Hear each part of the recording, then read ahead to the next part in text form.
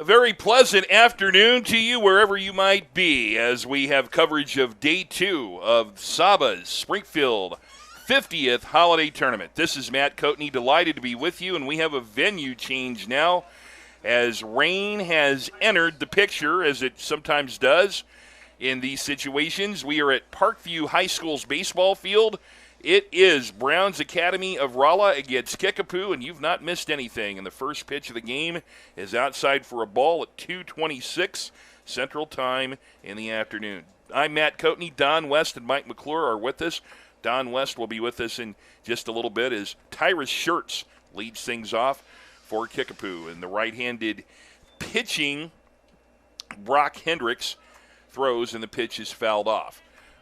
As we see many times in this tournament, you have to be flexible, and as flexible as you can be, we've had a venue change. You will notice that we have a turf infield here. Rain is still lightly falling. We've had a delay to this one. We could have started about 20 minutes ago, but heavy rain fell. But because of the turf infield, we're playing now. Pitch inside to Schertz. The count is 2-1 strike. It's an all-natural outfield, and the best way to describe it is thick. It is going to be hard to chase down a ball, and a ball going out there will stick. Here's the next pitch to the leadoff hitter, Schertz.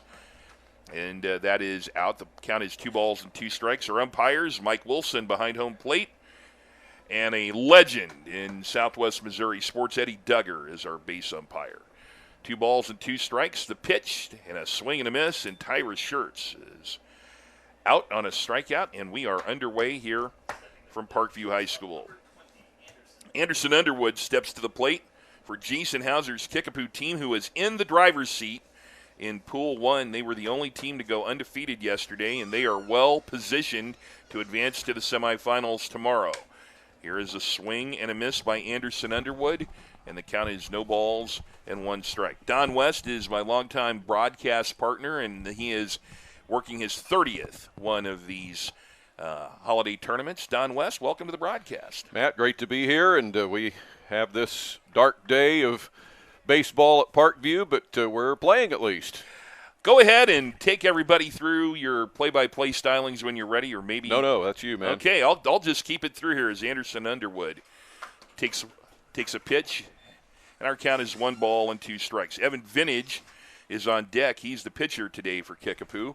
Everybody playing straight away here on Anderson Underwood. And in the words of Bob Uecker, that pitch is just a bit outside as it hits the backstop. Our position is different today than yesterday at Republic, where we were in the wind tunnel outside. Today we are inside the press box and with air conditioning, and it's cozy. The left-handed hitting Underwood sees a pitch inside, almost hit him, and a full count now at 3-2 strikes. As always, we encourage your Twitter interactions with us. My Twitter handle is @Coatman1. Let us know if you're tuned in today and from where. Ground ball hit to second. It goes right through the wickets of Benno Ballard. And reaching is Anderson Underwood on the error by Ballard. Well, Benno Ballard was the hero of the last game for Browns Baseball Academy with a 3-run home run in the top of the 7th inning that gave Browns Academy a 4-2 win over Republic just about half an hour ago.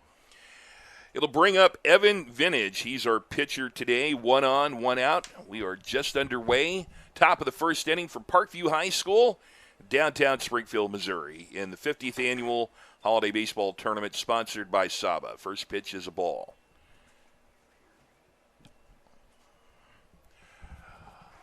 One ball, no strikes. Check of the runner at first. Wind up in the pitch. Here's a long fly ball. Hit deep to left field. Going down the line. And what do we have? We have a foul ball. That had some distance to it. We've had a home run, as Don told you. And, yeah, okay, there we go. Had a home run earlier today by Benno Ballard in the previous game. Don West, welcome to the broadcast. Can you hear me now? I can, and that was a long one, but foul out into the parking lot for Evan Vintage. Count now 1-1 strike. The runner at first, Anderson Underwood, as we play in the top of the first inning on a wet day in Springfield, Missouri, and more rain possibly on the way. Runner is going. Pitch is a called strike and no throw. as a stolen base for Anderson Underwood. Don, we were talking last night as you and I sat around after things. Kickapoo well positioned to make the semifinals tomorrow. Yeah, Kickapoo, the only 2-0 team in the pool from Republic. Stolen base attempt on a ball. The throw to third. Eddie Duggar says safe. A pretty close play down there. So 2 consecutive stolen bases for Anderson Underwood as he steals second and he steals third. Pretty close play down there at third. The catcher, Kincaid, had to kind of throw it around the batter. Did a pretty good job of doing that. Here's a 2-2 pitch. Bounced outside. I resist the temptation to say bounced in the dirt because there's no dirt here on this very good turf infield at Parkview High School. In the turf, not in the dirt. 3 balls, 2 strikes. This one's lined deep into the gap in right center. It gets down for a base hit. 1 run will score. It gets by the right fielder. Going around second base and hitting the brakes is Evan Vintage, and it's 1-0 Kickapoo. We're going to call that double all the way, I believe. So 1-0 Kickapoo on the RBI by Evan Vintage. And, you know, yesterday I said if you're playing outfield at Republic, it's an adventure due to the wind. If you're playing outfield today in the thick grass, it's wet, that's also not a lot of fun, Don. Right, so different conditions very much. Not much wind at all blowing here at Parkview today, but few raindrops in the air. There may be more later on, and Kickapoo has jumped on top. Inside pitch to Cale McCarville, the third baseman, the cleanup hitter. 1-0 Kickapoo here early on. And so Brock Hendricks has already given up a run and has a runner in scoring position to deal with. Here's a bouncer towards short. And not fielded well. The throw is going to be on to first. And safe at first base is Cale McCarville. And struggling to come up with that was the shortstop, Jacob Brooks. So now runners at first and third and still 1 out. The turf field here plays pretty well. Kind of hard to get a tough hop there. So that one's going to be called an error. Got to remember to slide early if you're on the base paths because you'll carry a ways.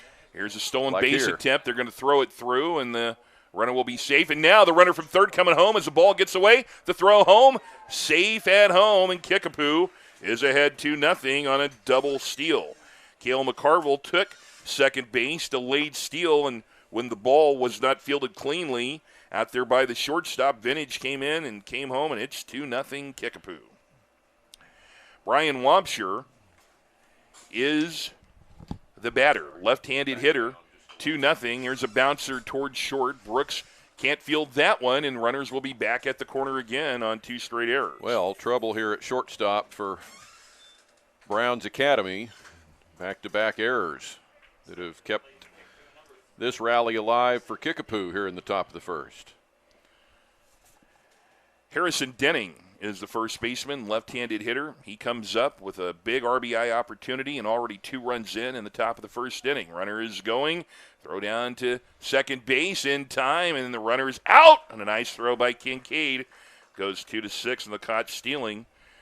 Kickapoo not afraid to move the runners along, so Harrison Denning will still have an RBI opportunity, but now with 2 outs and McCarville on at third. Still a good move with a couple of runs early and testing the catcher and making him throw you out. And now Kickapoo might back off a little on the bases. Just swing and a miss by Harrison Denning. Kickapoo had a great start to their pool, going 2-0 yesterday. Here's the pitch home. Denning with a ball that's skewed out into left field near the line. It's a fair ball. That'll score the 3rd run of the game, and Denning has an RBI single as he pull cues the ball with English down the left field line, just fair, and it is 3-0 Kickapoo. You can't place a ball much better than that, and then with the thick, wet conditions, the ball kind of died, and a pretty good job by the left fielder to get over there and play that ball by Carter Creedy. Creedy, yeah, he slipped a little bit once he got to it, and we'll see a lot of that today. So wind up in the pitch and a strike called. Shane Cummings, the left fielder. Nathan Vaughn, Sam Snyder, and then Clayton Dahl. The rest of the lineup for Kickapoo will give you the lineup for Rolla here in a little bit. Here's a pitch way behind the batter, and that will easily send Harrison Denning to second base on the wild pitch. Usually we like to give you the lineups before we come on the air, but we were not put in a position today of doing that. But just trust us. There is lineups that we've seen them come up here to the press box, and we'll be happy to illustrate those for you verbally here at the half inning. The next pitch is high for a ball. And the count is 2 balls and 1 strike. Your broadcast crew today here at Parkview, Matt Coatney, Don West, Mike McClure, and we are happy to be inside today out of the rain. Although we somehow still got wet. That shows you just with umbrellas. How smart your announcer team today. We have umbrellas, and we're inside a press box, and we're sopping wet. You at home have to wonder if we need to be sent to the doctor right now. 3 balls and 1 strike. Here's the pitch home. That is low and away, gets to the backstop on a wild pitch, and will send the runner, Denning, to third base on the second wild pitch of the inning. Cummings draws a walk.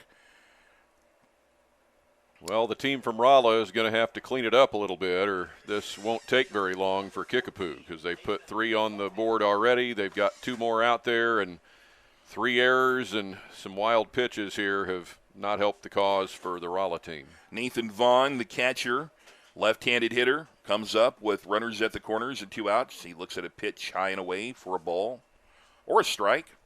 Whichever. One or the other. Yeah, one or the other. I have too much umpire in me that I need to actually watch what is called and not what I saw. Here's the next pitch coming home.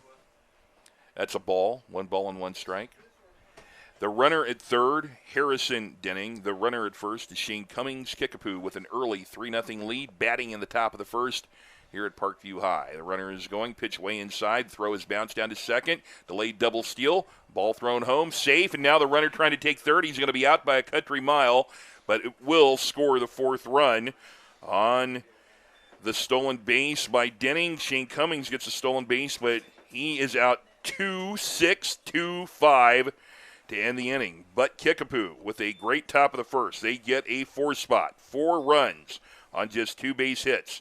There were 2 different errors, and nobody was left on base. At the end of 1/2 inning of play, Kickapoo 4, and Browns Baseball Academy and Rolla coming to bat. Don West will take you through the lineups for Rolla Browns Baseball Academy. And so for the Browns Academy, it'll be Austin Stokes leading off in center field. Benno Ballard, the hero of the last game, at second base, batting second.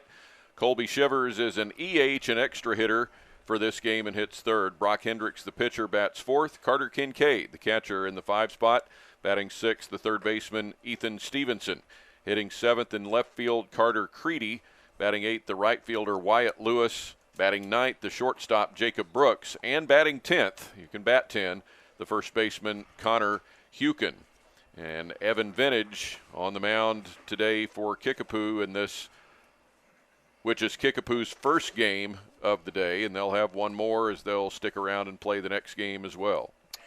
And we do want to take a moment and let you know that we are now streaming at not only here at Parkview, but also they have got the Hillcrest pool going right now. And I just want to take a moment, Don, and say congratulations to Redline Media, who is our streaming provider, because they've had to deal with some major equipment issues for the storm that came through.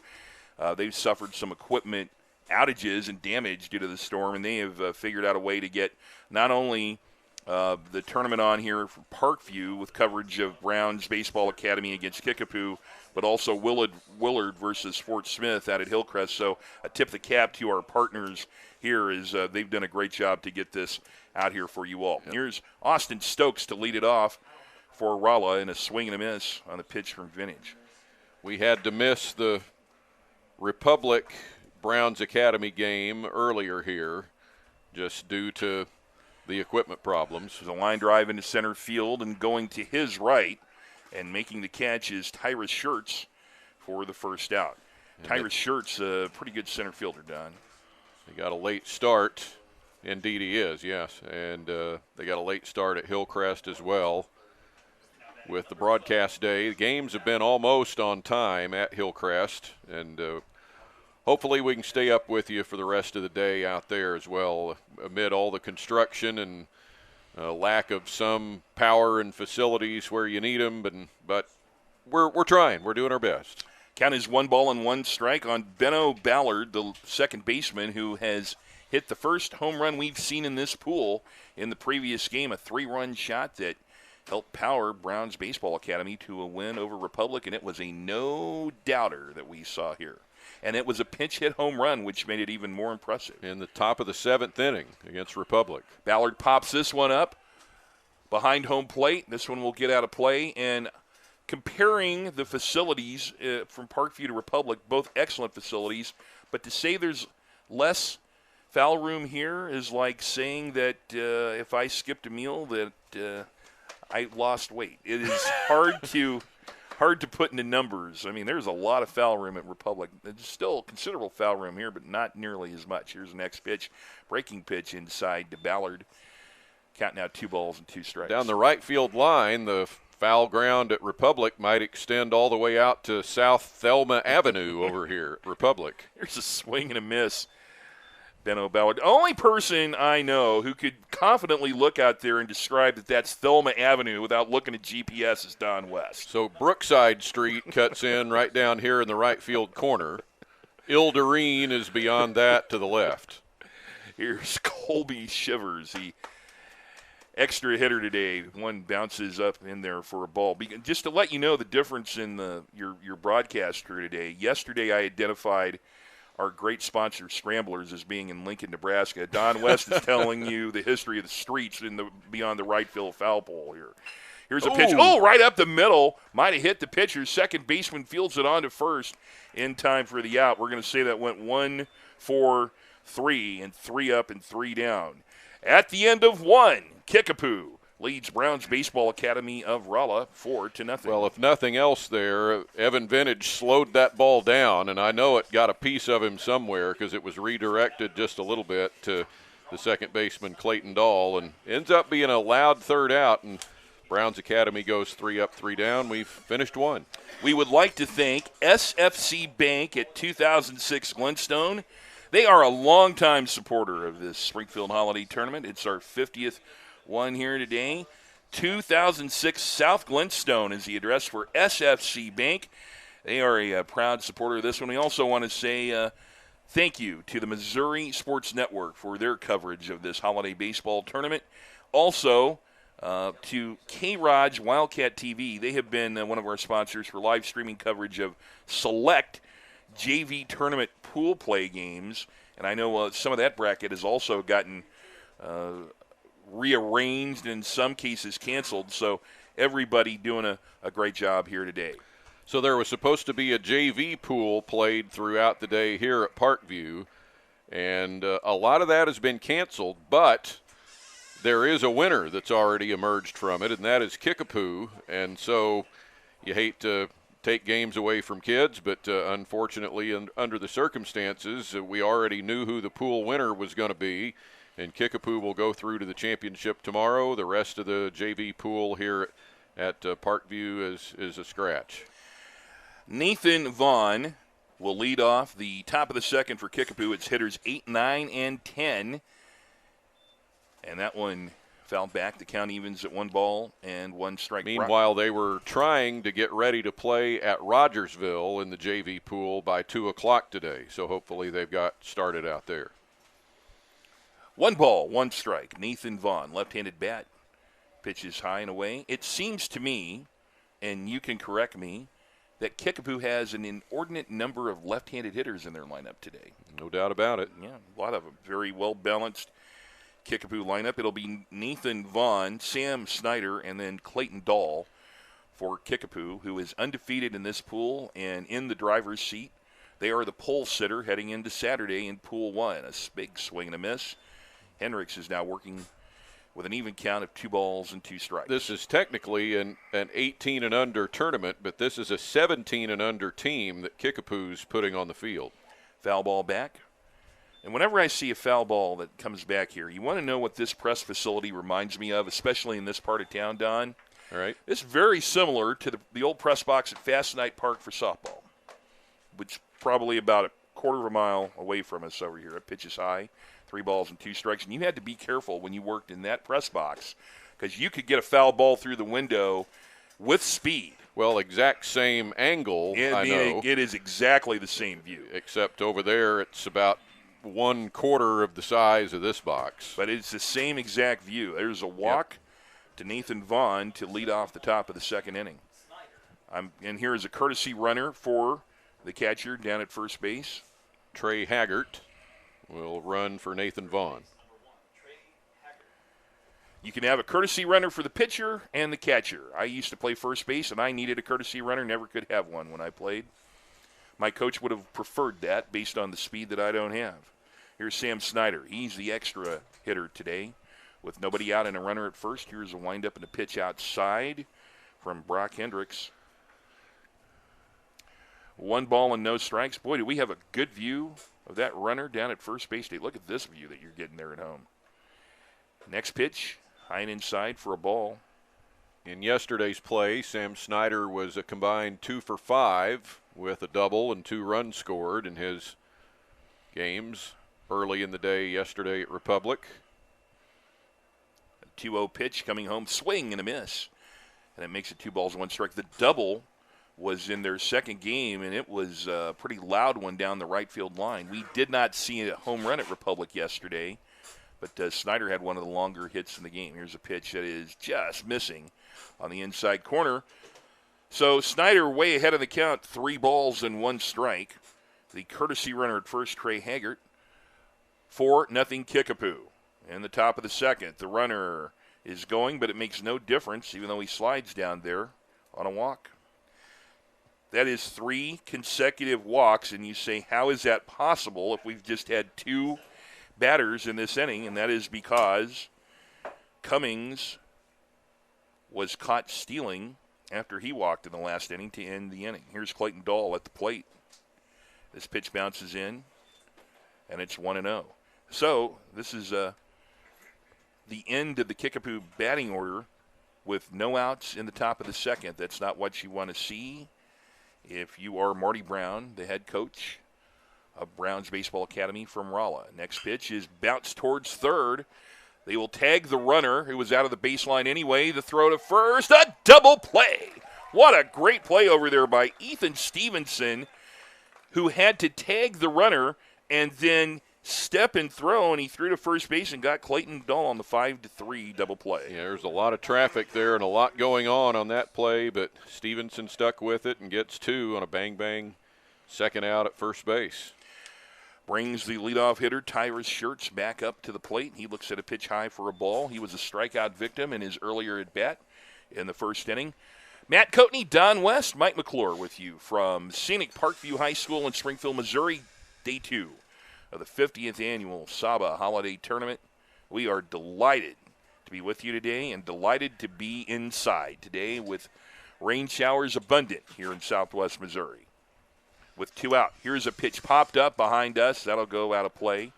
Now, I know where I parked today. The conversation we had yesterday was where would Mike McClure park based on where it wasn't possible for him to get a foul ball. I'm going to guess that Mike is across Grant Street somewhere by Fast Night Park. Yep. Yeah. Here's the next pitch. This one's fouled, backing out of play near where I'm parked. Back behind. Soccer field back behind us that they do still use here at Parkview. They've got the turf football field at JFK Stadium, but when there's a conflict, they do still use the soccer field back here behind first base. Here's a 1-2 pitch. Bounce towards short. Brooks comes up with it. Going to have a good throw to get Schertz, and he does in time. 6-3. No runs, no hits. There were 2 walks, but 1 runner was left. And we go to the bottom of the second inning. Kickapoo with the lead over Brown's Baseball Academy from Rolla, 4-0. And so Browns was able to clean it up a little bit in the field. Got that nice double play. No hits allowed that inning. Kickapoo had 2 hits in the first inning, but had some extra chances in there with some errors as well. This time around, 2 walks to start the inning, but Kickapoo couldn't do anything else with it. And so on to the bottom of the second with the score remaining 4-0 for the Kickapoo team. Now, what we didn't have a chance to tell you about earlier today was our Scramblers rain delay.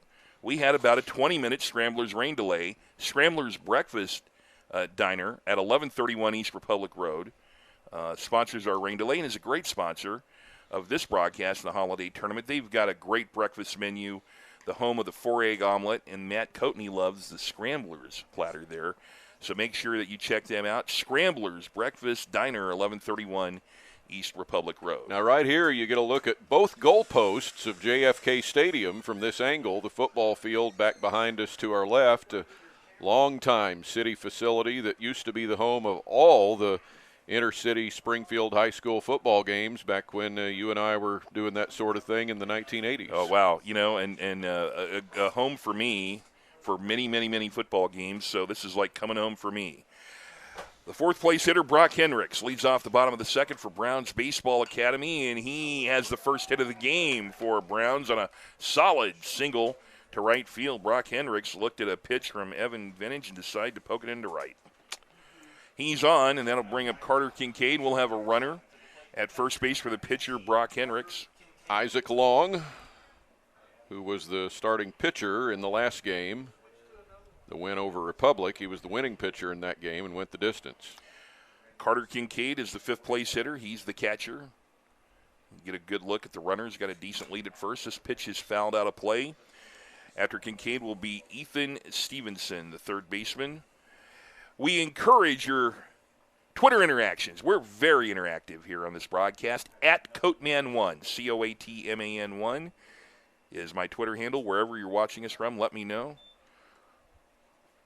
Love to know where people are tuned in today. That pitch is a ball, and even to count 1 ball and 1 strike. Browns baseball comes into this game with an overall summer record of 7-5-1, with now a 1-2 record here. Here's a pickoff throw that gets away from the first baseman, and Long will end up at second base on the throw that gets away from the first baseman, and so now a runner in scoring position for Browns Baseball Academy with nobody out. Yesterday, I got a really nice note, Don West, from the grandparents of a player who played for Republic, and here's the next pitch. That's outside. Pretty good fake that it went to the backstop there by the catcher. But Diane Schroeder let me know. He said, grandparents from Lakeland, Florida, enjoyed your calling of tonight's game. Great job. So that's the kind of thing that we're looking for. If you are tuned in, let us know where you're tuned in. Love to hear from you. Here's a pitch that is catching the inside corner for a strike. 2 balls and 2 strikes. I love live streaming. I love Twitter. I love interacting with fans. Just a great way for you to participate in what we are doing here today. Carter Kincaid, the hitter. He will bounce one foul at the plate. That had to hurt a bit. Boy, no kidding. Oh. Rolled halfway to first base in fair territory. Yeah, that's always one if you're in the field and you see a ball rolling out there and nobody moves between the umpire, the batter, and the catcher. You know somebody took it pretty hard. 2 balls, 2 strikes, 4-0 Kickapoo. As Browns Baseball Academy bats in the bottom of the second inning. The windup and the pitch home popped up. That'll go foul out of play down the right field line. So Browns is 1-2 in the pool now, and they are tied with Republic in the 5-team pool with that 1-2 record. St. Joe Post 21 and Ozark are both 1-1 and playing later, and Kickapoo 2-0. Here's a ball hit towards second base. A nice play over there to throw out Kincaid, and the runner will end up going from second to third as Clayton Dahl was moving towards second base as the pitch was thrown, so he had to reposition in a really nice play, but now a runner at third with just 1 out for Ethan Stevenson. Product of a turf field right there, Matt, and any other grass field, that ball doesn't bounce exactly where it did, and it made the play for Clayton Dahl, and he was able to do it. Ethan Stevenson's muscles up and hits this to deep left center field, but the catch is made at sacrifice flies. Shane Cummings comes up with that, but Browns Baseball Academy is on the board on the sacrifice fly to left field by Ethan Stevenson, and they're on the board, Kickapoo leading 4-1. Isaac Long, the courtesy runner, comes in and scores on the sacrifice fly. But 2 out as Carter Creedy comes to the plate, the left fielder, the 7-hole hitter for Rolla Browns Baseball Academy. Vintage winding the pitch, low for a ball. Don, you've done a million games here in this area. What percentage of fields do you think are turf now? They keep going up. and Springfield Public Schools has made it a priority. Line drive, and it gets through and by the shortstop for a base hit into left field by Carter Creedy. As the shortstop Anderson Underwood couldn't come up with that one. That was kind of a frozen rope. That would have been a hard one to come up with. So there are turf infields now here at Parkview and at Hillcrest and at the new Central High School field, which is barely a year old. And Kickapoo and Glendale both still have all grass, but around the area there are more and more turf fields going in as well. There's one at Aurora infield. Forsyth was really on the cutting edge of this whole thing. They've had an all-turf field that also doubles for football at Forsyth for 10 or 11 years now. Trey Riley, the batter, and he takes a strike on the inside from Vintage. No balls and 1 strike. The runner at first is Carter Creedy. I mean, you just look today, we had about a 20-minute rain delay, and the second it stopped, out came the umpires. We're ready to go. Yep, no doubt, no problems. Pitch down low for a ball. I'm a big fan of anything on the high school prep level that encourages participation and safety, and I think that is certainly a big part of that. 4-1, Kickapoo in the lead over Browns Baseball Academy. Here's a pitch way inside, and the count now 2 balls and 1 strike on Trey Riley. He's the 8th hole hitter.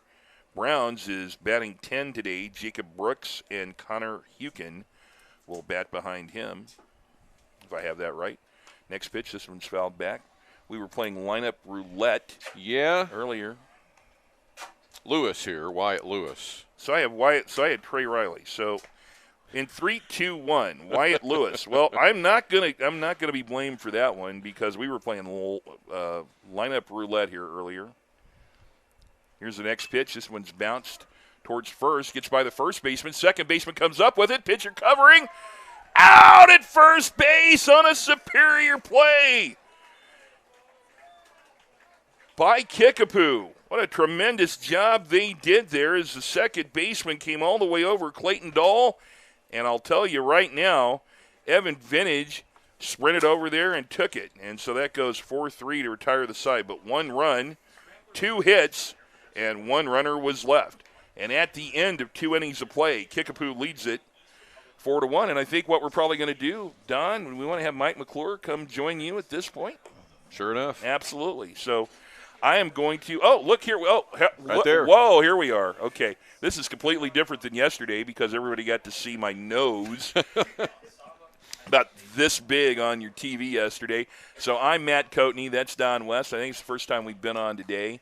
And Mike McClure will be joining us here in a minute. And so we'll go to the 3rd inning of play. But I'm going to go ahead and move along here, and we'll let you tell everybody about what you want to tell them about. All right, Matt. So Kickapoo will come to bat with Anderson Underwood leading it off once Brock Hendricks gets through his warm-up pitches. Play It Again Sports at 1300 East Battlefield is your home for sports equipment and clothing. See their sales rep when you come to the holiday tournament for your team's needs. And the scoreboard guy, follow all of his scores on his Twitter account at Scoreboard Guy.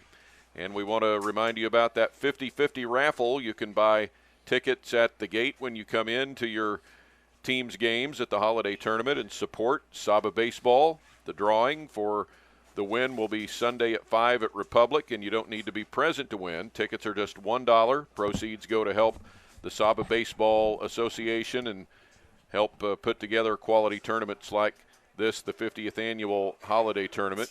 Winning numbers will be posted on the SABA website at saba-baseball.org.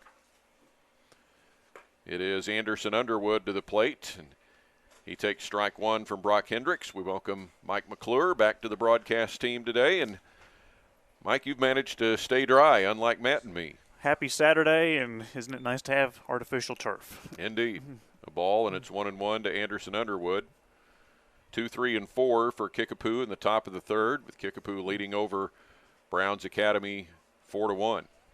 Pitch is low to Underwood. He reached on an error in the first inning, then stole 2nd and 3rd and scored on a double by Evan Vintage, who bats behind him coming up next. 2-1 and a strike called, and Anderson Underwood has had a good tournament so far. Up to the minute, he is 3 for 7 and has scored 3 runs for Kickapoo in the number 2 spot in their batting order. 2-2 is hit foul past first base. He had a walk yesterday, stole a base, had a double, drove in a couple of runs. Actually scored 2 runs and had 2 doubles yesterday. Adding to that run total today with after 2 stolen bases in the first inning.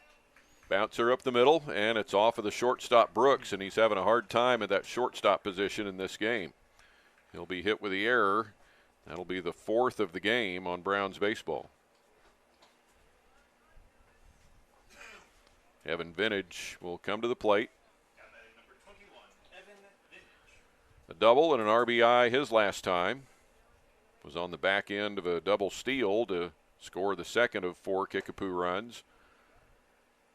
In that first inning, he looks at strike 1 from Brock Hendricks. He's now over 500 for the tournament, 4 for 7 after that double in the first. 0-1. And a high pop-up on the infield for Benno Ballard, right in the second base, first to second running path. He makes the catch for the first out. Don, we've done a lot of baseball games together. How nice to see both Mike Wilson and Eddie Duggar working today's game. 2 gentlemen we have known for many, many years. Cale McCarville comes to the plate. Eddie is such a great storyteller. Longtime blue and gold basketball official. Pitch is high to Cale McCarville.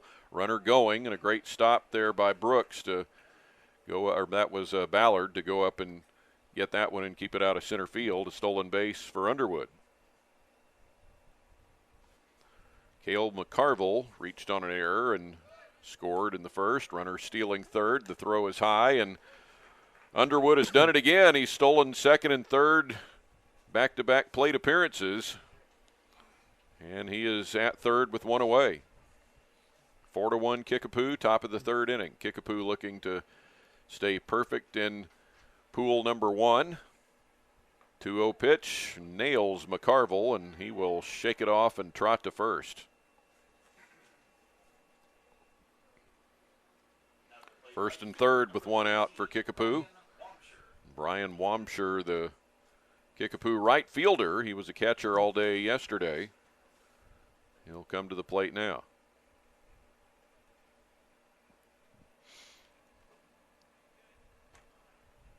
Well, the rain has moved out for the time being. Gloomy forecast for Sunday as well. Really worse than today's was. So we'll see if we get some baseball in on Sunday. We were pretty uncertain about today, but here we are on the turf field at Parkview. Wamsher is ready, and Hendricks brings it in high for ball 1. There are talks that the championship day will not be at Republic like it was scheduled to be, but might actually move to Hillcrest on Sunday. 1-0 pitch is outside for a ball, 2-0. So follow the SABA website, saba-baseball.org. Follow on Twitter as well with SABA at SABA 0497 9100. And we will keep you up on changes, and I promise you there will be more. 3-0 now to Brian Wamsher. And he takes a strike, 3-1. So McCarver stole a base in the first inning. He's been on first for the last few pitches. You would think the success that Underwood had, he may try to duplicate it, and it's ball 4. With McCarville moving toward second, he will slide in. It wasn't really necessary. It was ball 4. And that will load the bases for Harrison Denig. They're full with 1 out, and Kickapoo has a chance to really extend the margin here, already leading 4-1. Oh, look out. That hits Denig on the first pitch, and it's a bases loaded hit by pitch to drive in a run and make it 5-1 Kickapoo. Second RBI of the game for Harrison Denig. Shane Cummings will come to the plate.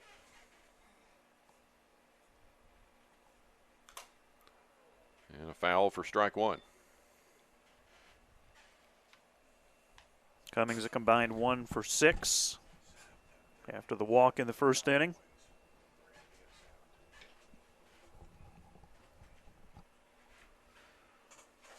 Oh and 1. Cummings pops it up on the infield, left side. The pitcher, Hendricks, goes over to make the catch with the infield fly in play. And there are 2 out with Nathan Vaughn coming up. Good pitch that time by Hendricks, right in on the fist of Cummings. Now Nathan Vaughn, who drew a walk his first time for the tournament, he is 2 for 7. All of those official at-bats being yesterday.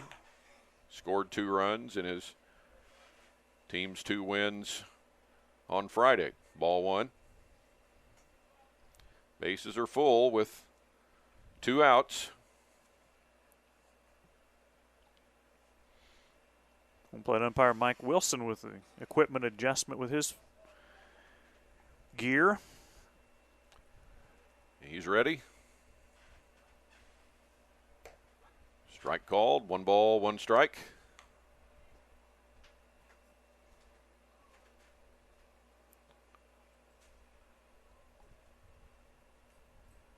Hendricks with the next. And that's going to skip away, and it actually hit Vaughn. And that's probably better for the Rolla team, as it made it a dead ball.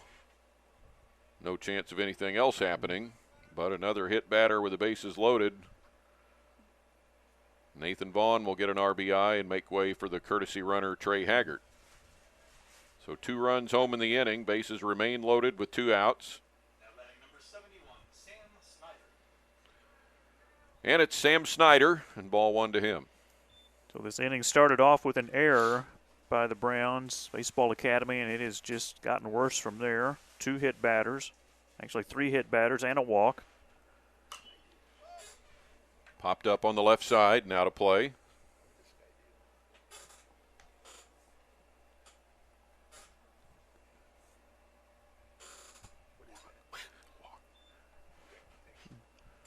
One ball, 1 strike. And a towering pop-up on the right side for Ballard to play at second base. And, nearly popped out of there, but he hangs on. And that will retire the side, but Kickapoo adds 2 more runs in the top of the 3rd inning. 2 runs, yes, without a hit. There was an error and 3 hit batters and a walk, and that produced 2 Kickapoo runs. On to the bottom of the 3rd we go, with Kickapoo leading over Browns Baseball Academy of Rolla now 6-1. Flat Top Photos is the official action photographer of the 50th Annual Holiday Tournament. See Steve Rackley or go to the SABA website and register your player today for high-quality photos. So Kickapoo has scored 6 runs on just 2 hits so far through the first 3 innings. And, those errors and free chances that they've been given with walks and hit batters have just really hurt the Browns' cause. And so as we move on to the bottom of the 3rd, a big lead for Kickapoo at 6-1.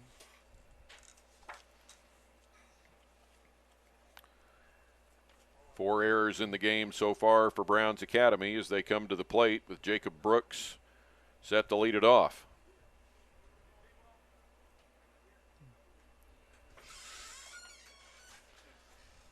Meanwhile, Browns Academy with 2 hits, both of them in the 2nd inning.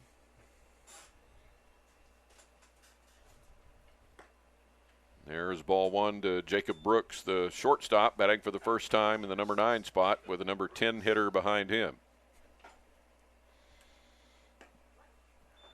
Strike called. More rain moving in from the Monad, Aurora, Billings area now. Up Highway 60 and I-44. Stay tuned.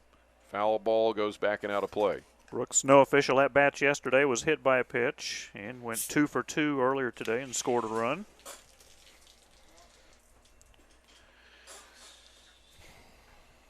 Next one, Brooks taps it foul. Remains 1-2. Connor Hukin is next for Browns Academy. Chopper foul, and that's the first time a Dr. Pepper has exploded in my hand while I was on the air. So, 36 years, you think you've seen it all. 1-2 pitch, ground ball out to the right side. Second baseman Clayton Dahl scoops and throws for the out. Dahl, a nice job taking his time. Watched it into the glove. Nice soft toss to Denning over at first, and Brooks retired for the first out here in the third. Connor Hukin steps in. You ever had that happen? Yes. Of course. Strike called.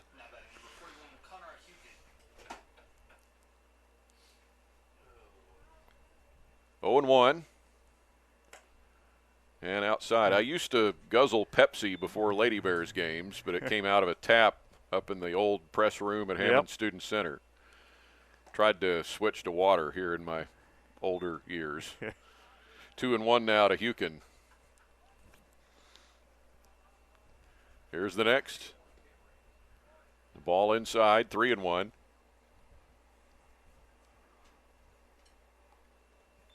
One away, bottom of the third.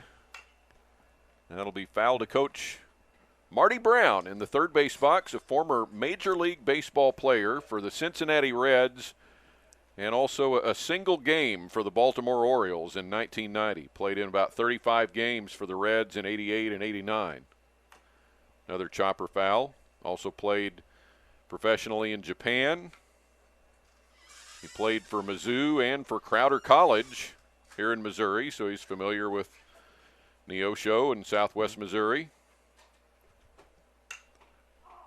Popped into right center field, and over goes Schertz, and he gives way to the right fielder Wamsher. Neither one can get there. On to second with a play, and safe there with a double is Connor Hukin. The question hits that was, in the perfect spot. Yeah, how long would that ball hang up in the air for either Schertz or Wamsher?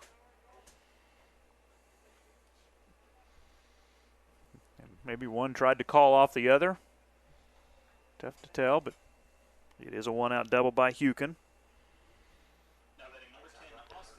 Austin Stokes comes to the plate, 0 for 1 with a line drive to center field his first time.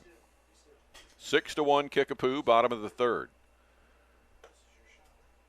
And this stays inside on a breaking pitch from Evan Vintage. Evan's dad is Tony Vintage. He played at Glendale a generation ago and has been a long-time Springfield police officer since then.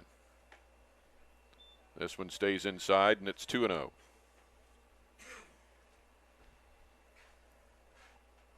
Getting a little brighter outside. The sun trying to fight through those clouds. Don't let it fool you. I know. More stuff coming, maybe. Swing and a miss by Stokes. 2 balls and 1 strike.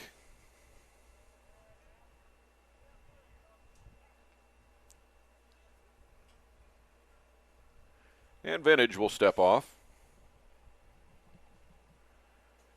Browns Academy with 3 hits in the game now, including Connor Hukin's double. He's out at second base. Next one is inside to Stokes.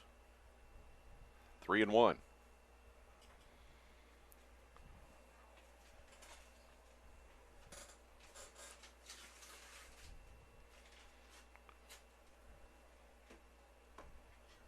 And a full count now after Stokes waves through one. If you just joined us, Kickapoo 4 runs in the first inning.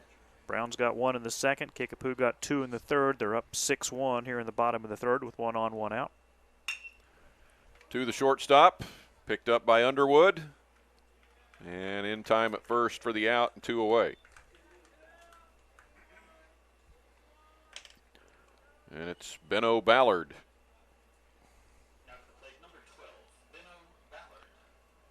That home run he hit at the top of the 7th inning of the last game against Republic for a 4-2 win for Browns Academy was pretty much to straightaway left, maybe a little toward the foul pole. It's one foul here for strike one. What do you say? Fans out there beyond the fence. About 330 down the lines, 325 maybe? I think we heard 315 down the lines, a little tighter. Around 350, 360 to straightaway center. There's a strike, and it's 0-2. 2 out, bottom of the 3rd. Hukin at second base for Browns Academy. 0-2. And he'll stay alive. Don't think you and Matt have touched on this yet, but just terrible news for the North Carolina State baseball team. Not getting a chance to play Vanderbilt for the right to go on to the finals because of COVID issues. Mississippi State and Texas will play tonight to decide the final berth to see who plays Vandy in the championship, the 2 out of 3. Strike 3, Ballard goes down. And inning number 3 comes to an end. No runs with a hit and a runner left. 3 complete innings. And it's a 6-1 lead for Kickapoo over Browns Academy from Rolla. We would like to thank all the sponsors of the historic 50th Annual Springfield Holiday Tournament. This tournament was first won in 1972 by Poplar Bluff. SABA thanks longtime sponsors. Play It Again Sports, 1300 East Battlefield for your sports equipment and clothing needs. See their sales reps for your team's needs. The Scoreboard Guy, follow all scores on his Twitter account, @ScoreboardGuy. And don't forget to purchase 50/50 raffle tickets and support SABA Baseball. The drawing will be Sunday at 5 p.m. You do not need to be present to win. Tickets are only $1. Proceeds will go exclusively to help SABA Baseball and making quality tournaments like the 50th Annual Holiday Tournament possible. Winning number will be posted on the SABA website at www.saba-baseball.org and tweeted on the SABA Twitter account. So that 50/50 raffle will continue again through tomorrow. A great opportunity to help out SABA Baseball here in Southwest Missouri. We bring you baseball today from Parkview High School in central part of Springfield, Missouri. Don West with Mike McClure. Matt Coatney will be back in just a little bit later. We'll bring you the rest of the day as long as the weather allows here in day number 2. Now, Matt and I are both excited about tomorrow because we're going to see which commemorative T-shirt you're bringing on Championship Day. The yellow one? I'm committing, yeah. Okay.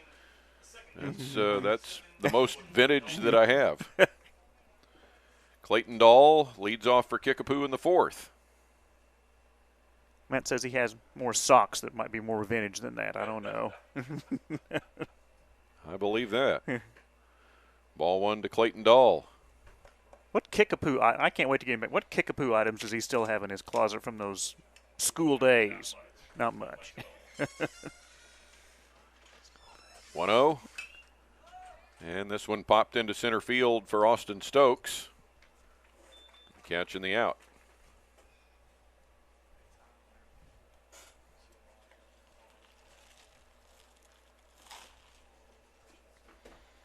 Tyrus Shirts to the plate. Top of the Kickapoo order.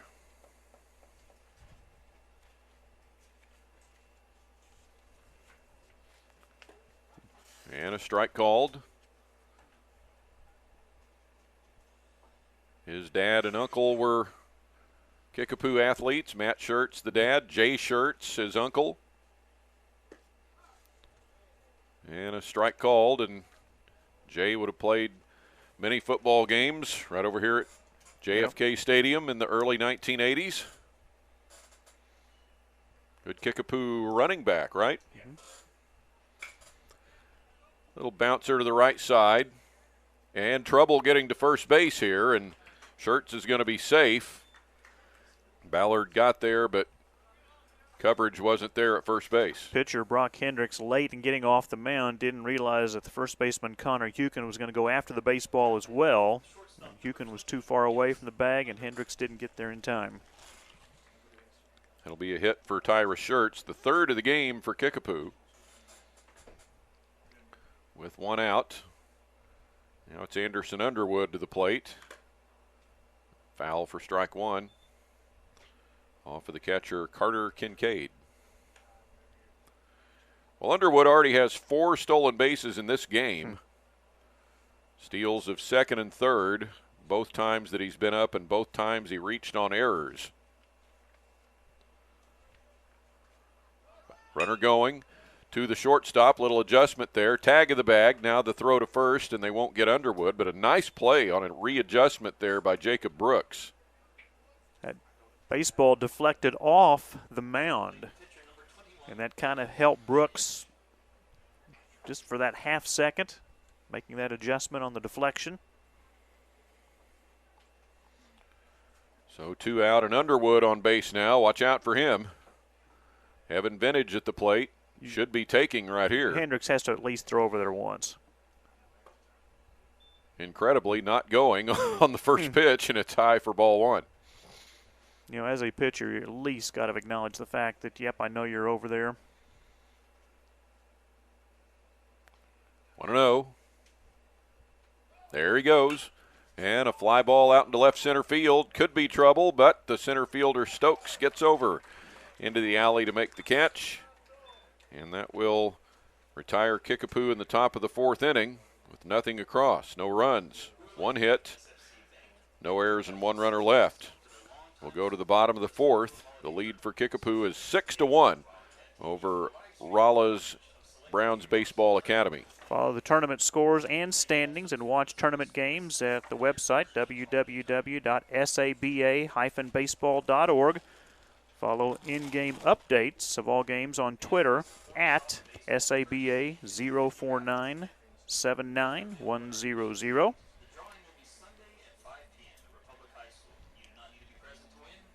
And again, the commemorative T-shirts available today and tomorrow. Pretty neat to have all the listing of the 49 previous tournament winners on those T-shirts.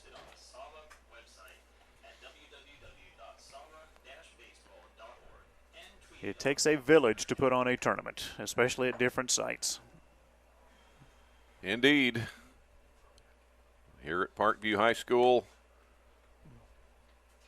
the day marches on. Day number 2 of the 50th annual holiday tournament.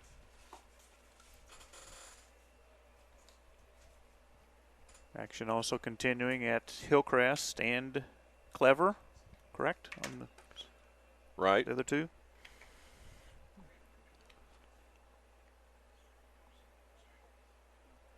And the new pitcher is Trey Haggart, bringing it in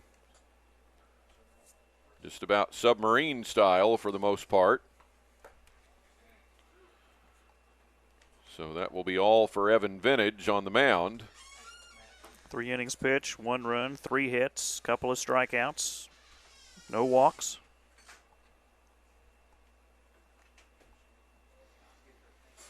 And if he is still in, those yellow numbers on light gray are hard to see, so we'll pick it up as we can. It looks like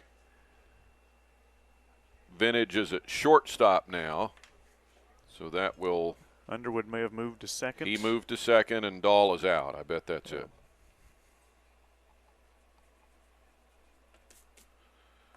Colby Shivers leads it off for Browns Academy and whips through strike 1.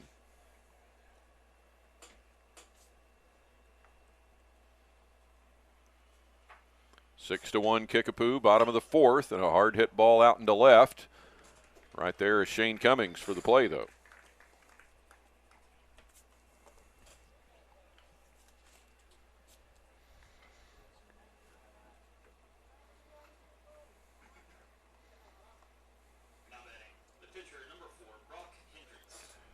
Brock Hendricks comes to the plate.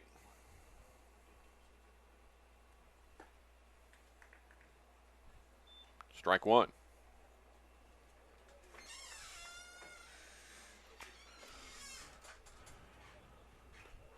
Haggart not wasting any time. It's 0-2.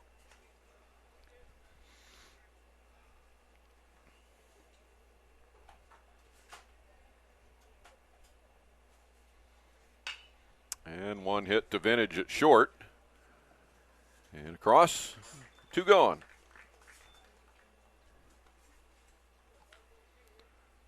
Good to have Harrison Dennig over there at 6'5" at first base. Known his father, Eric, a long time. Now the current Sports Information Director, Director of Athletic Relations for Evangel University. Carter Kincaid to the plate. And ball 1. And Harrison Dennig was on my son's 8th grade trip to Washington, D.C. 2 years ago. And the kids were very good about staying in groups, but you could always tell where Harrison Dennig was because he was a head taller than everyone else and bright red hair. Wow. Pitch to Kincaid, swung on and hit into center field. Shirt's going back, and he's not going to get there. Kincaid will head for second base. He'll be there with a double with 2 out.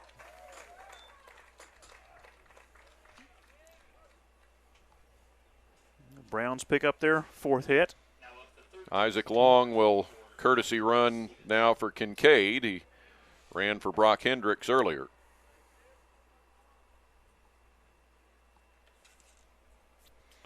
Ethan Stevenson, the next hitter, as Browns Academy looks to cut into this Kickapoo lead of 6-1.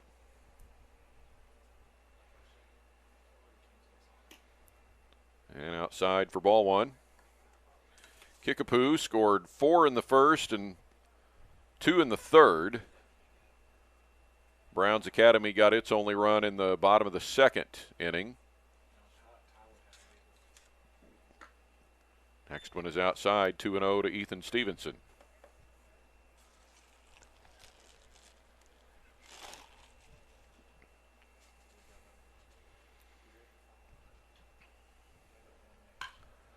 Hit into center field for Shirts, and he makes the catch, and that will bring about an end to the 4th inning.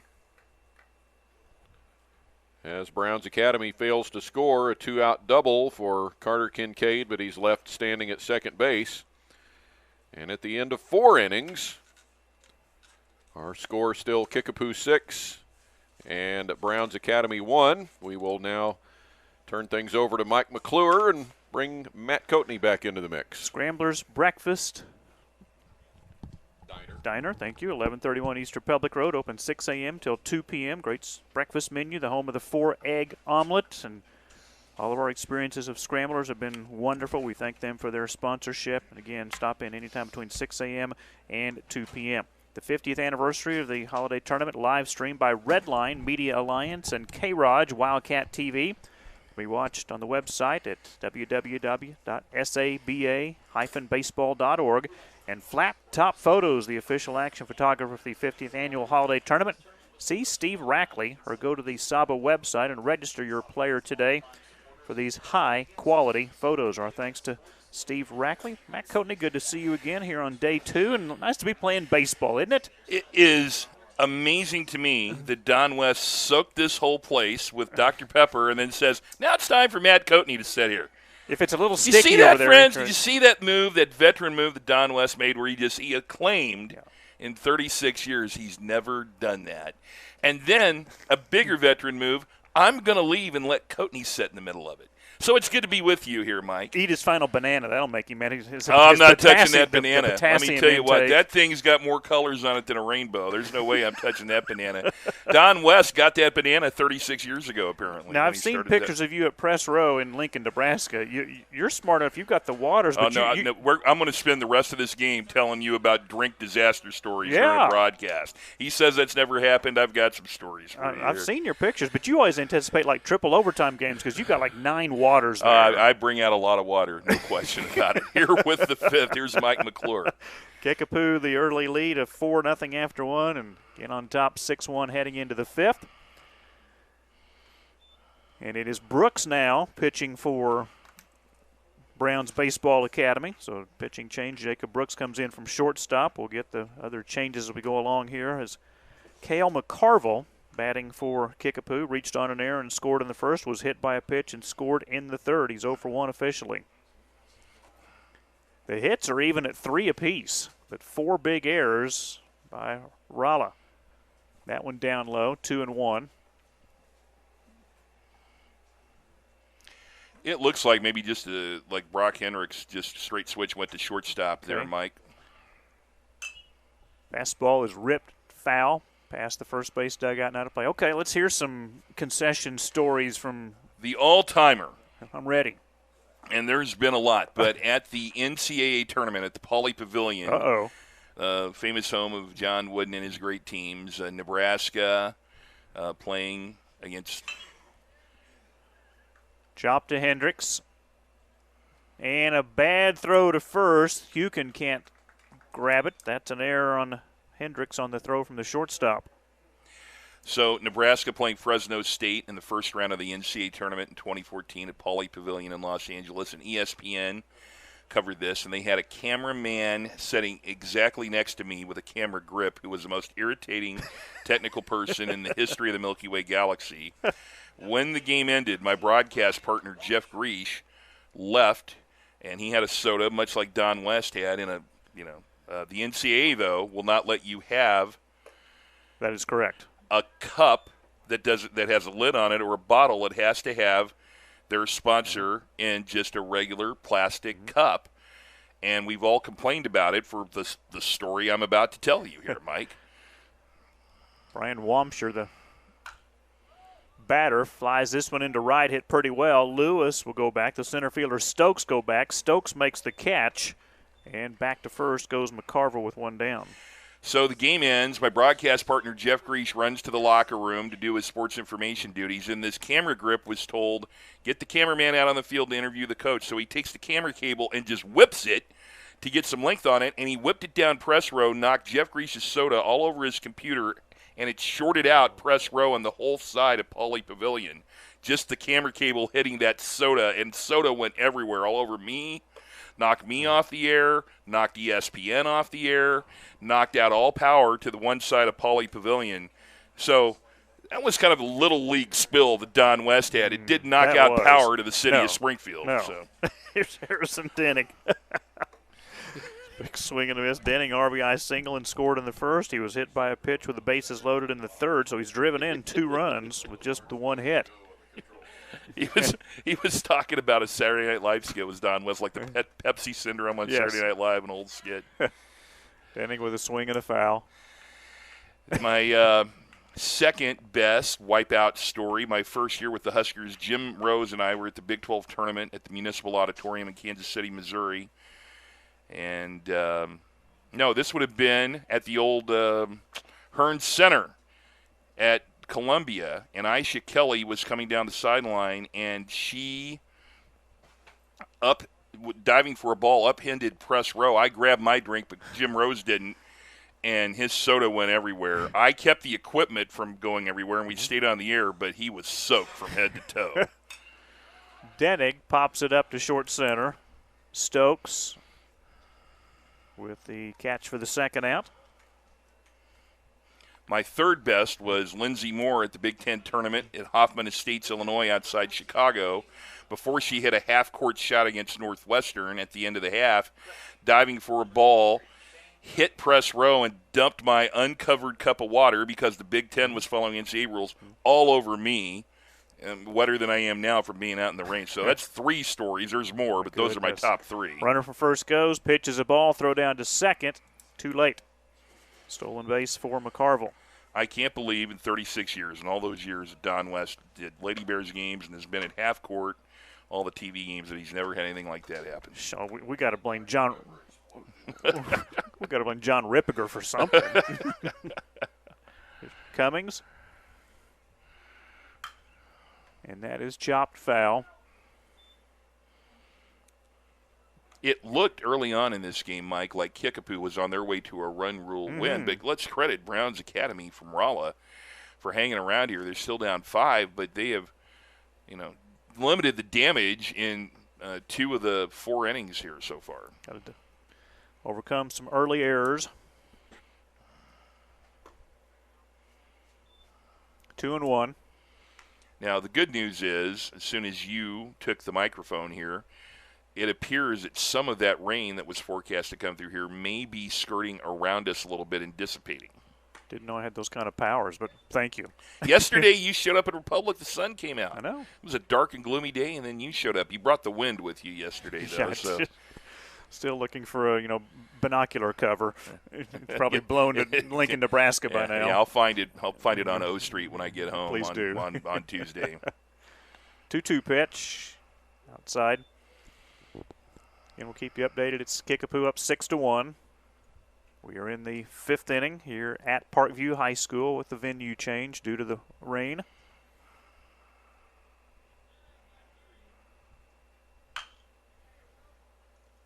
And nicely played by Stevenson, and out at first. Stevenson guns down Cummings to end the inning for Kickapoo. No runs, no hits, 1 error, 1 left. After 4.5, Kickapoo still leading Browns Baseball Academy 6-1. Well, everybody, it is great talking to you again here at the half inning. Matt Coatney, Mike McClure, Don West with you. We encourage your Twitter interactions. We're very interactive wherever you are tuned in today. You can find me on Twitter at Coatman1, COATMAN1. We would love to hear from you. We'd also like to thank SFC Bank at 2006 South Glenstone for their longtime support of the Springfield Holiday Tournament. They have been a proud sponsor of this tournament, and we appreciate everything they've done. And also, the official action photographer of the 50th Annual Holiday Tournament is Flat Top Photos. Flat Top Photos, you can go to the SABA website, or you can see Steve Rackley, either one of those, and register your player today for those high-quality photos. Our thanks to Flat Top Photos. We are inside the press box. The gentleman you see behind me huddling over there, looking like they're trying to find a cure for every known disease to mankind. It's the great friends from Red Line Media. And we appreciate them being a part of us. They've had to overcome many challenges for this tournament, and we've had to change venues. We're at Parkview High School. Stay tuned. Who knows where we'll end up tomorrow, but we will greet you from somewhere. And as we go back to the bottom of the 5th inning, it's batters 7, 8, and 9 for Browns Baseball Academy. Carter Creedy will lead it off, and again, I see shadows on the artificial turf surface. Let's greet the sun. Creedy, a single back in the 2nd. Down the right field line, and it's fair. Creedy singles to right field for his 2nd hit.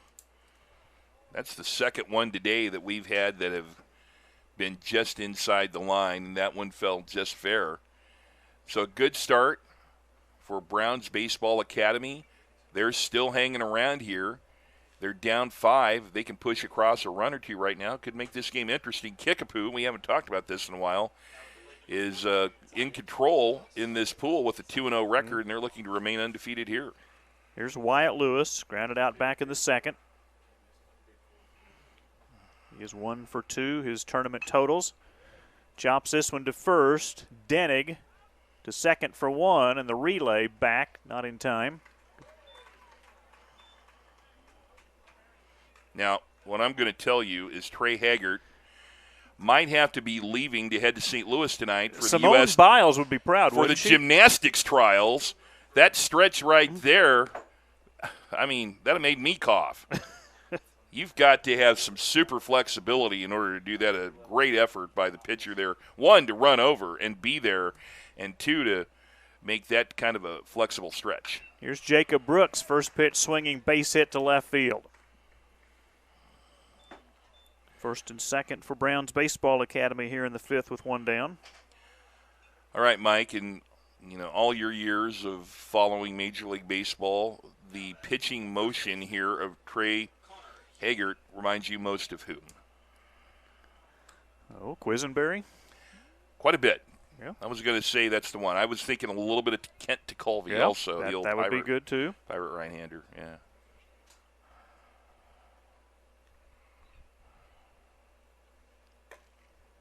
First pitch misses for ball 1 to Connor Hukin. He had a double back in the 3rd.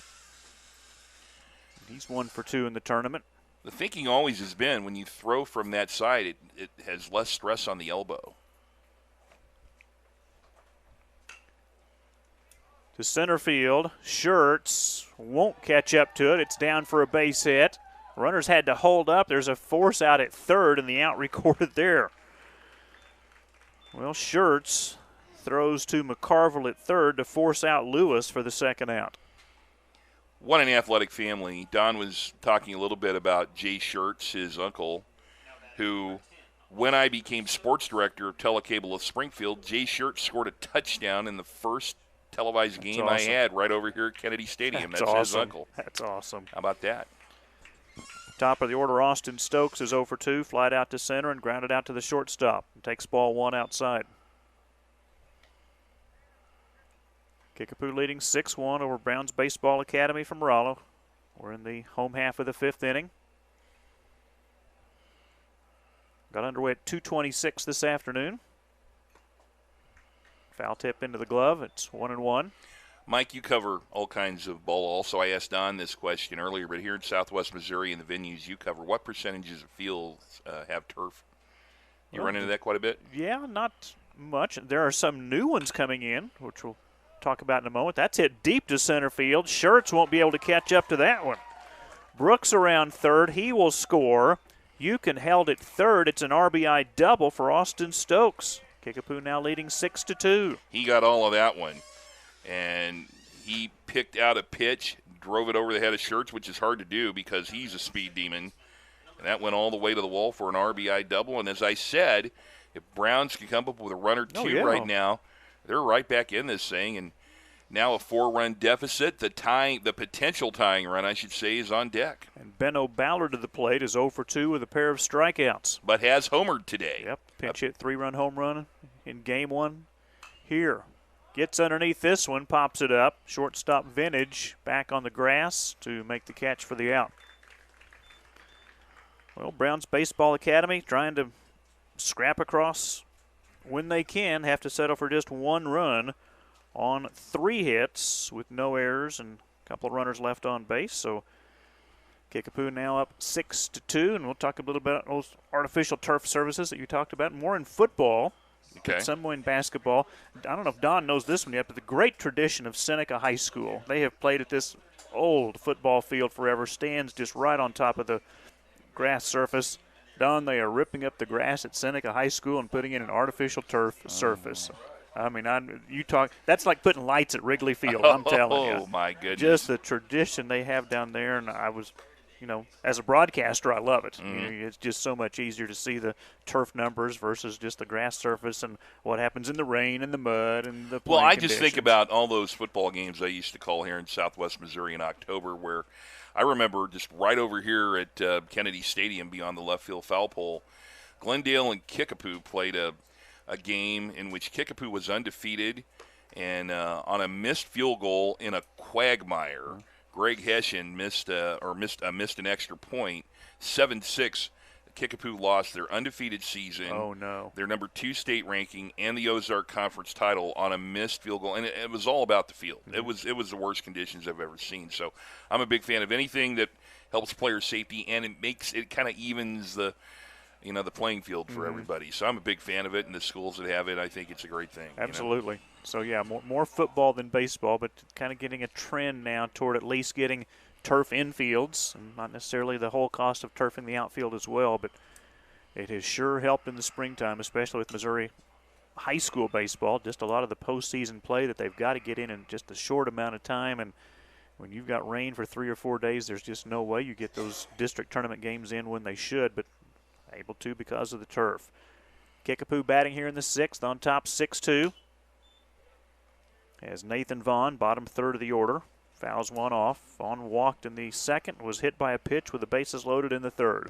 From a Nebraska angle, and there are many, many manufacturers of this type of turf with the pellets and the ground up, rubber that you have, but that actually started, believe it or not, a company in Pennsylvania got permission through the help of then Nebraska Athletic Director Tom Osborne to put that in at no cost at Seacrest Field, which is the same thing as Kennedy Stadium in Lincoln, to try it out on a pilot basis. And that was many years ago, and it went so well that Tom Osborne said, let's put that in at Memorial Stadium for Nebraska football, because they had that old tartan turf, that old hard surface, and that's what they've had, and that was goodness. If it wasn't the first field, it certainly was one of the first in college Yeah. football. Jammed him to the second baseman, Ballard. And out at first. Very quietly, 4 in a row set down by Jacob Brooks. And here is Sam Snyder. Snyder walked in the second, popped up to the second baseman in the third. He's 0 for 1. Kickapoo looking to go to 3-0 in this tournament.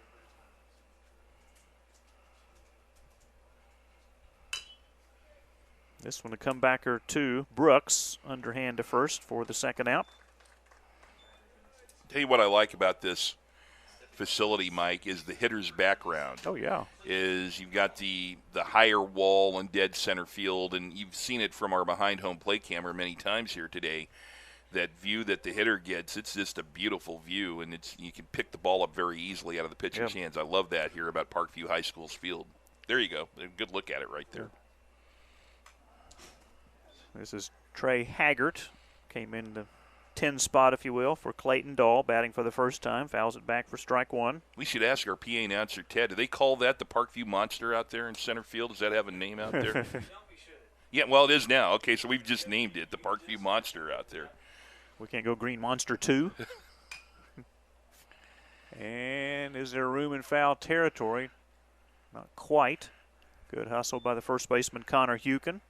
Connor Hukin could have just went another 50 yards at Republic yesterday based on the amount of foul line there is down there. There are a lot of foul territory at Republic, I'll tell you what. Yeah.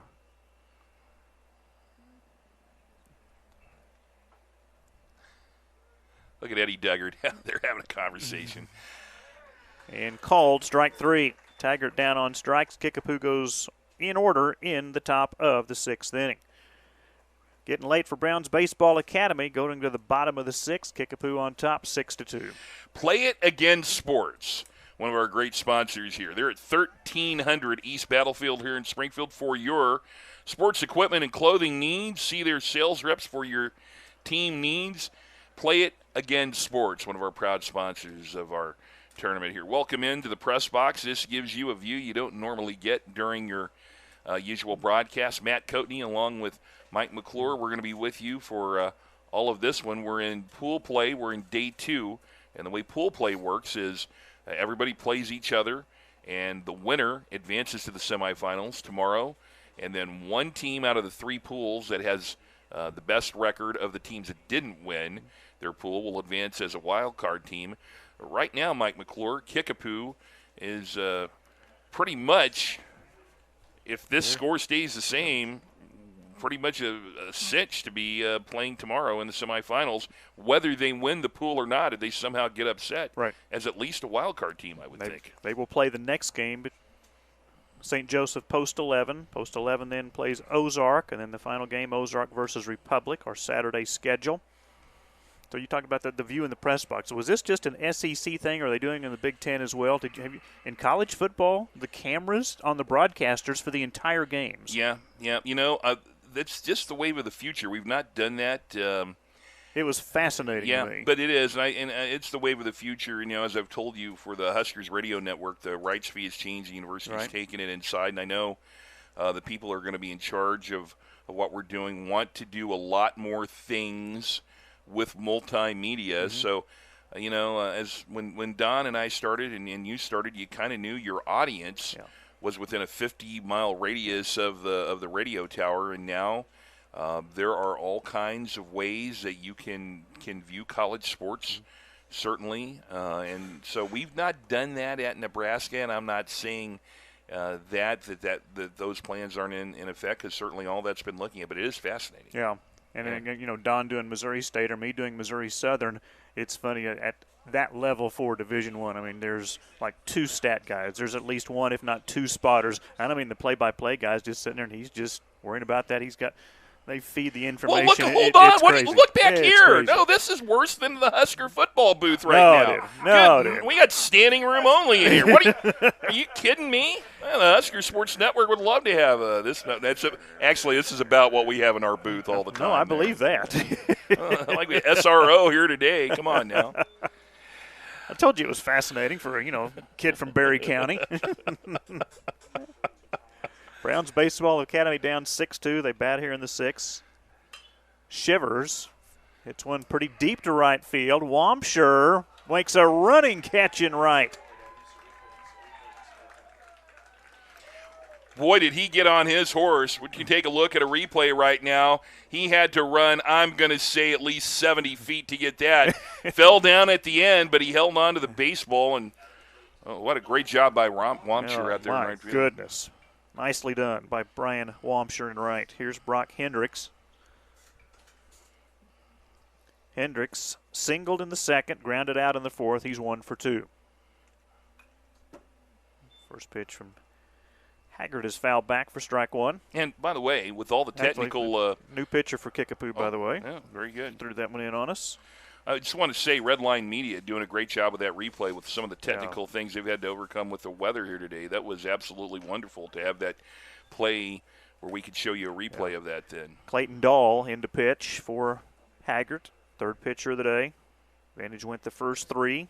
Haggard goes 2, and now Dahl facing Hendricks, jammed him and fouls it back.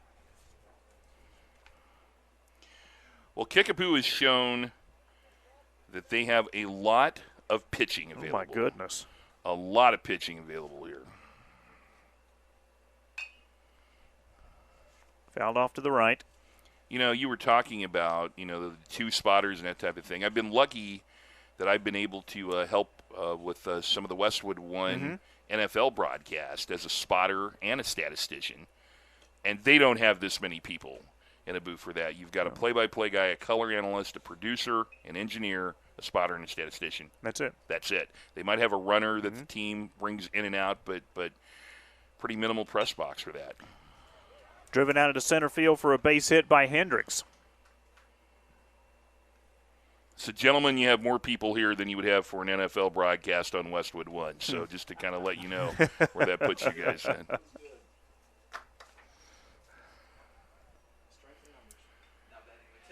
Here is Carter Kincaid. Grounded out in the 2nd, doubled in the 4th. He's 1 for 2. Browns Baseball Academy just needing to put some hits together. Kickapoo still error-free. Might be 2. Out at 2nd. Out at 1st. Nicely done by the Kickapoo defense. Browns retired in the 6th. No runs, 1 hit, no errors, and nobody left on after the double play. You see a replay of that, and I'm going to let Don West sneak back in here for the 7th inning. Is that right? Yeah, I'm going to. Well, here's what we're going to do then. He's going to get the Dr. Pepper seat is what we're going to do. So here's what we'll do. We'll make this really, really smooth. We're going to have you move out, and then after you've moved out, I'll move down. Yeah, because Don has to be on the left. Now watch this, okay? So go ahead and take your headset off. I'm going to show you this great pro move I'm going to do right here. I'm going to take your headset. You see this, friends, right now? What I'm going to try to do for you at home is show you how I'm going to move down one chair and not take and not lose audio and still be able to make it look like I had a headset on the whole time and let Don West sit in that Dr. Pepper seat right there and give him the headset, and then he'll be able to talk.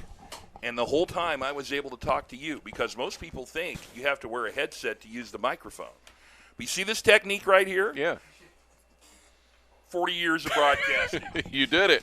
See how we do that right there? Nice going. Yeah. You see, this is the stuff we do during commercials that you never get to see at home, that we use hand headsets off back and forth.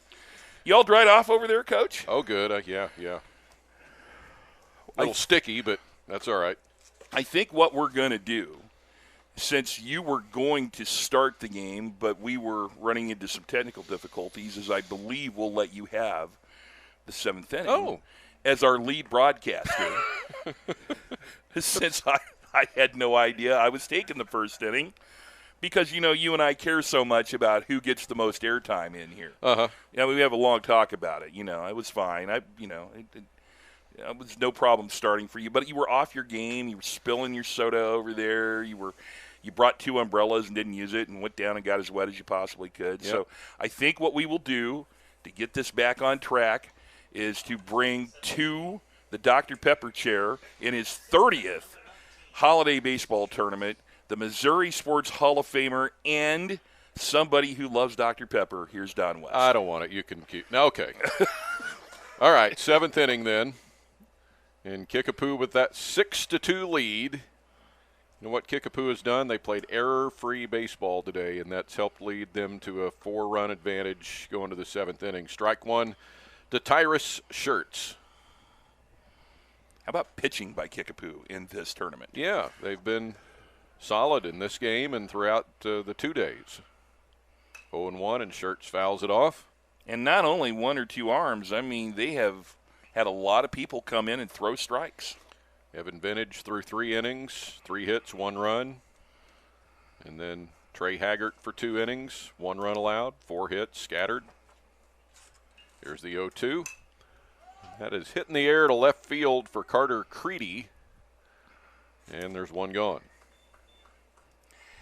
Kickapoo probably would feel a lot more comfortable if they could put up a couple of runs here, because 4 runs, Browns has shown that they can get runners on base. This is not as comfortable a lead as Kickapoo would like to have if they want to go to 3-0 and stay undefeated in pool play here. Anderson Underwood to the plate. He takes ball 1 high. We are at an hour and a half on the time of this game in the 7th inning. So moved along pretty well. Ripped up the middle by Underwood. He has his first hit of this game and his 4th of the tournament. And he's been on base all 4 times today. Even though he has got his first hit today, he's scored 2 runs and he's been on base 4 times. Now it's Evan Vintage, the starting pitcher for Kickapoo. He was moved to shortstop when Haggart came in to pitch. Look at this lead over here by Underwood. Oh, you know he's going. Mm-hmm. Not yet. Now he is, and it hit Vintage. Would have been going on potentially a wild pitch there, but instead Vintage is hit, and he'll trot to second base, see if he has sights on stealing third. Cale McCarville will come to the plate. 2 on and 1 out for Kickapoo in the top of the 7th. And a look at second base, and McCarville takes high for ball 1. 6-2, the lead for Kickapoo in the top of the 7th inning. Thank you for walking up and saying hi to Eddie Duggar and giving me an opportunity. I was so impressed. Our second base umpire, Eddie Duggar, remembered me from so many years ago. Hit out of play.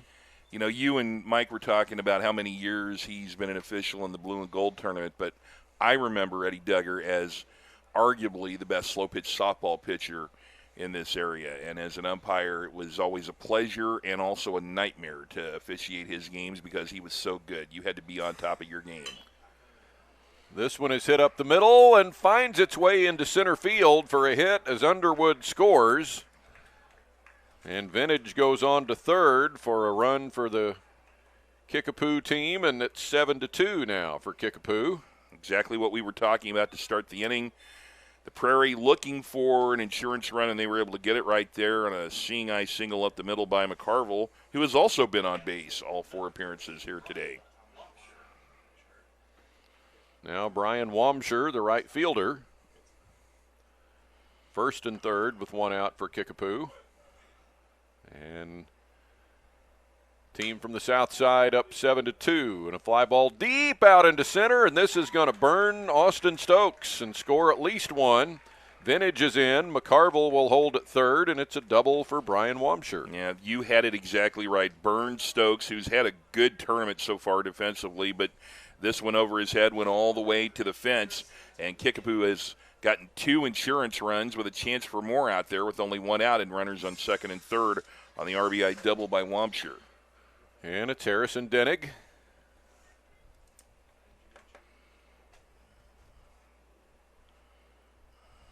And Denig fouls one straight back. Made me flinch there. Yeah. Coming back straight at us. Did you say 6'5"? Is that yeah. an yeah. Yep. Yeah, that's an official height for him. Eric Denig, his dad, the sports information director at Evangel, not all that tall. Mother, Martha Denig, is a tall lady and a longtime employee of Springfield Public Schools. She was one of my kids' teachers in grade school, now in a different role with SPS. 1-1 pitch, hammered up the middle for a hit, well struck by Denig, and it's McCarville in to score. Wamsher behind him and safe, and Kickapoo has added to the total here in the 7th to lead now 10-2. That was struck well up the middle by Denig. And again, the grass is wet and slow and thick. And if it would have been a little faster out there, the center fielder Stokes might have been able to get to it faster, but no chance on getting the second runner at the plate. And Kickapoo now in double figures with 10 on the board. Shane Cummings to the plate. And right off the handle, this is caught on the fly by Brooks, and he goes to first to double off Denig to end the inning. How about that? Hit right down on the handle of the bat. Didn't have much of anything on it. And it's a line drive 1-3 double play to get Browns Academy out of the top of the 7th inning. So 4 runs come across for Kickapoo on 4 hits. One more chance for Browns Academy coming up, 10-2. Kickapoo with a lead. We've not really talked about this one today, but still a great chance for you if you come out to any of these venues to buy a 50-50 raffle ticket. And what that does for just $1 is it gets you into drawing with a chance to win half the pot. The other half stays with SABA and helping to fund this tournament and great things they're doing like this live streaming event. So if you come out, buy a ticket, you can be in the pot. You don't have to be present to win. We will draw, weather permitting, at 5 o'clock Central tomorrow, and hope you can win that one. Also, you can buy a tournament T-shirt when you come out to the ballpark. You can also order one online at saba-baseball.org. You see the score, 10-2 is the lead for Kickapoo over Browns of Rolla. And so barring a massive rally here of 9 runs in the bottom of the 7th, Kickapoo is pretty much locked up a semifinal appearance tomorrow, either as the winner of this pool, and they will be the only undefeated team, and they will have played 3 games with a 4th one coming up, or at least a great opportunity as a wild card team. Here's Don West with the bottom of the 7th. And indeed, Kickapoo will stay on and play St. Joseph's Post 11 in the next game. This one is popped out into center field, and Schertz will track it down in the alley as he comes a long way and makes the catch.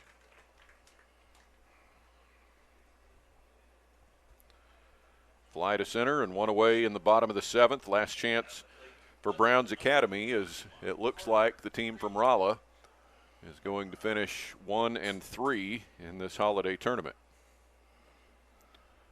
Carter Creedy to the plate and a foul back for strike 1. I've enjoyed the way they have set the tournament up to get the teams that have come from farthest away on their way, so Rolla doesn't have to play late tonight. Post 11 doesn't play the last game, so. Creedy hits one out into center. Base hit. Took kind of a funny hop there. And Creedy's 3 for 3 today. On base, all 3 of his appearances. And if I've scored this correctly, he has a single to left, a single to center, and a single to right. So he's now 4 for 9 in the holiday tournament.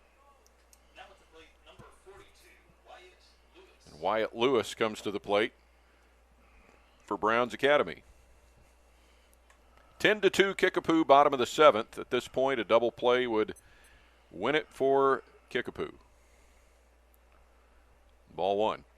Now, have you had conversations with our other broadcast crew about statistics so we can take a look at potential all-tournament team people? Not really. Okay. That's kind of been the last thing on my mind this weekend. Little Fister to second. Denig will go to second for a force and back to first and out. And it's a double play to end the game, and Kickapoo wins by the final score of 10-2 to improve to 3-0 in the pool, 16-6-1 overall for the summer season. What a great win for Kickapoo, as they were impressive yesterday. They came out here, Browns coming off a good performance in the opener today, especially with a 3-run homer that they had from Ballard. But the thing that I'm going to say about Kickapoo is they have had excellent pitching. They have had pitching depth. They've had a lot of numbers go out there, but also timely hitting today. Anderson Underwood showing off his skills as he stole, 4 bases today. Brian Wampscher with a great catch in right field. He also had an RBI double, but Kickapoo just very impressive here today as they get the win over Browns of Rolla, who, as they exit the ballpark, they'll head back to Phelps County. For Kickapoo, 10 runs, 7 hits, 1 error, and 6 left. And for Browns Academy of Rolla, 2 runs, 9 hits, 5 errors, 5 left. Trey Haggart will give the win. He pitched the 4th and 5th inning for Kickapoo. Brock Hendricks will take the loss in a game played in 1 hour and 38 minutes as Browns Academy finishes its tournament run at 1-3. They dropped to 7-6-1 on the summer season. And Kickapoo, with another game to go against St. Joseph's Post 11, coming up next here at Parkview as the sky kind of clears a little bit. Looks like the rain's going to dissipate and stay away here for the time being. So we will plan on starting the next game at around 4:30, and we will step away for just a bit and let you hear about our sponsors of the holiday tournament here, presented by Redline Media Alliance. Very good. Don't forget the Springfield Area Baseball Association's 50-50 raffle. That's right, just $1 a ticket. And on Sunday at 5 p.m. on the live stream, we'll be announcing the winner of the 50-50 raffle, brought to you by SABA, Springfield Area Baseball Association. A big thank you to Flat Top Photos for sponsoring this year's 50th annual SABA Baseball Holiday Tournament. Owner, photographer Steve Rackley has been in the business for many, many years and does a fantastic job with his sports photos. You can get a hold of him at 417-425-6823. Flat Top Photos, the official photographer of the 50th annual SABA Holiday Baseball Tournament. Shout out to SFC Bank out of Springfield, Missouri for their sponsorship in this year's 50th annual SABA Holiday Baseball Tournament. Banking made easy for you, whether it's their mobile banking app that you can find, or their convenient hours in the lobby 9 to 5 and through the drive-through 7 a.m. to 6 p.m. SFC Bank, 417-882-8111. Huge shout out and thank you to Guy Newcomb, or as you may know him, the Scoreboard Guy, for sponsoring this year's 50th annual SABA Holiday Tournament. Hey, find the Scoreboard Guy on Twitter. Be one of his 16,000 followers, or find him on the new Missouri Sports Network. He's very excited about that. That has just launched. Guy Newcomb, the Scoreboard Guy, Missouri Sports Network. We thank you for your sponsorship. Big shout out to K-Rod's TV out of Rogersville, Missouri for sponsoring this year's SABA 50th Annual Holiday Baseball Tournament. You can find your Rogersville Wildcat Sports on TV and radio, Facebook and YouTube, as well as the JV section of this tournament. Find them on Facebook, give them a like, find them on YouTube, and subscribe. K-Rod's TV. A big shout out to Play It Again Sports out of Springfield, Missouri for their sponsorship in this year's 50th Annual SABA Holiday Baseball Tournament. A sporting good chain that buys, sells, and trades a wide variety of equipment, both new and secondhand. You can find them at 1300 East Battlefield Street there in Springfield, Missouri, or contact them before 8 p.m. at 417-883-7444. Play It Again Sports. Shout out to Scrambler's Diner out of Springfield, Missouri for sponsoring the 50th Annual SABA Holiday Baseball Tournament. Hey, whether you dine in at 1131 East Republic Road or you call ahead for curbside pickup at 417-886-4224, Scrambler's Diner will be glad to have you. Scrambler's Diner, Springfield, Missouri. Huge shout out to Digital Reminiscence out of Corning, Arkansas for their sponsorship in this year's 50th Annual SABA Holiday Baseball Tournament. They're the official film editor of this tournament, so whether it's game DVDs or maybe highlight reels of any player that we live streamed in this tournament, get a hold of them at 870-323-9051. Find them on Facebook, give them a like. Big town quality at small town prices. Digital Reminiscence. Andy Earls here with Redline Media Alliance out of Corning, Arkansas. Hey, we just want to say that we are honored to be the official live streaming partner of this 50th annual SABA Holiday Tournament. We hope you enjoy live production, and we look forward to doing many years of live streaming this baseball tournament, this fantastic tournament. Redline Media Alliance, Corning, Arkansas.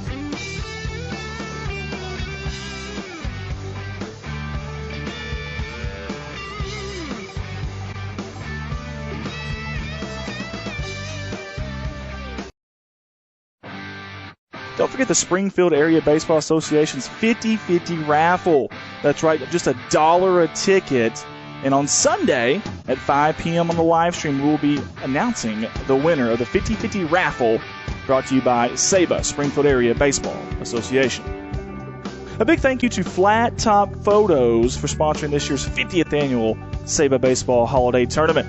Owner, photographer Steve Rackley has been in the business for many, many years and does a fantastic job with his sports photos. You can get a hold of him at 417-425-6823. Flat Top Photos, the official photographer of the 50th annual SABA Holiday Baseball Tournament. Shout out to SFC Bank out of Springfield, Missouri for their sponsorship in this year's 50th annual SABA Holiday Baseball Tournament. Banking made easy for you, whether it's their mobile banking app that you can find, or their convenient hours in the lobby 9 to 5 and through the drive-through 7 a.m. to 6 p.m. SFC Bank, 417-882-8111. Huge shout out and thank you to Guy Newcomb, or as you may know him, the Scoreboard Guy, for sponsoring this year's 50th annual SABA Holiday Tournament. Hey, find the Scoreboard Guy on Twitter. Be one of his 16,000 followers, or find him on the new Missouri Sports Network. He's very excited about that. That has just launched. Guy Newcomb, the Scoreboard Guy, Missouri Sports Network. We thank you for your sponsorship. Big shout out to K-Rod's TV out of Rogersville, Missouri for sponsoring this year's SABA 50th Annual Holiday Baseball Tournament. You can find your Rogersville Wildcat Sports on TV and radio, Facebook and YouTube, as well as the JV section of this tournament. Find them on Facebook, give them a like, find them on YouTube, and subscribe. K-Rod's TV. A big shout out to Play It Again Sports out of Springfield, Missouri for their sponsorship in this year's 50th Annual SABA Holiday Baseball Tournament. A sporting good chain that buys, sells, and trades a wide variety of equipment, both new and secondhand. You can find them at 1300 East Battlefield Street there in Springfield, Missouri, or contact them before 8 p.m. at 417-883-7444. Play It Again Sports. Shout out to Scrambler's Diner out of Springfield, Missouri for sponsoring the 50th Annual SABA Holiday Baseball Tournament. Hey, whether you dine in at 1131 East Republic Road or you call ahead for curbside pickup at 417-886-4224, Scrambler's Diner will be glad to have you. Scrambler's Diner, Springfield, Missouri. Huge shout out to Digital Reminiscence out of Corning, Arkansas for their sponsorship in this year's 50th Annual SABA Holiday Baseball Tournament. They're the official film editor of this tournament, so whether it's game DVDs or maybe highlight reels of any player that we live streamed in this tournament, get a hold of them at 870-323-9051. Find them on Facebook, give them a like. Big town quality at small town prices. Digital Reminiscence. Andy Earls here with Redline Media Alliance out of Corning, Arkansas. Hey, we just want to say that we are honored to be the official live streaming partner of this 50th Annual SABA Holiday Tournament. We hope you enjoy live production, and we look forward to doing many years of live streaming this baseball tournament, this fantastic tournament. Redline Media Alliance, Corning, Arkansas.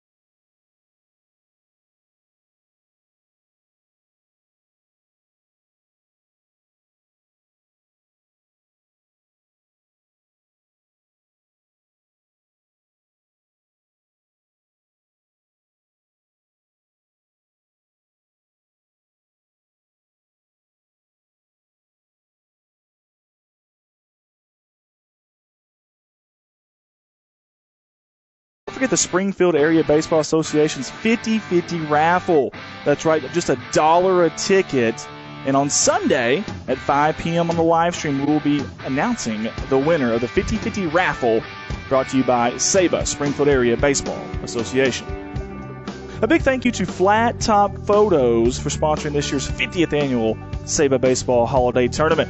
Owner, photographer Steve Rackley has been in the business for many, many years and does a fantastic job with his sports photos. You can get a hold of him at 417-425-6823. Flat Top Photos, the official photographer of the 50th annual SABA Holiday Baseball Tournament. Shout out to SFC Bank out of Springfield, Missouri for their sponsorship in this year's 50th annual SABA Holiday Baseball Tournament.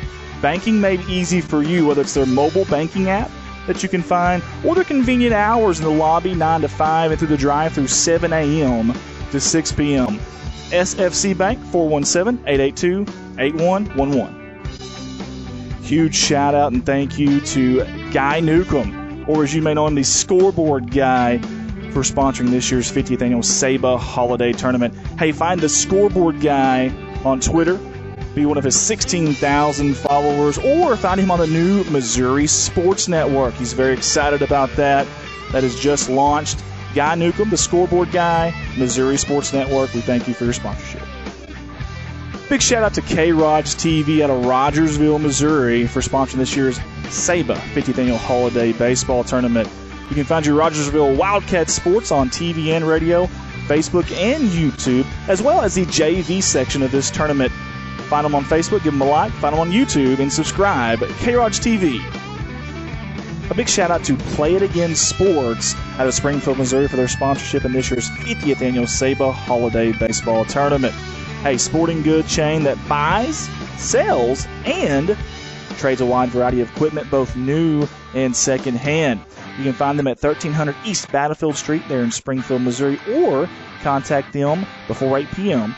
at 417-883-7444. Play It Again Sports. Shout out to Scrambler's Diner out of Springfield, Missouri for sponsoring the 50th Annual SABA Holiday Baseball Tournament. Hey, whether you dine in at 1131 East Republic Road or you call ahead for curbside pickup at 417-886-4224, Scrambler's Diner will be glad to have you. Scrambler's Diner, Springfield, Missouri. Huge shout out to Digital Reminiscence out of Corning, Arkansas for their sponsorship in this year's 50th Annual SABA Holiday Baseball Tournament. They're the official film editor of this tournament, so whether it's game DVDs or maybe highlight reels of any player that we live streamed in this tournament, get a hold of them at 870-323-9051. Find them on Facebook, give them a like. Big town quality at small town prices. Digital Reminiscence. Andy Earls here with Redline Media Alliance out of Corning, Arkansas. Hey, we just want to say that we are honored to be the official live streaming partner of this 50th Annual SABA Holiday Tournament. We hope you enjoy the live production, and we look forward to doing many years of live streaming this baseball tournament, this fantastic tournament. Redline Media Alliance, Corning, Arkansas.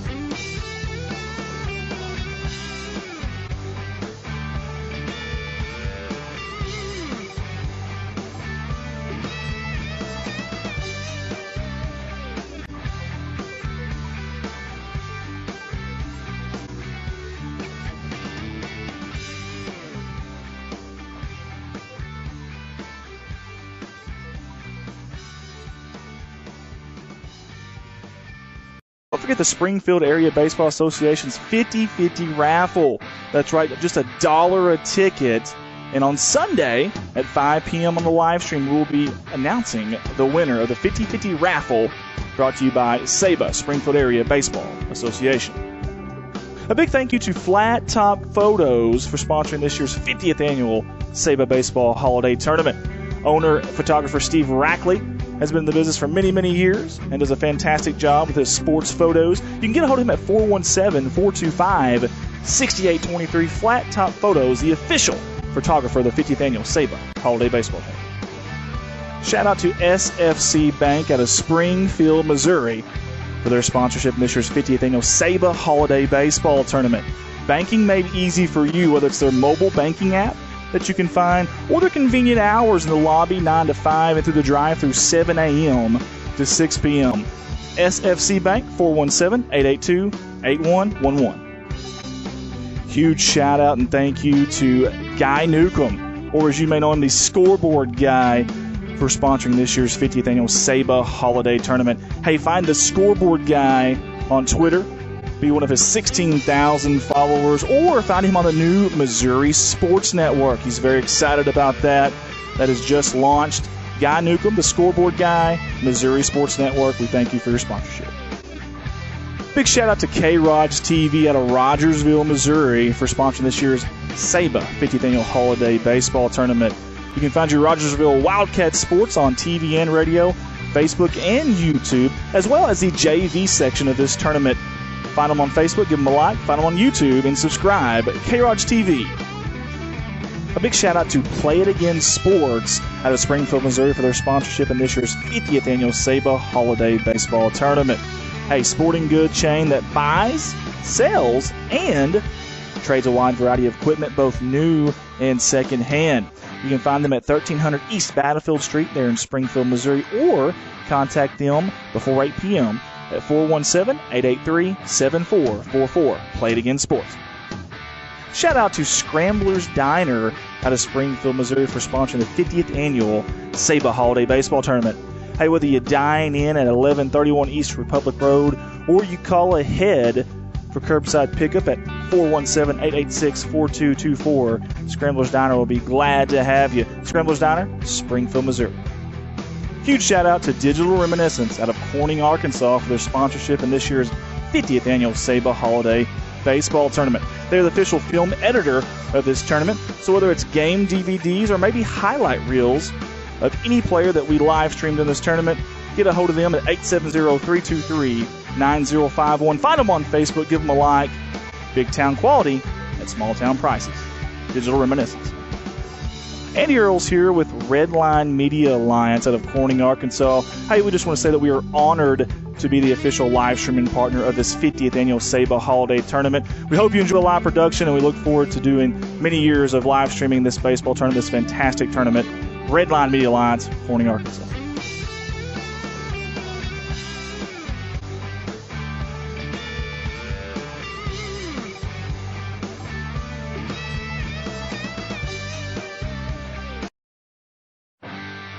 Don't forget the Springfield Area Baseball Association's 50-50 raffle. That's right, just $1 a ticket. And on Sunday at 5 p.m. on the live stream, we'll be announcing the winner of the 50-50 raffle, brought to you by SABA, Springfield Area Baseball Association. A big thank you to Flat Top Photos for sponsoring this year's 50th Annual SABA Baseball Holiday Tournament. Owner, photographer Steve Rackley has been in the business for many, many years and does a fantastic job with his sports photos. You can get a hold of him at 417-425-6823. Flat Top Photos, the official photographer of the 50th Annual SABA Holiday Baseball Tournament. Shout out to SFC Bank out of Springfield, Missouri, for their sponsorship in this year's 50th Annual SABA Holiday Baseball Tournament. Banking made easy for you, whether it's their mobile banking app that you can find, or their convenient hours in the lobby 9 to 5 and through the drive-through 7 a.m. to 6 p.m. SFC Bank, 417-882-8111. Huge shout out and thank you to Guy Newcomb, or as you may know him, the Scoreboard Guy, for sponsoring this year's 50th Annual SABA Holiday Tournament. Hey, find the Scoreboard Guy on Twitter, be one of his 16,000 followers, or find him on the new Missouri Sports Network. He's very excited about that. That has just launched. Guy Newcomb, the Scoreboard Guy, Missouri Sports Network. We thank you for your sponsorship. Big shout out to K-Rod's TV out of Rogersville, Missouri, for sponsoring this year's SABA 50th Annual Holiday Baseball Tournament. You can find your Rogersville Wildcat Sports on TV and radio, Facebook and YouTube, as well as the JV section of this tournament. Find them on Facebook, give them a like, find them on YouTube, and subscribe. K-Rod's TV. A big shout out to Play It Again Sports out of Springfield, Missouri, for their sponsorship in this year's 50th Annual SABA Holiday Baseball Tournament. A sporting good chain that buys, sells, and trades a wide variety of equipment, both new. You're sitting in the wrong spot. Find them at 1300 East Battlefield Street there in Springfield, Missouri, or contact them before 8 p.m. at 417-883-7444. Play It Again Sports. Shout out to Scramblers Diner out of Springfield, Missouri for sponsoring the 50th annual SABA Holiday Baseball Tournament. Hey, whether you dine in at 1131 East Republic Road or you call ahead for curbside pickup at 417-886-4224, Scramblers Diner will be glad to have you. Scramblers Diner, Springfield, Missouri. Huge shout out to Digital Reminiscence out of Corning, Arkansas for their sponsorship in this year's 50th annual SABA Holiday Baseball Tournament. They're the official film editor of this tournament, so whether it's game DVDs or maybe highlight reels of any player that we live streamed in this tournament, get a hold of them at 870-323-9051. Find them on Facebook, give them a like. Big town quality at small town prices. Digital Reminiscence. Andy Earls here with Redline Media Line. Good afternoon, everyone. Welcome to Parkview High School. I'm Mike McClure, joined today by Matt Coatney and Don West. We welcome you to the baseball game between Kickapoo and St. Joseph Post 11. Kickapoo 16-6-1, coached by Jason Hauser. St. Joseph Post 11 8-4, coached by Trevor Moss. And Matt, Kickapoo trying to run the table in pool play, off to a 3-0 start. This is their final game of the day. Almost a guarantee to make the semifinals just for being the only undefeated team in Pool 1, and if they somehow get upset today by St. Joseph Post 11, Mike, I would have to think they're a strong candidate for being a wild card. There's some contention in Pool B for wild card also, but should be a fun one here today. Kickapoo won the coin toss. They will be the home team. St. Joseph Post 11 comes to bat here in the top of the first inning. Rollins Brandt will lead things off. He's the EH, and he will take strike one, and we are underway at approximately 4:27 in the afternoon. Rollins Brandt has had a heck of a tournament so far for St. Joseph Post 11. The next pitch from Anderson Underwood misses outside for a ball. It is Cale McCarville at third, Evan Vintage at shortstop, Clayton Dahl at second, Harrison Denning at first for Kickapoo. In the outfield, Shane Cummings in left, Tyra Schertz in center, Trey Haggard in right, Brian Wamsher the catcher, and Anderson Underwood on the mound. Rollins Brandt, the EH. Logan Miller is the center fielder. Connor Bell at first base. Brock Stegall the pitcher. Corbin Bodie the catcher. A ground ball to second, and Dahl to first for the out. And that is the first time that Rollins Brandt has been retired in this tournament. He had been on base all 8 times. Had a big day yesterday. 4 for 4 with 6 runs scored.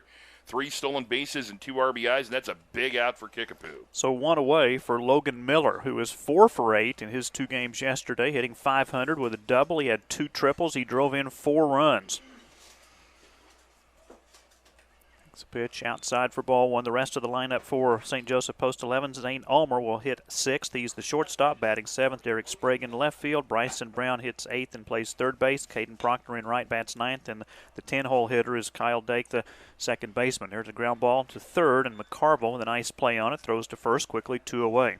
How about Harrison Denning digging that one out of the turf as it came on over there? He is a slick fielding first baseman. He's tall, he's got range, but he also has soft hands. Connor Bell hitting .800 in his 2 games yesterday. 4 for 5, scored twice, had a double, had a triple, and drove in 4 runs. And is hit by a curveball from Anderson Underwood.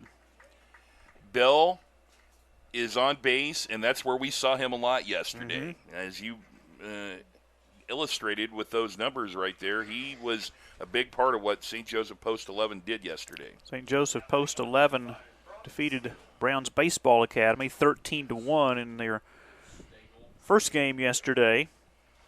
We'll recap game 2 as we take a look at Connor Bell over at first and Brock Stegall to the plate.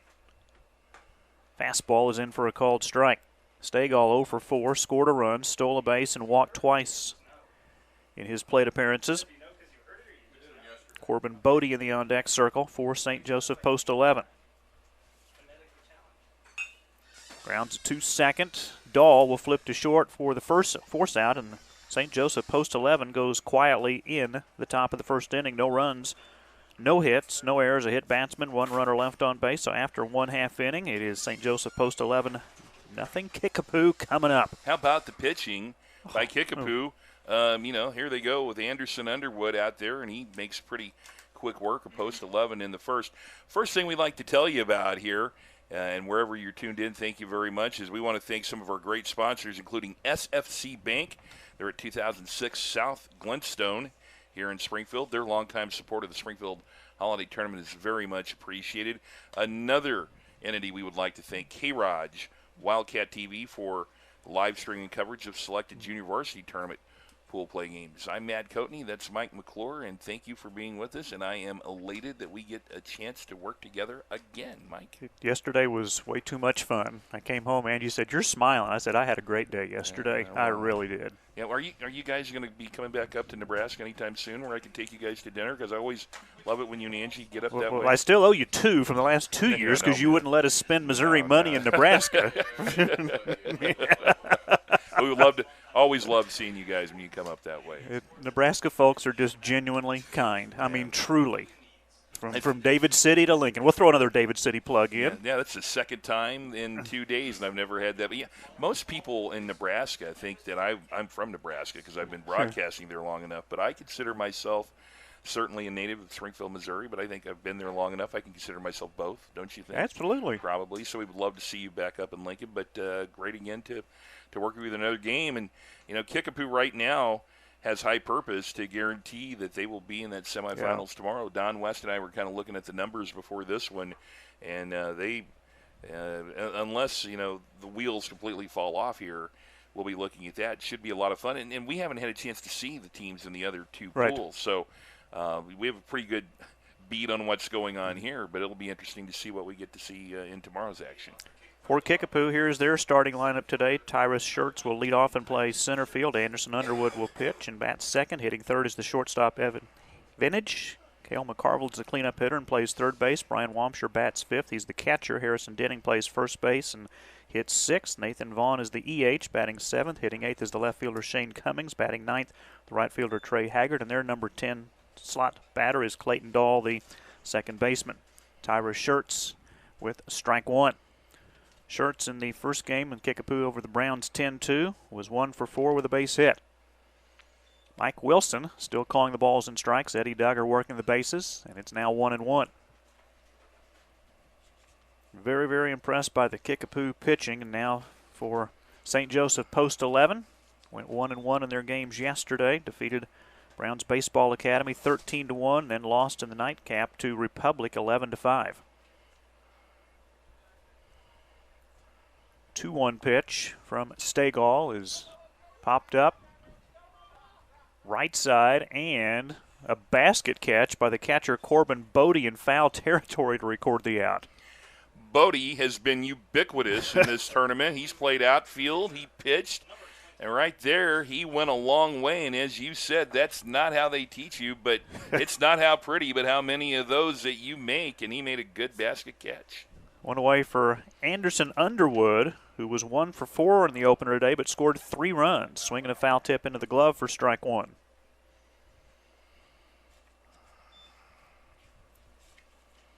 So Anderson Underwood getting the start for Kickapoo on the mound here in their second game. Post 11 will take on Ozark in the game after this one. Anderson Underwood is 4 for 10 combined in his tournament appearances at the plate. Takes a pitch up high from Brock Stegall. The defense for St. Joseph, Bryson Brown at third, Zane Ulber the shortstop, Kyle Dake at second, Connor Bell at first. The outfield from left to right, Derek Sprague, Logan Miller, Caden Proctor with Corbin Bodie the catcher. Chopper to second, Kyle Dake retiring Underwood for the second out.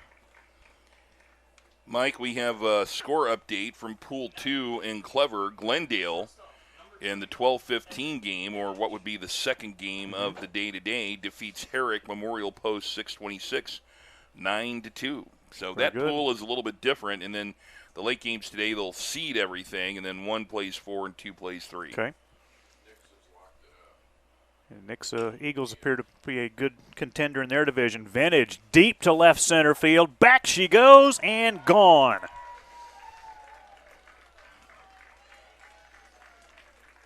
Evan Vintage over the left center field fence to put Kickapoo on top 1-0 with the solo home run. That's only the second home run we've seen in Pool 1, and that was a no-doubter deep to left field, and he teed off on the first pitch he saw and sent it way out of here. And the boys from the Prairie take another lead. And Vintage now 5 for 10 at the plate in his tournament appearances, including that home run. Here is Cale McCarville, the third baseman. McCarville looks at a curve outside for ball one. McCarville 4 for 10 with an RBI and has scored 3 runs, stolen a base in his appearances at the plate so far, up to date. He flies this one to left field. Derek Sprague to the fence right in front of the warning track will make the catch for the third out. 2-out solo home run by Evan Vintage for Kickapoo, putting Kickapoo on top after one. 1 run, 1 hit, no errors, nobody left on base. After one, Kickapoo 1, St. Joseph Post 11, nothing. Well, Mike McClure, we also want to tell everybody about one of our great sponsors, and they've come into play today. Scrambler's Breakfast Diner is our sponsor of rain delays. We've had a Scrambler's rain delay at the start here on pool number 1, but they're open at 6 a.m. until 2 p.m. at 1131 East Republic Road. That's in southeast Springfield, and I love going there whenever I come to town. They got a great breakfast menu. They are the home of the 4-egg omelet at Scrambler's Breakfast Diner. I mean, whenever I come to town, I always meet my dear friend, former high school coach and former teacher, Horner Askins, who seems to be in there all the time. I mentioned this yesterday. We celebrated his 79th birthday at Scramblers the other day. Horner Askins has impacted so many people throughout time, and there's no way you could go down to the sidelines to talk to Kickapoo folks and they don't know who Horner Askins is, and other teams also. When he wants to know how you're doing, it's not just speak. He really wants to know how you doing, what's going on. I care, and you can tell. And, I used to, when I was in town, it was as a broadcaster, you always wanted to go to quarterback club and tip-off club, and I don't know if you ever got a chance to go to those. And he was so instrumental in putting all those together. And when you say that when he wants to know, how you're doing, he very, very genuinely wants an answer there, and he was very interested and still is interested in knowing what's going on in the coach's life. So, happy 79th to Horner. Yeah, let's just plan for 80. I think that would be great. Yeah, Would love to come back here for that next year. Let's do it. All right, 1-0 Kickapoo. St. Joseph Post 11 to the plate here in the top of the second. Brian Wamsher will lead things off.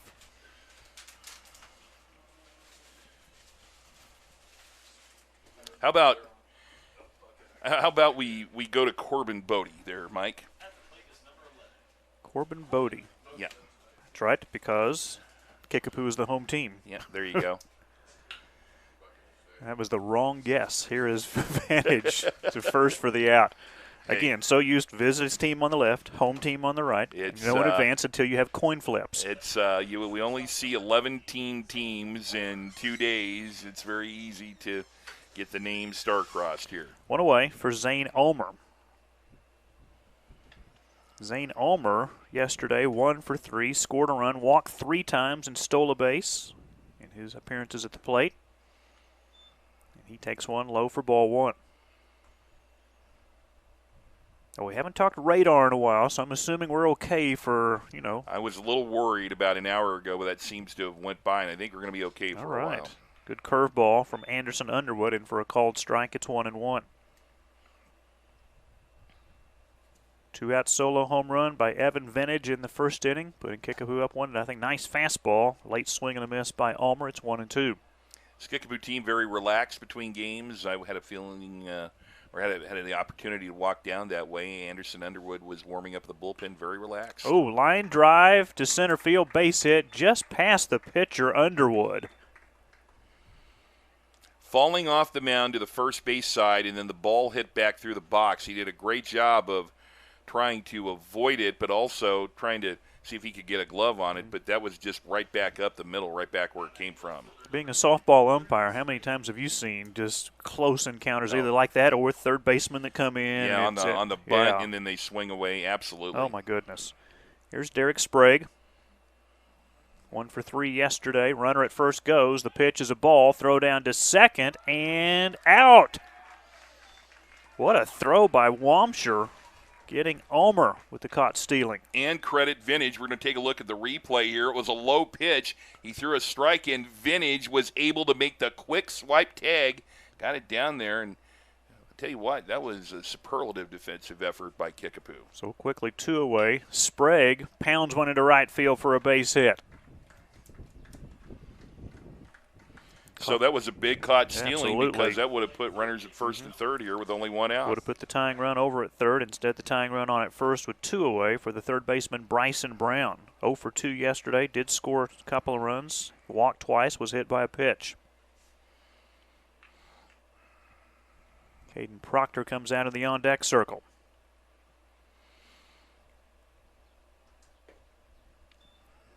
Inside, ball 1. Mike, have you seen that when players play on these turf surfaces, when they try to get a lead, that it's more difficult because they don't have the bigger cutouts like you'd have on regular grass infield? Good point. 2-0. Because it seems like for example, yesterday at Republic, they're measuring themselves where the cutout is, and there's minimal cutout in this particular field. Very good point. Got a good lead at first. That's ripped foul. You done a lot of games in this facility, Mike? Yeah, a few. All right. Absolutely. Would have been all in the spring with high school baseball in Missouri. Yeah.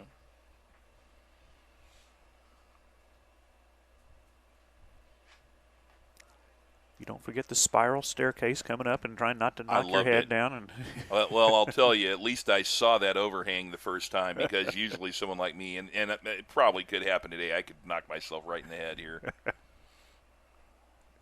Tying run on at first. A little flare to short. Charging is Vintage. And out at first. So St. Joseph post 11 gets a pair of base hits, but couldn't get anybody around. No runs. 2 hits. After the caught stealing, just 1 runner left on base. So after an inning and a half, Kickapoo 1, St. Joseph post 11, nothing. Let me tell you about Flat Top Photos. I'm a big fan of photos. If you ever look at my Facebook page, if you follow me on Twitter, I love taking photos of wherever I am. But that's just, my cell phone photo. But Flat Top Photos is the official action photographer of the 50th Annual Holiday Tournament. And what you need to do is see Steve Rackley, or you can go to the SABA website, saba-baseball.org, and you can register your player today for the high-quality photos that he's taking there, and they are great photos. And I saw him yesterday. He was trying to get a photo of us, and I can't wait to see that somewhere, and that'll probably be social media friendly. But Flat Top Photos, your official photographer of the 50th Annual Holiday Tournament. I think I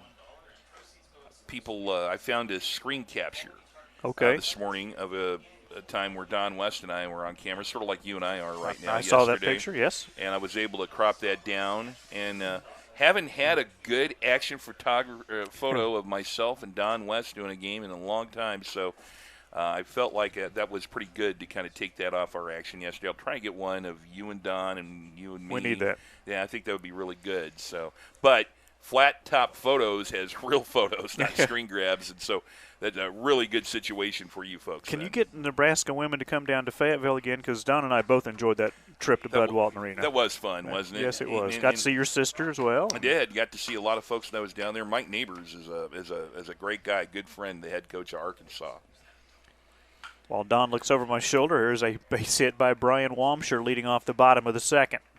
Wamsher is having a heck of a good tournament. It seems like he's always on base. He has played catcher. He's played outfield, made a really good defensive play in the outfield earlier today. And so Kickapoo already with something shaking in the second inning, and they're ahead by a run. Wamsher now 3 for 9, hitting .333 in the tournament.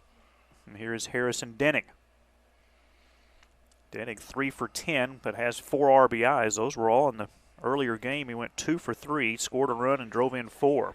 Now, if you are watching at home and you've ever heard anyone refer to an open stance, this is exactly what you're going to see here with Denning. He's got that front foot all the way to the right side, then he kind of closes it up. But this is the classic open stance that he has. There was a player back in the 70s named Mike Hargrove who kind of had kind of the similar open stance right there. Didn't Rod Carew used to bat that way? Yeah, a lot like Rod Carew. Yeah. Good call. Yeah.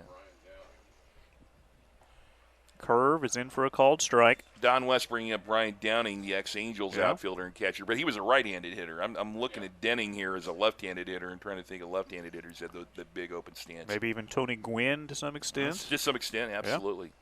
What a great hitter he was. Oh, my goodness. He and Rod Carew both. Yeah. Unbelievable. So Harrison Denning against the Browns earlier today. Again, 2 for 3 with 4 RBIs. Chops this one back to Stegall and out at first. That's as good as a bunt. Wampshire down to second with 1 down. And Wampshire was going on the play, so it was a hit and run. So no chance whatsoever for Stegall to try and turn and get a potential double play out of it. But they do get an out of it. But Kickapoo with a runner in scoring position now at the bottom of the second. 2-6 caught stealing is what you're looking for on that one. Here's Nathan Vaughn. Sometimes Don and I, we don't do sign language. We just blurt it out. Oh, why wouldn't you? 2-6 caught stealing. Get caught up. 1,000, almost 1,000 games together. You just got to be blunt. Curve catches in the outside corner for a strike. What would have been perfect for the kind of day Don West has had, since the sun is peeking through the clouds, is if he would have walked to the restroom with his umbrella this time. I don't know if he did or not. I didn't have any photography on him going down that way. Well, we will check with flat top photos. Exactly. We'll see if Steve Rackley got a live action photo of Don Westrock walking down the sidewalk here in the second inning. Nathan Vaughn, 2 for 8 in the tournament at the plate. That's a called strike on the inside corner, 2-2. Same 2 umpires in the same 2 positions as last game. Mike Wilson calling the balls and strikes. Eddie Duggar working the bases. And Stegall will step off. The center fielder, Logan Miller, playing Vaughn to pull just a bit. Toward the first base side of center field. You can see him out for our home plate camera. Swing and a miss for strike 3. First 2 down. strikeout of the game by either team. Yeah. So in steps Shane Cummings.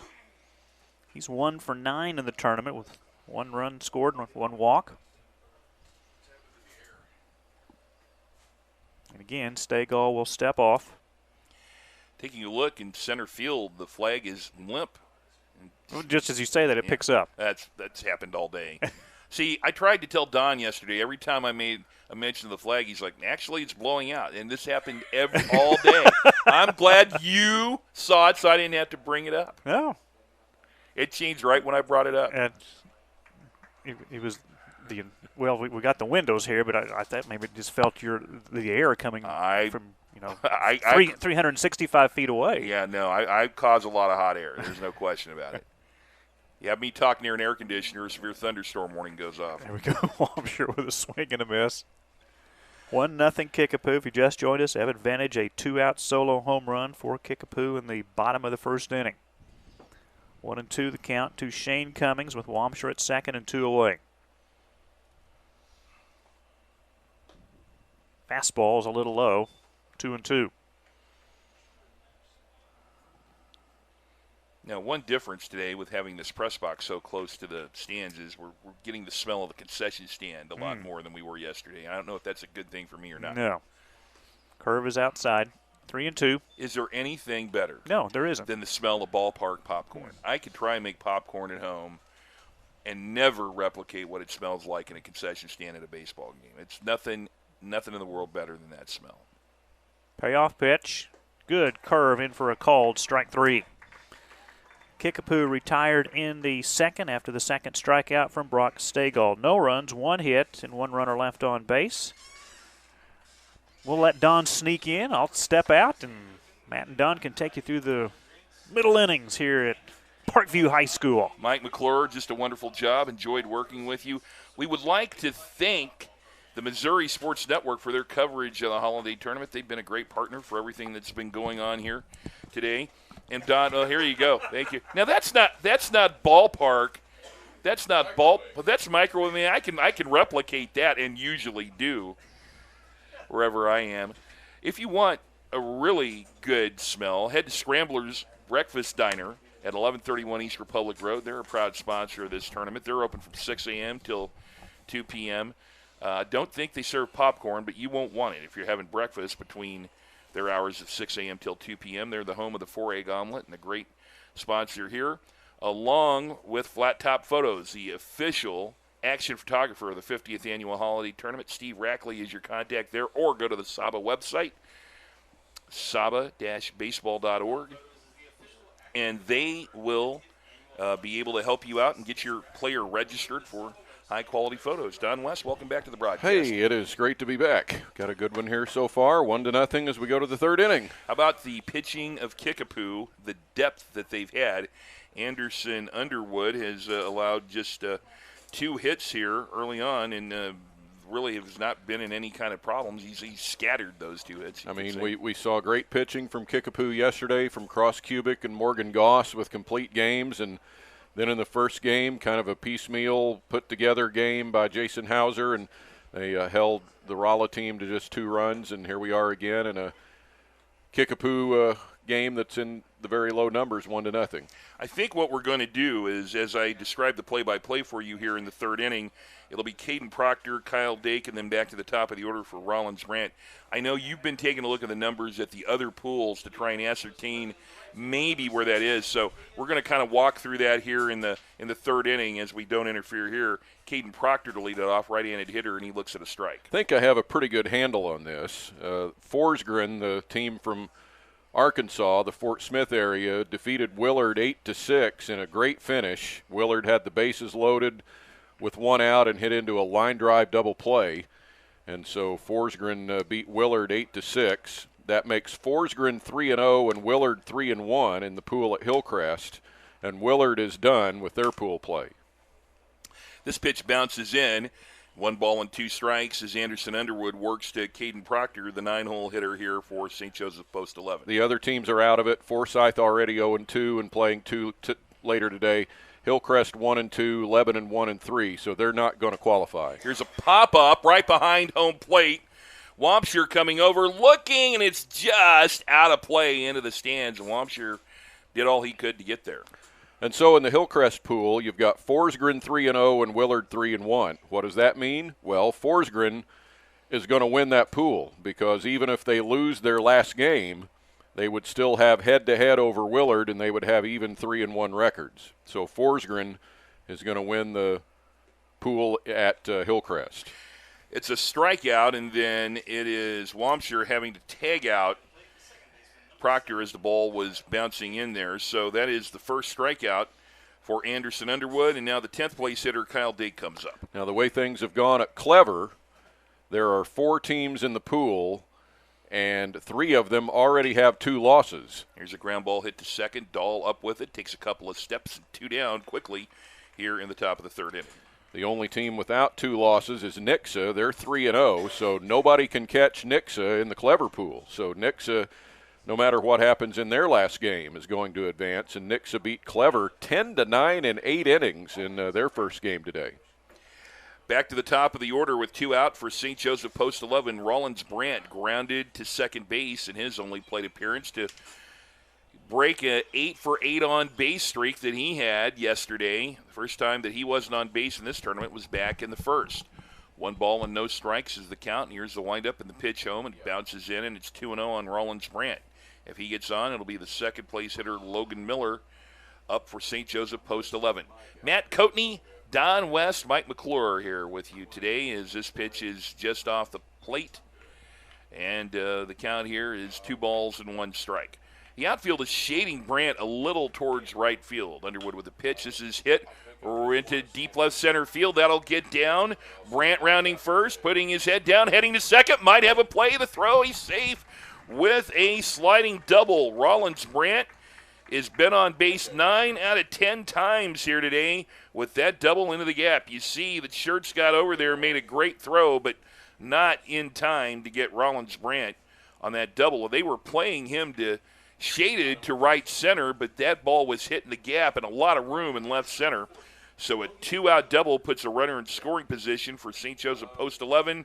Logan Miller comes to the plate. Here's a check of the runner at second base. And now the first pitch coming home, and that is a called strike and a fastball inside. Logan Miller, the center fielder, grounded to third to McCarville back in the first inning. Kickapoo with a 1-0 lead as St. Joseph Post 11 bats in the top of the third inning. They, with the coin flip, are the visiting team here today. The windup and the pitch home, bounces in, and the count is even now at 1-1 strike. 1-0 Kickapoo in the lead. They are undefeated in pool play at Don West. It's going to be hard for Kickapoo not to advance to tomorrow. Yeah, so we're dealing with this pool now to decide the last winner, and that would leave a wild card spot open. The next pitch on the way. That's outside. 2-2. The inside track to the wild card spot is going to be in the hands of Willard right now, and the first tiebreaker, if you will, to settle that spot is runs allowed in the tournament, and Willard is at 11. Now that's not in first place right now. Here is a cue ball shot into no man's land in right field for a base hit. It gets away from the right fielder. Heading to second, it's a timing play. Is he out at second? He overslides the bag. He'll be out, but the run will count, and this game is tied. Logan Miller with an RBI single to right field, and then, they were just verifying the run is good on the timing play. Brant scores, and then Logan Miller digging all the way is thrown out 9-6, but we are tied after 2.5 at Parkview High School. St. Joseph, Post 11, and Kickapoo tied at 1. Whew, so far, so good. Well, let's just recap where we are now. So is it possible for Kickapoo to lose today to Post 11 and still advance to tomorrow? We'll get to that as we update things here. Let's see. Kickapoo is 2-0. Republic is 1-2. They'll have a later game today, and they won't be able to qualify. Browns Academy from Rolla is out of it. They finished 1-3. And let's see. That left us with a game that's not entered yet. So Post 11, if they can get the win here and in their next game, if they would hold the tiebreaker over Kickapoo head-to-head, and they'd both finish 3-1. So Post 11 actually kind of holds a lot of cards in not only this pool, but they also hold a lot of cards in this tournament. Well, they have their fate in their own hands right now, really at least. In the score update here, Forsyth over Forsgren 2-0 at Hillcrest. That game doesn't matter to Forsgren. They've already clinched the pool there at Hillcrest. So Kickapoo, if they would lose to Post 11, and they'd definitely still be in the hunt. We'd have to figure their runs allowed, and we would do that after this game once Kickapoo had 3 games in. So this one, right now, a pivotal game, not only in this pool, but certainly in this tournament. And if you're Post 11, you have the fate in your hands. And so pretty big opportunity now for the visitors from Northwest Missouri as we go to the bottom of the third. It will be 9, 10, and 1 for Kickapoo with Trey Haggart, Clayton Dahl, and Tyra Schertz coming up to face Brock Stegall, who has scattered 2 hits, but one of those was a long, loud home run by Evan Vintage. Haggart at the plate. He is batting in the bottom of the third inning, and the windup from the right-hander catches the outside corner for a strike. So another possibility for the wild card is that Ozark needs to have 2 really good games here at Parkview into this evening. They've allowed 8 runs already. Here's a bouncer towards short that'll be gobbled up by Dake. Kyle Dake throws to first, and there is one away. And this right-hander, Stegall, has set down 4 in a row. So Willard has allowed 11 runs, and they're done. Ozark has allowed 8, and they have 2 games left. So they would have to allow their opponents just 2 total runs in 2 games to overcome Willard for the wild card spot, and if they ended up tied, we'd have to refigure some more. Clayton Dahl lays down an excellent bunt, and they're just going to have to eat that one. With the wet conditions and the turf field, he deadened that ball, and that is exactly how you want to lay down a bunt. You catch the ball with the bat, and he has good speed, and he is on with a bunt single down the third baseline. So that brings up the leadoff hitter, Tyra Schertz, who takes a long look to get a signal from Jason Hauser. Schertz fouled out to the catcher back in the first inning. We're tied 1 apiece. Kickapoo and St. Joseph Post 11 as we play at Parkview High School this afternoon. And the throw to first to keep Clayton Dahl honest. You get a good look at him standing there with first baseman Connor Bell.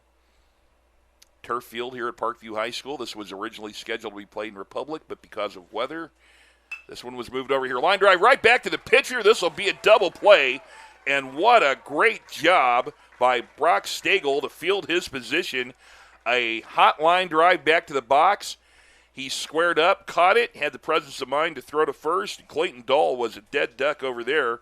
No runs, 1 hit, and nobody left. Kickapoo is stranded 1 through 3 innings. We go to the 4th inning, and we are tied 1-1 here in Pool 1. Friends, remember those 50-50 raffle tickets that support SABA baseball. The drawing will be Sunday at 5. It won't be at Republic High School like our copy says. It'll be wherever Championship Day is held, and we are not quite clear on that yet. But you won't need to be present to win in case you can't find the championship game. Tickets are just $1, and proceeds go exclusively to help SABA baseball in making quality tournaments like this, the 50th annual holiday tournament, possible. The winning numbers will be posted on the SABA website and tweeted to the SABA Twitter account. Now, this is why you're in the Missouri Sports Hall of Fame, because there are a lot of announcers I know who would have read that word for word and wouldn't have been able to edit it on the fly. And one of those announcers might have been me. You can go to Republic tomorrow if you want. And me. You know, I like Republic. But, I was just thinking about talking to Mike McClure and asking if he's done games here. You know, he says he's done high school games here. I don't think I've ever had a chance to do a game in this facility. Yep, I've done 5. Is that right? And there was a big gap between the first and the second because when we started covering or had continued covering American Legion baseball back into the early 90s after you were gone, there came a time when we moved to the city fields away from Metter Park, which was the home for a lot of it. Here's Connor Bell leading it off in the 4th inning, and he's got a base hit as he muscles up on the first hit, and this is somebody who is definitely one of the best players in this tournament we've seen. As Connor Bell's on base for the second time, he was hit by a pitch back in the first, and he's on for the second time today, and the pitcher, Brock Stagel, will come up. He reached on a fielder's choice back in the first inning, but we have been very, very impressed with Connor Bell, and he continues to get things done for St. Joseph Post 11. 2 for 2 on base in this game. The outfield plays Stagel straight away, and this is a big opportunity for St. Joseph Post 11. We have just illustrated for you that they have the fate in their hands. They want to advance to tomorrow. Kickapoo also has their fate in their hands, but attempt is foul down the third baseline just near home plate. So where was I? Talking about history here at Parkview. We moved our Legion baseball coverage in the early 90s on what is now Mediacom, the old telecable, to City Fields, and we went for the first time to Kickapoo and out to Glendale and over to Hillcrest and out here to Parkview, and had a game when the facility looked very different back then, but then it was about 18 or 20 years before I was back for a second game in my coverage with Willard High School ball. So 5 here altogether for me. There's a wind-up in the pitch, and this one is outside. And we'll add to that total today. For Anderson Underwood. I really wish everybody who has tuned in today would get a chance to see Don West's very comprehensive and complete list of broadcast locations, partners, and teams in his illustrious career, because it is impressive. Here's a bouncer down the third baseline. It's fair. Gets away from the third baseman, McCarville, and all runners will be safe, and it'll be first and second on the error by McCarville. Stagel with the bouncer down the third baseline, and that was a hand grenade. It really ate him up, got away from him, an immediate call by Wilson to say that was a fair ball. Yep. So nobody out and 2 runners on. Worst possible, not necessarily the hop because it's a turf field, but the location of that hop couldn't have been any worse for McCarville, kind of in between and just a hard play to make when you're trying to backhand it. Corbin Bodie at the plate. He bounced out to short back in the second inning, and right now St. Joseph Post 11 with a great scoring opportunity with a runner at second, also a runner at first. Here's a bunt by Bodie. It's a great butt. Dead down the third baseline. Throw to first in time, and a great throw by Brian Wobsher, but the sacrifice is effective. 2-3 on that. but the runners move up 90 feet. Stagel to second, Connor Bell to third, and here's Zane Ulmer with a chance to give St. Joseph post 11 in a variety of ways. He could get a ground ball to the right side. He could get a sacrifice fly, any number of things. He singled and was caught stealing in the second inning. So Anderson Underwood in a bit of trouble right now with one out in the fourth. The wind and the pitch. It bounces in there and doing a great job to block it with his body and keep it in front of him was Wampshire. And if you've ever played catcher, that is why you want to have somebody who has great technique back there. He squared up and he made sure that he blocked it forward and didn't let it get behind him, and he kept that runner at third.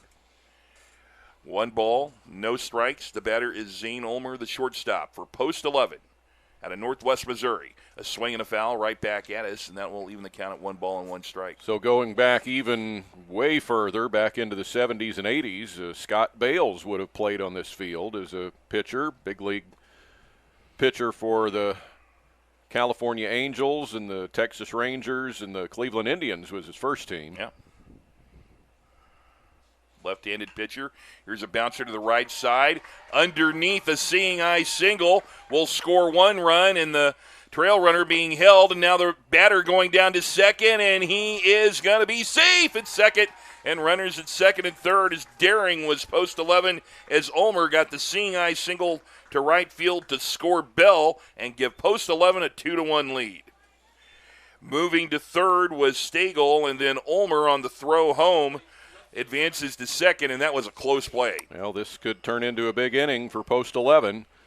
They have taken the lead here in the top of the fourth. Look for more with 2 in scoring position. Here's Derek Sprague, bounces one to the right side. Second baseman comes up with it. Underwood, the pitcher, covers.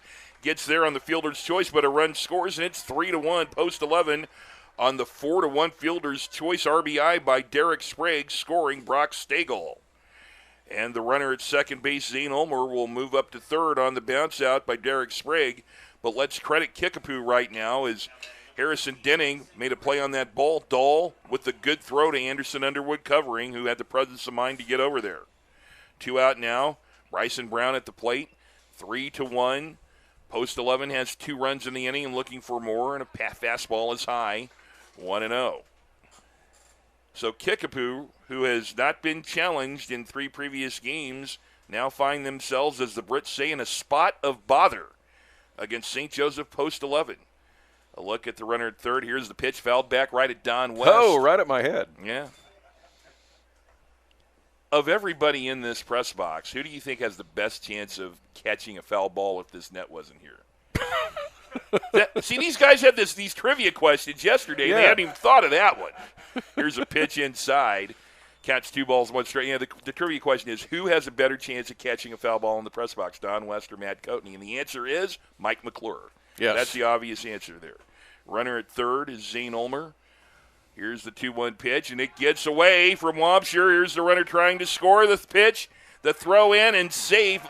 Underwood took the throw from Wampshire, and St. Joseph post 11 has a 4-1 lead as that ball got away from Wampshire on I'm going to call that a pass ball. Yep, no doubt. It's off his glove and to the backstop, and just not enough time to get Ulmer for a 3-run inning and a 4-1 lead now for post 11. Who owns their tournament fate in their hands. They control their own destiny. Bouncer towards Dahl, goes to his left, gobbles it up, steps, throws, and that will end the half inning for post 11, but the damage has been done. They came up with 3 big runs.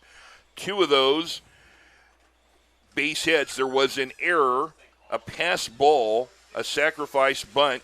Nobody was left. St. Joseph post 11 has left 2 through 3.5. And we go to the bottom of the fourth, and now St. Joseph post 11 with a 4-1 lead over Kickapoo.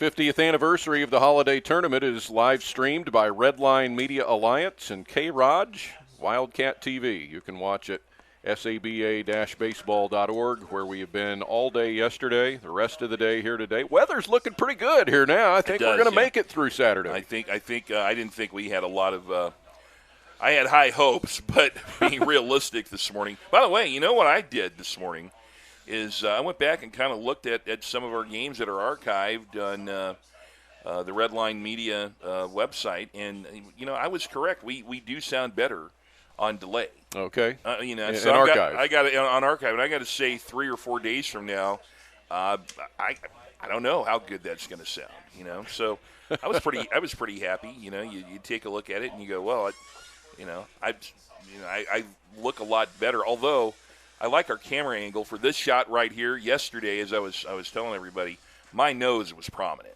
Okay, and I kept trying to hide it with my computer. Now, we don't have enough room in this press box for me to bring my computer today, but my nose almost looks normal on this shot. And my forehead is red from yesterday. I never did put the stuff. Well, see, if I was sitting where you are there today, there we go. Which announcer is wearing – hold on just a second. Let me see this. See that bald spot right there? If you look at the Kansas State Media Guide from a few years ago, that's a bald spot there. So, well, here we go. Kickapoo comes up, and here's Tyra's shirts. And they have some wood to chop to get back into this one, trailing by 3. And the pitch is outside, or I'm sorry, Anderson Underwood, and that is a ball. Yeah, it's not Terrence Banks, Matt. Very good. I think we've all had the lineup where we've gotten kind of out of play here. Oh, yeah. Here is a ball skied in the air, deep left field, and turning the wrong way and misplaying it is Derek Sprague. Anderson Underwood will get on second base, and he will have a leadoff situation in which he gets to second base, and Derek Sprague, it's going to be called a double, but he certainly had that as an adventure. He turned 2 different ways, and the ball went over his head. Catchable, but that's going to be ruled a double. Well, that ball really carried off of the bat. Wind helped it that way. 33 pitches so far, as you can see, for Brock Stagel. When Evan Vintage comes to the plate, potential tying run is on deck. So Kickapoo trying to get back in this one. And taking that pitch was Evan Vintage. He kind of leaned over, thought about that one. Vintage hit a solo home run, a no-doubter back in the first inning. The runner at second is Underwood. Check of the runner and the pitch home. Swing, and that one is fouled at the plate. Running on the plate was Underwood, so he'll have to go back, try it again. I would talk about the wind right now, but it's really not in question here. What wind there is blowing out to left field. Nowhere near being a factor in the game like it was yesterday in Pool 1 at Republic. No balls, 2 strikes. Stagel working ahead, so he bounces one in there that Vintage takes. And it goes to 1 ball and 2 strikes. Here you have a look at the Stars and Stripes for this holiday tournament around the 4th of July. Very patriotic. Here's Stagel. Pitches home. Strike 3 called. He froze Vintage, and that was a really dandy-looking pitch. That is strikeout number 3 for Brock Stagel. So, yeah, that wind is supposed to stay out of the southwest, which would be kind of across from right field to left here on this field. Here's Cale McCarville, the third baseman. He's 0 for 2 today. He's flied out and lined back to the pitcher. He looks at a curveball that's low and away. 1 ball and no strikes. Matt Coatney, Don West, Mike McClure, and a cast of thousands here in the press box with us from Parkview High School for the 50th annual holiday tournament. Here's the windup of the pitch. Bounced in the hole towards short. The shortstop can't handle it. The runner will come home. Anderson Underwood will score, and Kickapoo pulls back within 2 as St. Joseph leads it 4-2. I mean, what do you got there? Tough play, backhand. I got a single all the way on that. Okay. Absolutely. It's my inning. I'm calling it a base hit. RBI then for McCarville. Yep, RBI for McCarville. So Kickapoo has the potential tying run at the plate. Brian Wampsher, who had a single and was stranded in his only previous plate appearance back in the 2nd inning. Kickapoo undefeated in this pool. Post 11 controls their own destiny. And the first pitch from Stagel is low to Brian Wampsher. Harrison Denning waits on deck. And this is arguably the best game of the tournament so far because it has so much on the line and the back and forth nature of it. Stagel will throw it first and had the runner leaning. Eddie Duggar does not make a call. Everybody knows the person is safe. How dandy is Eddie Duggar? I made my day. Got a chance to talk to him before the game. Here's a pitch coming home. There's a swing and a miss. And the count is 1-1 strike. If he takes off the glasses, he looks a little like the present-day Barry Williams. Is that right? Now, former- how many people, and here's a bouncer foul down the right field line. I know who you're talking about. But, if we have listeners and viewers at home in great places like Lakeland, Florida, that were tuned in yesterday, do they even know what you're talking Well, about? sure. Really? You think so? Everybody knows the Brady Bunch if you're old enough. Yeah, okay. Greg Brady. It's hard for me to think of him being an old man. Here's a foul at the plate. He's about 65 now. Yeah, and he's had a show in Branson that my wife and I went and saw one time and met the man. Is that right? Yeah. So does he sing that Time to Change song where Peter Brady has his voice cracked? Is that part of the show? What the heck does Barry Williams do on the show? Here's a bouncer to first base, and it gets underneath the glove of the first baseman, and everybody will be safe as the first baseman, Connor Bell, could not handle that one, and now the potential lead run will come to the plate. An error on Bell in first and second for Kickapoo as they turn it back on here. I show that is the second error of the game, so each team has committed an error in this one. Harrison Denning steps up as he bats with runners at first and second, one out. Post 11 would like to get him to hit it to a double play. Stegel's pitch home is missing, swing and a miss, and no balls and one strike. He did a lot of rock and roll covers. I'll give it that. Good show. Is that right? Very good. Well, I'm happy to hear that. Here's the next pitch home. It bounces in there. I probably watched more Brady Bunch than any human being in the early 1970s. It was on Friday night on KMTC Channel 27 here in Springfield. After that was the Partridge Family. I watched that because I was in love with Susan Day, Lori Partridge, when I was 6 years old. And then after that, as the pitch is inside for a ball, was a show called Love American Style. Yeah. And then I had to go to bed, so I have no idea what was on after Love American Style on Friday nights on ABC back in the day. But the Brady Bunch was, what a great show that was. 2-1 strike. Here's a pitch and a swing, and a big cut by Harrison Denning is not productive. And now 2 strikes. But Kickapoo has got one run back after giving up 3 in the top of the inning to post 11. Stegel will throw his 43rd pitch of the game. And half a cut by Denning, a defensive swing. Now the runner's going to third. He's going to be caught in a rundown. The third baseman throws to the shortstop. Now coming over is the pitcher, and it will get the tag out, and Kickapoo runs themselves out of the inning. A strikeout of Denning, and then we get Cale McCarville thrown out. 2-5-4-1 is how that play goes. But one run on 2 base hits. There was an error, and nobody was left. Kickapoo is left one on. And we go to the 5th inning with St. Joseph post 11 leading at 4-2. Don West, I'm going to guess right now that I'm going to have first let's answer the trivia question. Which announcer is wearing white New Balance with white socks, Don or Matt? I know the answer to this. I will tell you this is almost a trick question because we're both wearing white socks. Ah. I don't think I own anything other than white socks. That's not true. And for dress socks, I guess I do. That would look really terrible. If I come in Sansa-belt slacks and white socks with some wingtips. But I can tell you right now, today, I'm not sure I've ever owned anything with New Balance because anybody who knows me, and I don't have it on today, but Nebraska is an Adidas school, and so I can't really be seen in anything other than that. So the answer to the trivia question is you. Can't be seen? Are you advertising for Adidas now? Not advertising, but if the University of Nebraska says, here's some Adidas gear, do you think I'm going to be walking around in something else? I mean, really, you can't have the Nebraska announcer walking around in something else. I like getting clothes from University of Nebraska. I'm going to walk out of here. We're going to bring Mike McClure in because we've talked enough about my clothing style. No one should ever know anything about my wardrobe because it's not that good. But anyway, here to take you through the fifth inning, here's Don West. And it's me, of course, who's wearing New Balance shoes. They're the most comfortable things ever.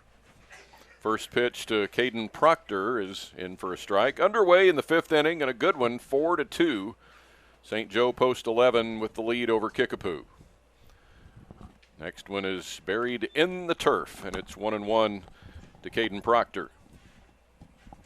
Proctor was a strikeout victim back in the third, his only time up. This one is swung on and missed. 1 ball and 2 strikes. 3 runs in the fourth inning for post 11 have put them on top. This one is upstairs, and it's 2-2. Just to finish that thought, Missouri Southern's a Nike school, so, you know, we're good. 2-2. Strike 3 called. And 1 out. And back in the day, I had this pair of Converse There we go. from the Chuck, Lady Bear program. the Chuck Taylor high top. They were these big, thick, white things that were really comfortable, but they just kind of fell apart over time. Uh-oh.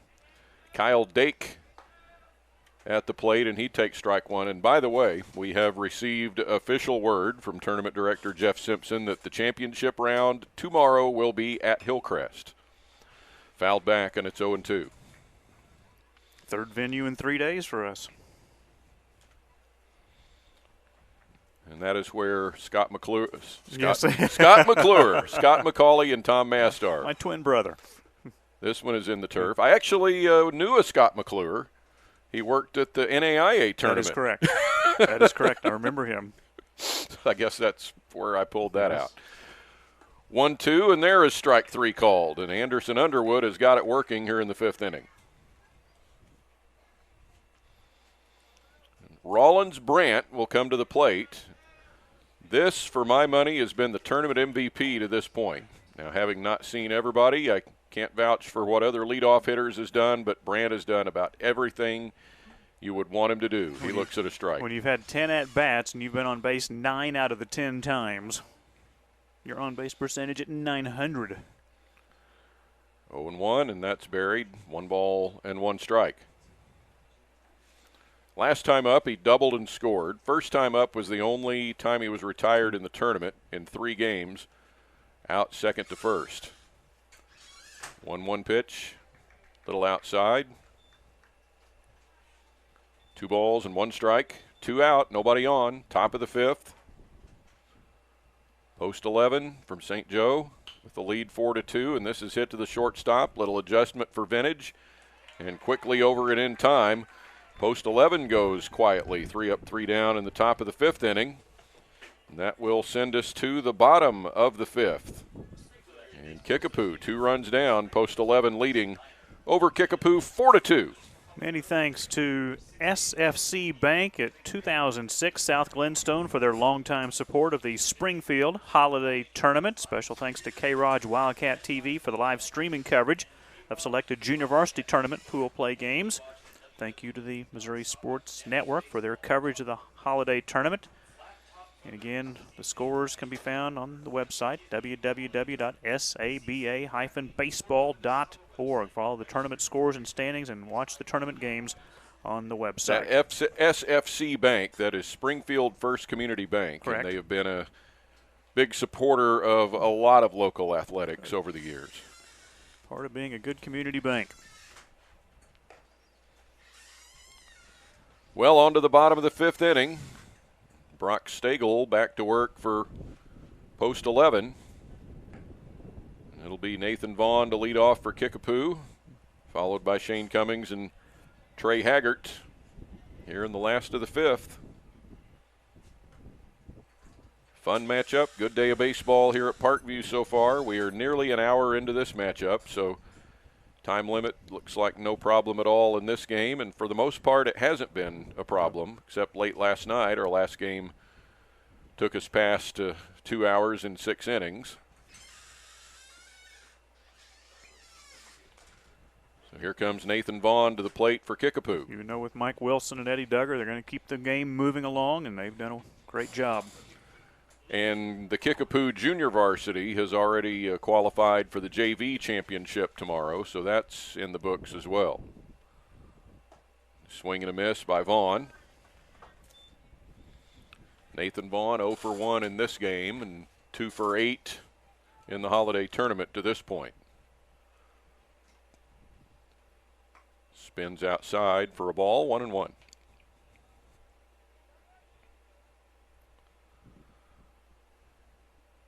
(4-2), Kickapoo trailing.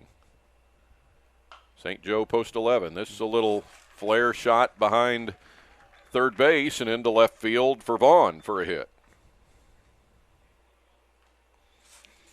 Got that one off his shoe tops. Almost looked like a 9-iron shot. He went down so low to get that one, but it's that single to left field, and Kickapoo will now bring the tying run to the plate with nobody out here in the fifth. And it's Shane Cummings coming up.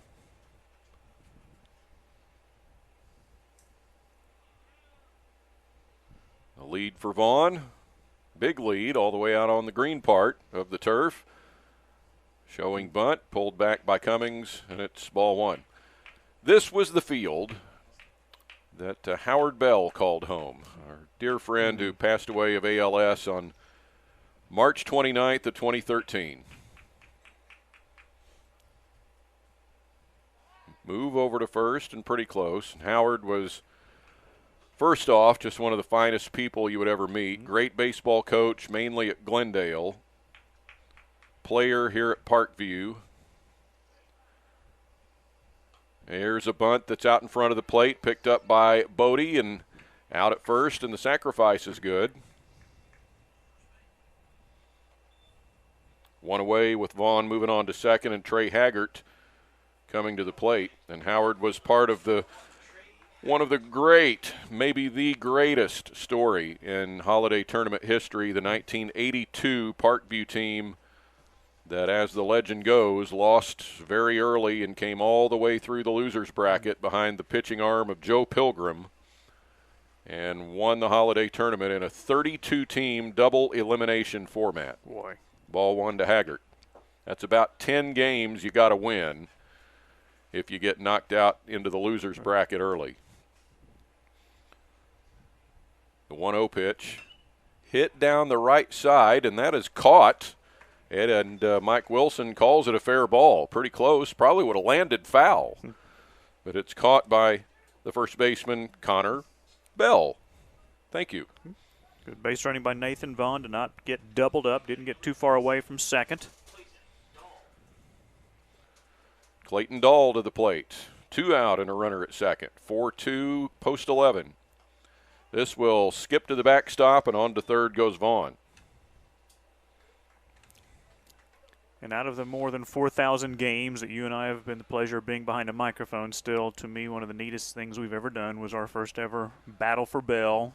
Tom Mass joined you and me, and that was just a wonderful, wonderful night and one of your best broadcasts ever, period. That was fun. In baseball, Yeah. It was. A ball misses low, and when you're a broadcaster, you rate yourself and you critique yourself and you try to make yourself better. And I can honestly say I've never been better on baseball than I was that night. Yep. 2-0 pitch, up high, and it's 3-0. We've got the compact disc, DVD of that game, and I treasure it. 3-0. There's a strike. Missouri State played Drury at Hammonds Field.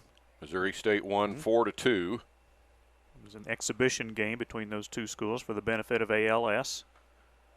Over 3,000 attended at Hammonds Field. Ball 4 to Clayton Dahl.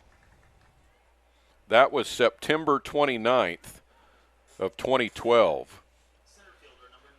Now Tyra Schertz comes to the plate for Kickapoo, and I just found it perfect. Not in a good way, but a Major League Baseball season is 6 months long, regular season. And Howard passed away 6 months to the day after the Battle for Bell. Oh. September 29th to March 29th. Yeah. Strike 1 to Schertz.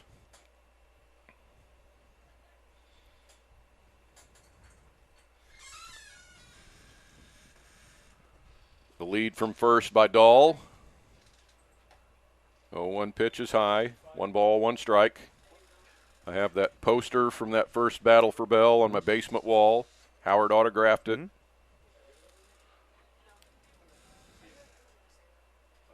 Surprised you haven't put that scorecard in a frame, or did you, from that night? I know right where it is. Matt's just nodding his head, yep. If I did, half of it would be on the back side, so I kind of leave it out. We don't want you to spill Dr. Pepper on it No. because it's too valuable. No. It's on top of my microwave in the basement. Okay. Runner going, the pitch is low, and it's a stolen base for Dahl. And Kickapoo now with second and third. They got that tying run into scoring position here in the bottom of the 5th inning with 2 outs. So Schertz in the spotlight right here for Kickapoo. What Clayton Dahl just did with that steal of second may loom very, very large in this outcome. 2-1, swing and a miss, 2-2. And as Howard used to tell it, in that 82 4th of July tournament, Brian Romines was one of the co-MVPs, and Joe Pilgrim, who did all the pitching, was the other one. And Howard would say, I had 30-some hits in that tournament, and I still wasn't MVP. And he probably did, because they played about 12 games. You would have had to. 32-team double elimination.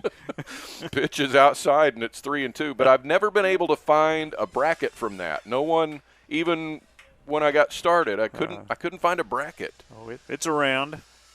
Keep digging. Even Kim Bell didn't have one. 3-2, just high. And that'll be ball 4 to Schertz to load the bases for Anderson Underwood, and he could help himself big time here.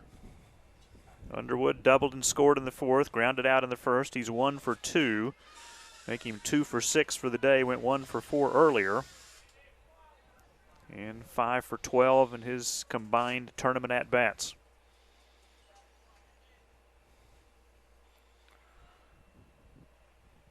To the plate, and Underwood takes strike 1. Game on the line here in the 5th inning. 4-2, post 11. Kickapoo tying run at second, lead run at first. Good hitter at the plate, Underwood. And he'll take outside, 1-1. Hasn't challenged Underwood with a fastball yet, throwing back-to-back curveballs. 1-1. Outside again. Now here's a critical pitch on 2-1. Yeah. Pitch of the game maybe right here. You don't want to go 3-1 to Underwood. You don't want to make it too good. Stagel's pitch is on the inside corner for strike 2 called. First time he's thrown a fastball. It's his 4th pitch. 2-2. Runners away. Bases loaded for Kickapoo. 2-2. Fisted in the air right at home plate and caught by Bodie. Wow. And post 11 gets out of the jam with Brock Stagel getting that 3rd out on the pop-up by Bodie. Nothing across for Kickapoo in the bottom of the 5th. No runs, 1 hit, 2 walks, bases left loaded through 5. Still a ways to go here. It is 4-2, post 11 with the lead over Kickapoo. Thank you to all of the sponsors of the historic 50th Annual Springfield Holiday Tournament. This tournament was first won in 1972 by Poplar Bluff. SABA thanks longtime supporters. Play It Again Sports. Play It Again Sports, 1300 East Battlefield. They've got all your sports equipment and clothing needs. See their sales reps for your team's needs. The Scoreboard Guy, follow all scores on his Twitter account, @ScoreboardGuy. And I want to keep reminding you about the 50-50 raffle tickets that support SABA baseball. The drawing will be tomorrow at 5 p.m. We now know at Hillcrest High School. You do not need to be present to win. Tickets only $1. Proceeds go exclusively to help SABA baseball here in Southwest Missouri and making quality tournaments like the 50th Annual Holiday Tournament possible. Winning number will be posted on the SABA website and also tweeted out on the SABA Twitter account. So again, you don't have to be present to win. 50-50 raffle tickets, and we'll get a winner tomorrow afternoon on the drawing at Hillcrest High School. I don't know if the founder of this tournament, Mike Keltner, will make an appearance Sunday at Hillcrest, but it would be so fitting if he did, because Mike is a Hillcrest graduate, And he grew up on a farm north of town and found this tournament in 1972 when he was barely out of high school. He was a college student at Missouri State University and was 19, 20 years old when he was looking for an alternative to teams going to Bartlesville, Oklahoma for summer baseball, and did it right here in Springfield. Here we are. At the age of 19 or 20, yeah. He had a pretty bright future in front of him with vision and forethought like that. Indeed. Ball fouled off by Logan Miller for strike one. I hope he can make it out. 0-1 to Miller. He is 1 for 2 in this game. And that's just blistered up the middle for a base hit.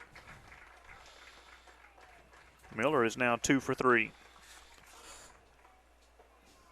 And 6 for 11 in the tournament. Connor Bell comes up. With 5 RBIs now. Got a double, couple of triples. That's a candidate for an all-tournament team nomination. Mm-hmm.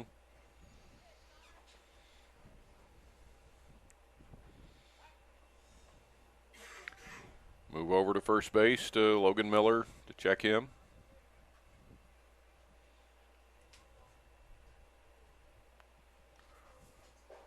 Underwood allowed 3 runs in the 4th inning. That's the difference right now. A bunt up the third base line. Charging is McCarville. Be a tough play, and got him at first. The sacrifice for Bell moves Miller to second. That is a tremendous play by Cale McCarville, the third baseman. Watch this throw. I thought there was no way he would get this at first, and close but out. Brock Stagel now, the pitcher. Has a runner at second base with 1 away. Post 11 looking for insurance here in the 6th inning, top of the 6th. Kickapoo won the coin toss. They're the home team.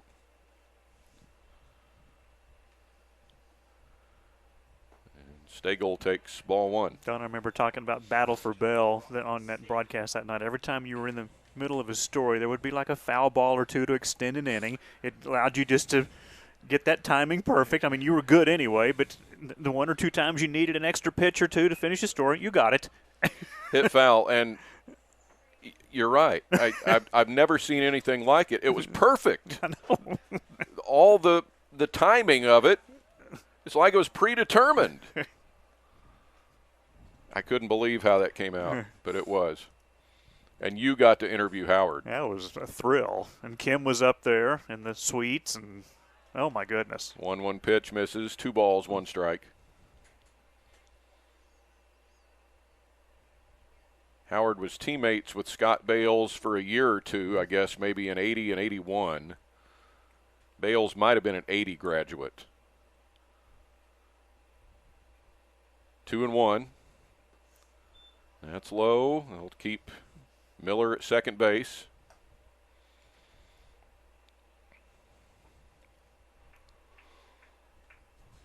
I got to go to Howard's house and interview him, and I took my cassette player with me.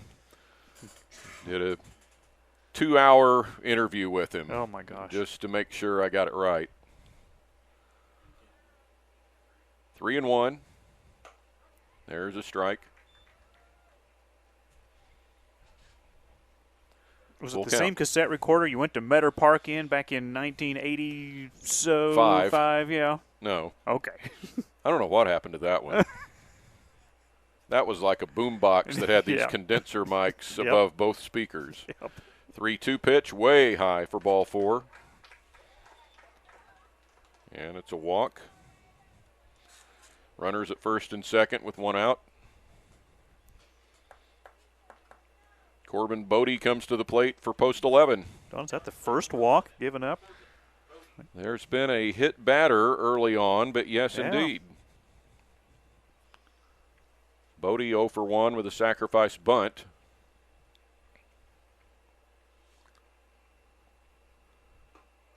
And a strike to get it started to Corbin Bodie.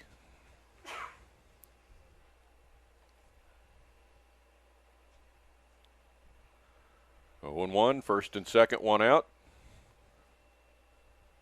Sun shining brightly now. Strike 2 is called.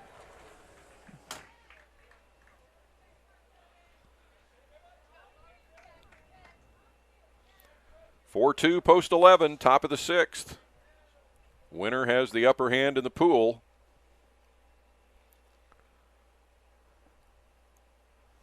And a turn and look at second base, and safe back in there is Miller. Good timing play. Advantage the shortstop, got there to cover the throw.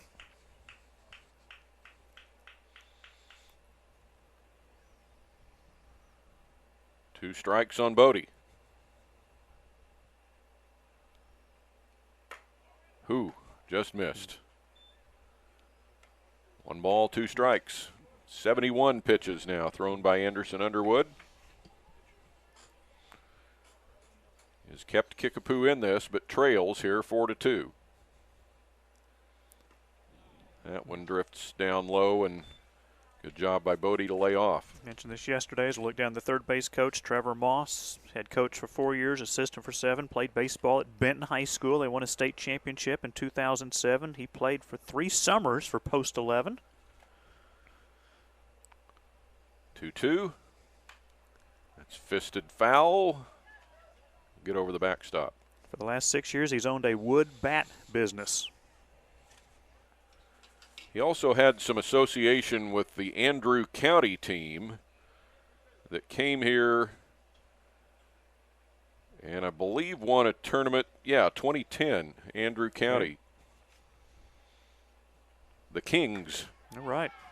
This one misses low and away. 3-2.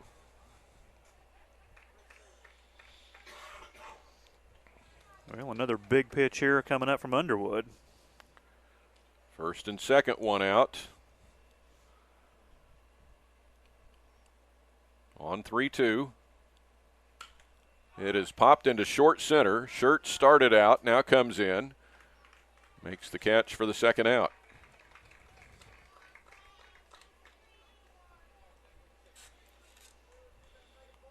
Two away, and the runners stay put at first and second with Zane Ulmer up now for post 11. He's 2 for 2 in this game. Singled in the second, singled, drove in a run, and scored on a pass ball in the fourth.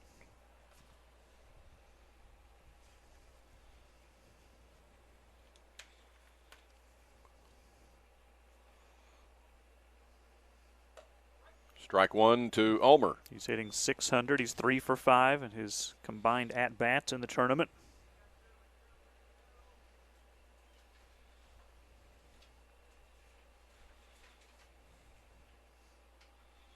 On 0-1. Hit foul back toward the cars again. There's that skateboard park right over. That's where I parked. Off to our left. Man, I just went right in the middle of the skate park. I did. Fun addition to the city recreation when they brought that in, and it's been a good 20 years now. Oh, wow. 0-2 pitch, way high.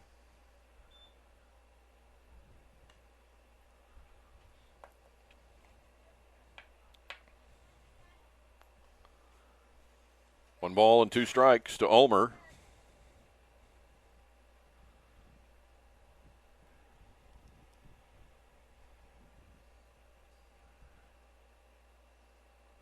One, 2, hit out into right, and that'll drop for a hit.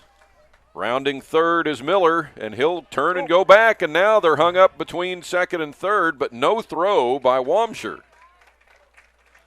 The runner behind him, Stagel, was halfway to third base. There really wasn't anyone covering the second base bag, and that's how Stagel able to get back there without a throw. They just about ran themselves out of an inning. The bases are full now for post 11 with 2 outs, and here's another defining moment of this game coming up. A visit to the mound. Derek Sprague coming to the plate. Jason Hauser, that's the pitching coach out there. Jason Hauser for the Kickapoo summer program, his 26th year coaching baseball overall, 9 years an assistant at Ozark under Legendary head coach Mike Essex, 17 years coaching at Kickapoo and the summer program for Kickapoo. Associate head coach Chad Harrison in his 12th year with Kickapoo baseball. He was a great player for Willard, also for Evangel University. He's currently the head pitching coach in the spring. He's helped along some great former Kickapoo baseball pitchers like Tristan Stevens, Logan Wiley, Caleb Schmidt, Mason Auer. Underwood will pitch to Sprague. It's low and away for ball one. Do you ever have hair like Underwood's got? No? No, not that long.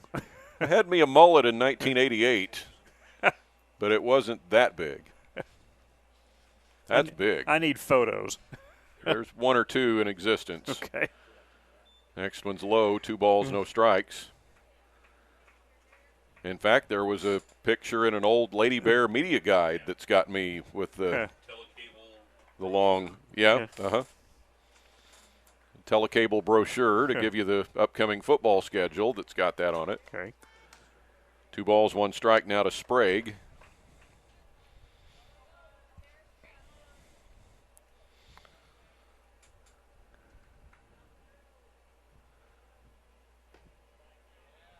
Not quite. 3-1, little low.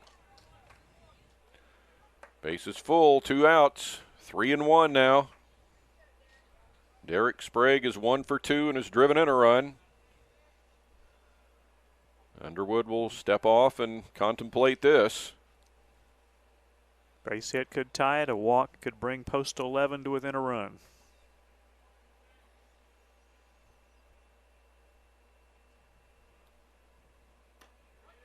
There's a strike. Now Post 11 with the lead, 4-2. Excuse me. And they're looking to add to it here in the 6th. Miller at third and Stagel at second. Ulmer at first. 3-2 with 2 outs. The runners will go. And there is ball 4 low, and it is 5-2 Post 11. That was awfully close. Sprague able to draw the bases loaded walk.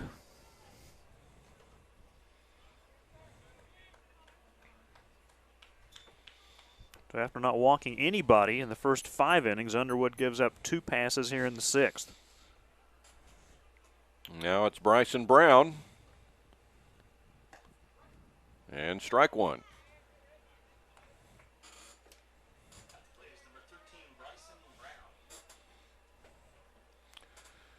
Brown has grounded out twice. And that's fisted over on the third base side and foul.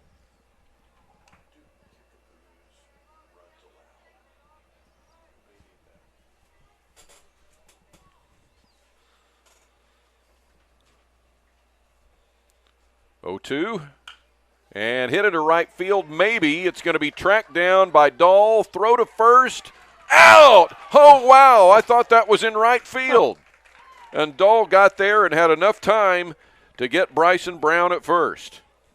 Watch the replay and look at the bang-bang play at first. Goodness. So the damage is minimal for Kickapoo in the field as Post 11 gets 1 run on 2 hits with 2 walks and 3 left on. So on to the bottom of the 6th inning, and it's a 5-2 lead for Post 11 over Kickapoo. Special thanks to K-Raj Wildcat TV for the live streaming coverage of selected junior varsity tournament pool play games. Thank you to the Missouri Sports Network for their coverage of the holiday tournament. Now's a good time to buy a 50-50 raffle ticket and a commemorative T-shirt listing the 49 previous tournament winners. T-shirts can be ordered on the website www.saba-baseball.org. Well, Kickapoo is in a bit of a quandary now as they trail 5-2, and up to this moment, they have allowed 11 runs in the holiday tournament. Now, Willard is already finished as a team that did not win its pool and allowed exactly 11 runs.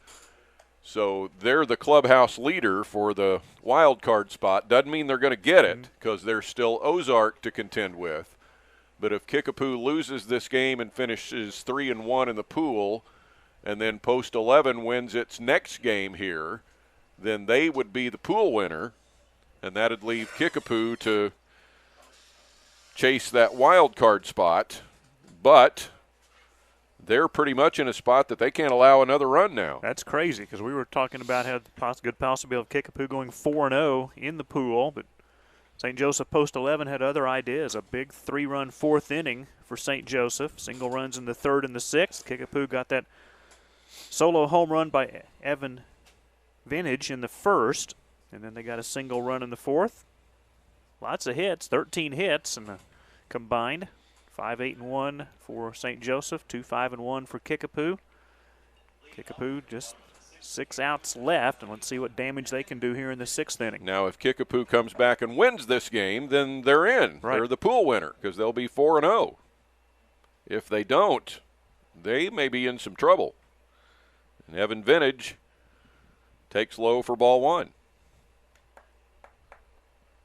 So they're at, and they don't need to tie this because if they did, then they might give up another run, which they can't.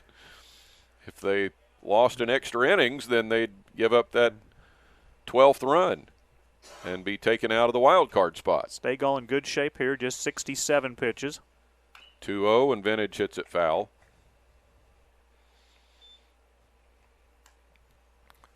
Two balls, one strike. Kickapoo has had hits in every inning. This is the leadoff man here in the sixth, Vintage. And it's outside.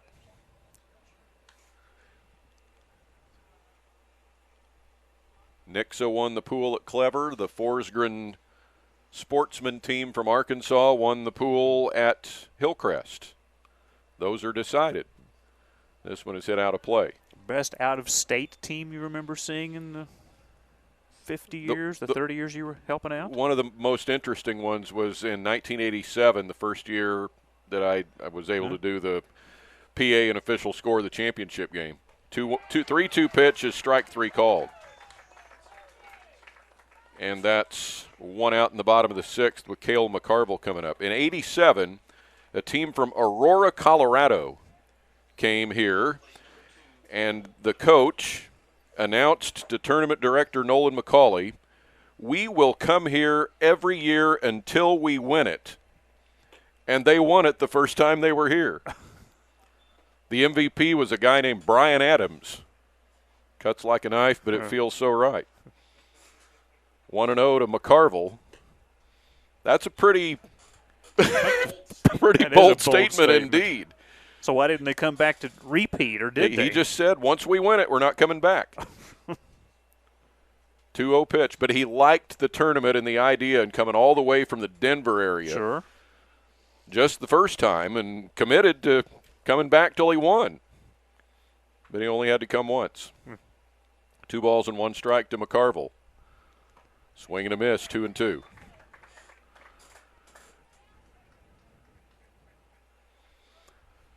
So that was, and that's got to be the team that's come the farthest for the holiday tournament. There were Illinois teams from the St. Louis side that have been here several times, including Brighton, Illinois, a team that had Jason Isringhausen as its star player, and he could hit as well as pitch. He was the MVP one year. In about, well, I got it here. So 91 for Brighton, Illinois.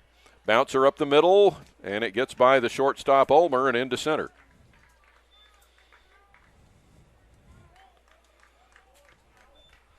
Brian Wamsher will come to the plate for Kickapoo.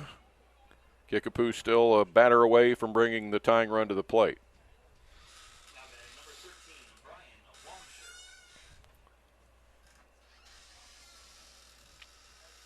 Enjoyed your interviews on the SABA website with Tammy Mast and Mike Keltner and Howard Quigley. Hope people check those out. Wamsher hits one in the air out into short left. Left fielder was playing at the fence, and this one is caught by the center fielder, Miller. Throw back to first is too late, but did you see how far Sprague had to come? He ran a football field. 2 out with the runner back at first base. Tough break there for Kickapoo. Huh. That was pretty well placed. Harrison Dennig comes up.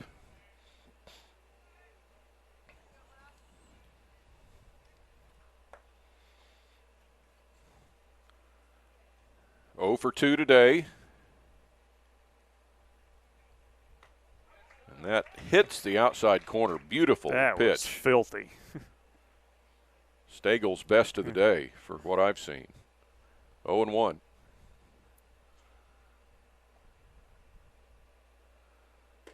And a swing and a miss.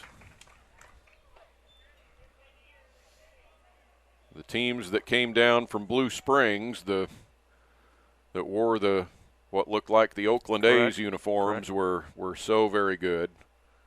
Pitch misses low.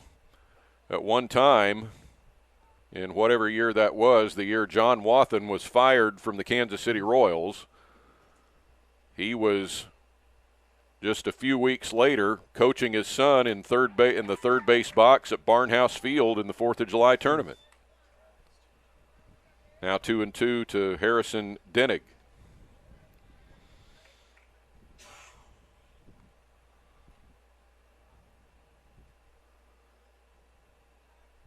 Two, and out. No, strike 3 called. And that will take care of Kickapoo in the bottom of the 6th inning. No runs and 1 hit and 1 left. And that will send us to the 7th.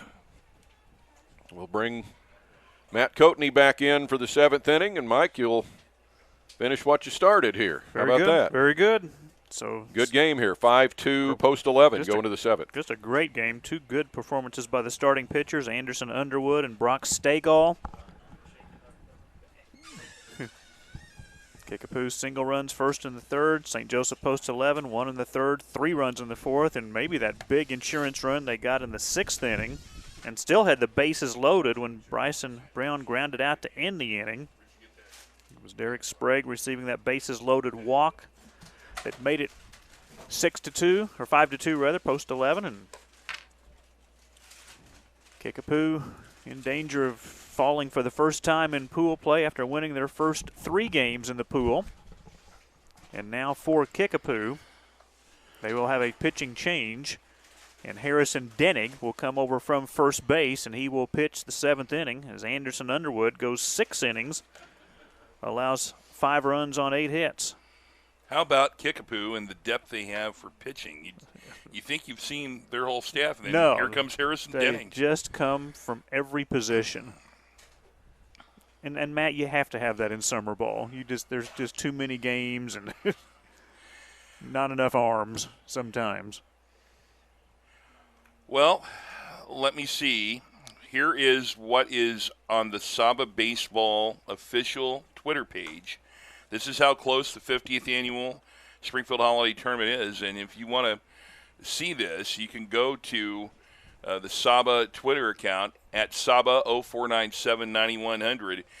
Kickapoo can win Pool 1 but can't win the wild card. Ozark can't win Pool 1 but can win the wild card. Post 11 can win Pool 1 but can't win the wild card. Willard can't win Pool 3 but can win the wild card. So we have a lot of situations here. And here's Mike McClure with the 7th. Harrison Dennig to face Caden Proctor. And the fastball paints the outside corner for strike 1. Caden Proctor 0 for 2 with a pair of strikeouts.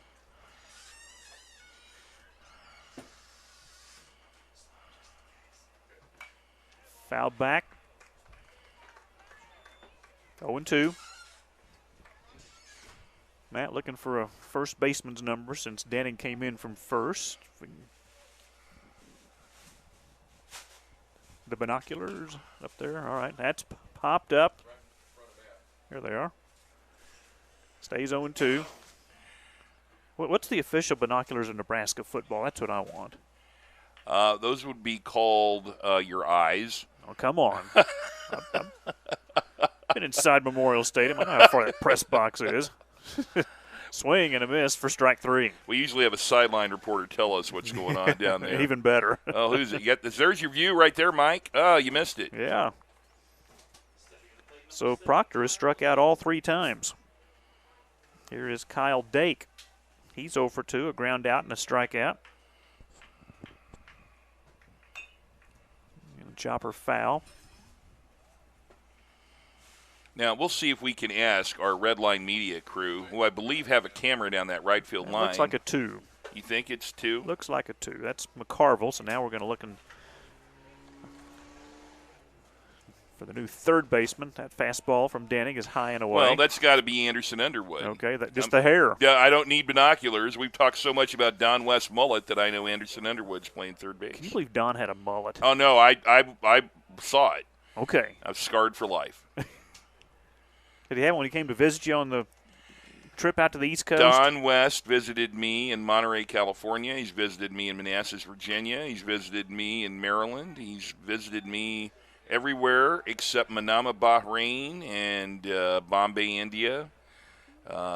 Did not follow me to other countries, but both coasts. Monterey, California is where my wife and I visited with Clint Eastwood. Yeah, he was mayor of Carmel when I was out there. Yeah. Absolutely. His grandmother grew up in Jackson, Missouri. I did not know that. Wow. Mike? We told him we were from Monette, Missouri, and he said, my grandmother grew up in Jackson. You know where that's at? I said, absolutely. It's in the Boot Hill down by Cape Girardeau. Oh, my goodness. And then we just started talking. That's great. Ball 4. Dake draws the 1-out walk. Well, as Don West has illustrated, Kickapoo can't give up another run. They have to win this pool according to the official tournament website. So Kickapoo can't be the wild card. They must lose the next tiebreaker. Yeah. Wow. So it must be the tiebreaker is going to get them. So, yeah. Okay. Rollins Brand, who is 1 for 3, doubled and scored in the third. And that gets past the catcher, Wamsher. So the second tiebreaker is run differential, and that's where the boys from the Prairie run into a problem. The second tiebreaker, if everything was equal on runs allowed, they would lose the second one. Correct. So that's where they can't be the wild card here. Denning from the stretch. Look back at second. Fastball misses high. It's 2-0.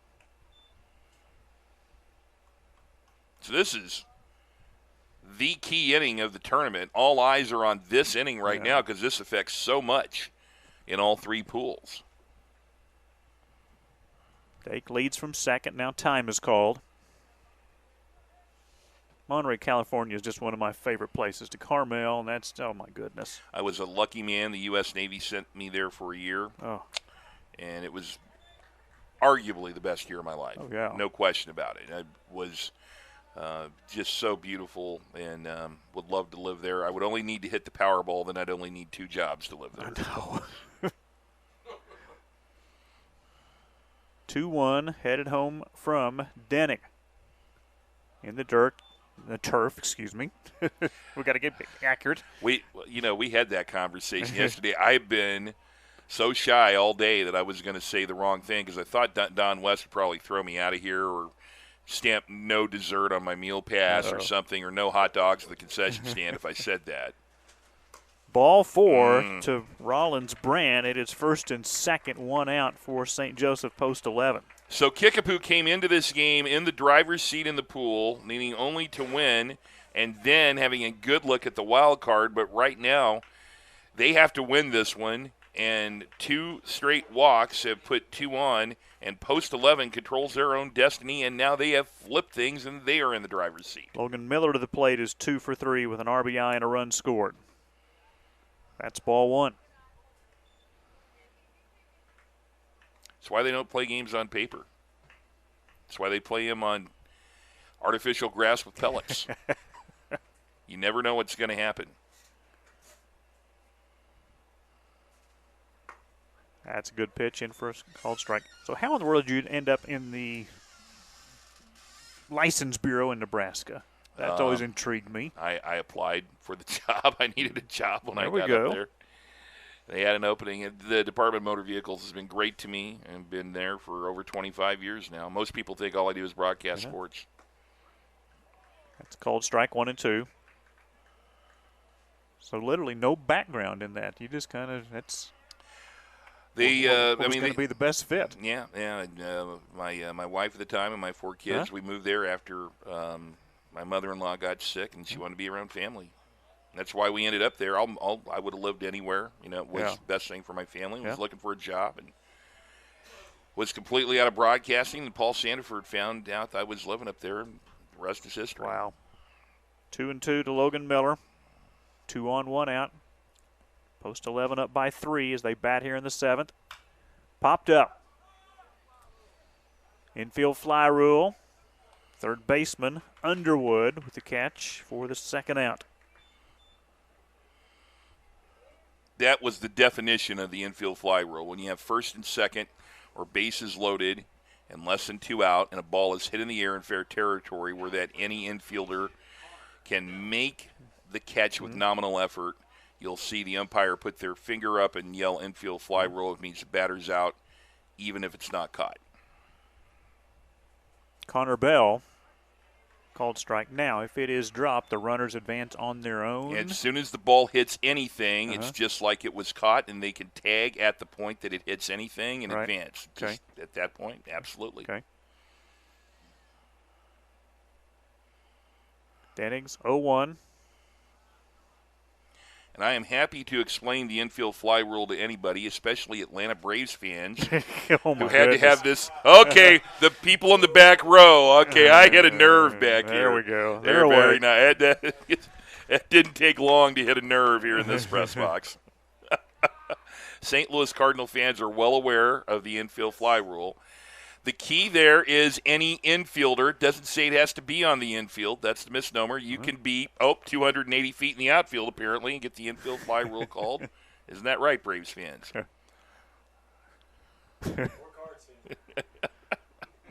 Foul back. Oh, my goodness. But, you know, the 2011 was a long time ago. I tell you what. 10 years already? It's all I had to do was bring that up. Here we go. The back row comes alive. A little flare, and the shortstop advantage for the catch for the 3rd out. Well, nice job by Harrison Denning as he keeps Kickapoo to within 3. And after 6.5, Kickapoo needs 3 to tie and 4 to win. It is 5-2 St. Joseph post 11. All right, so let's go through this with you again. This is where we are this late in pool play. Matt Coatney, Mike McClure with you. So Kickapoo has to rally to advance in this tournament. They're down 3 right now going to the bottom of the 7th. The time limit not a factor here. If Kickapoo loses today, then they will finish 3-1, and then they would have to hope. Now let's take this angle at it, Mike. They would have to hope that Ozark could beat post 11. So it's not an automatic that Kickapoo doesn't win the pool, but then it would be post 11 would control their own destiny there. Post 11 can win this pool with a win over Kickapoo and then a win over Ozark, but they can't win the wild card. Willard cannot be the winner in Pool 3, but they could still be the wild card, and a lot of that depends on what happens here. So this is a very, very important bottom of the 7th inning. But I want to make sure. I think we've given the impression that if Kickapoo loses this, they're out. No. And that's certainly not the case here, but they would not control their own destiny. Post 11 right now is the team that controls their own destiny in this pool and this tournament. So we've got some big games coming up. And how about the great job that Brock Stagel has done? Oh, my goodness. Arguably the best pitching performance in the tournament against a team that was 3-0. His Kickapoo team defeated Browns Baseball Academy 10-2 earlier today. And Kickapoo winning both their games yesterday, a 5-2 win over Ozark, an 11-2 win over Republic. And we will have Ozark playing their final 2 games tonight. They'll take on Post 11. in our next game, right where you are, and then it will be Republic, who is the de facto host, but not on their home field anymore since we had to move to Parkview. And also, it was announced earlier today that the championship games tomorrow, the semifinals and the championship round, all moves to Hillcrest High School, so we will be at our third venue in 3 days tomorrow. And Don said a lot of construction going on at Hillcrest High School, so be ready for that if you're heading out that way. All right, for Kickapoo, Nathan Vaughn will lead it off. He is 1 for 2. First pitch is in for a called strike from Brock Stegall, who is only at 83 pitches. Arguably the best pitching performance in Pool 1 here today. Fouled off to the left. Stegall just a nice, slow, effortless motion on the mound. Doesn't use a whole lot of energy, and just nice job of pushing off with that foot. Yeah, he's been in command today, no question about it. Quietly confident out there. Struck out 5, walked 2. Wanted to see if Vaughn would chase an 0-2 pitch outside. He did not.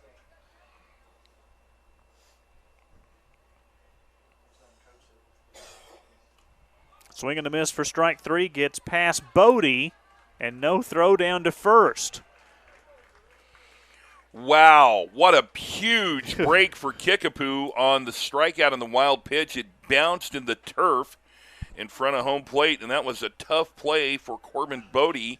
And it not only rolled all the way to the backstop, it rolled as far away as you can get in this ballpark to the left. So Kickapoo now has a runner on base, but they need to get a couple of more on here, trailing by 3. Shane Cummings 0 for 1 with a sacrifice. And he takes a called strike.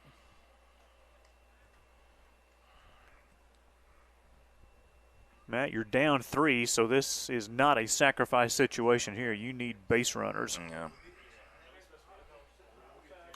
Curve is tapped foul, 0-2. And it's an interesting situation. You probably don't want to steal because you need more than one run. You don't want to potentially get your runner thrown out at second. Well, it would be good to get them in scoring position. You need base runners. 0-2. Swing and a miss, strike 3. And not a confident swing at all by Shane Cummings, as Cummings was just a very protective swing that time and not a full swing. Here is Trey Haggart, who is 0 for 2. Kickapoo needs one more base runner to get the tying run to the plate here in the bottom of the 7th, 1 on, 1 out. And there is strike 1, snap throw to first. Vaughn safely back. Boy, and talk about being fooled. Haggart buckled his knees when that pitch came in.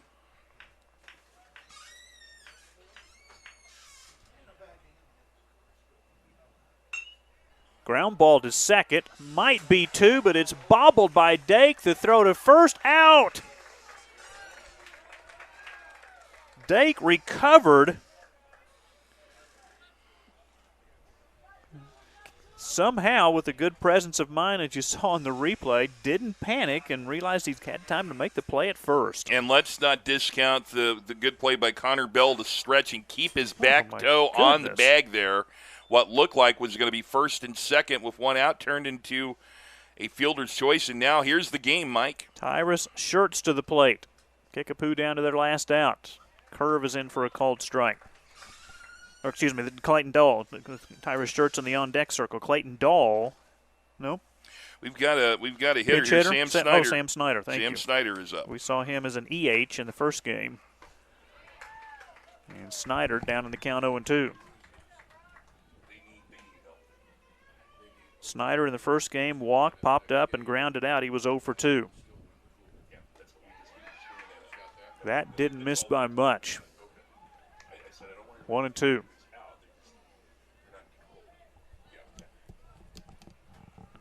Snyder pinch hitting for Dahl.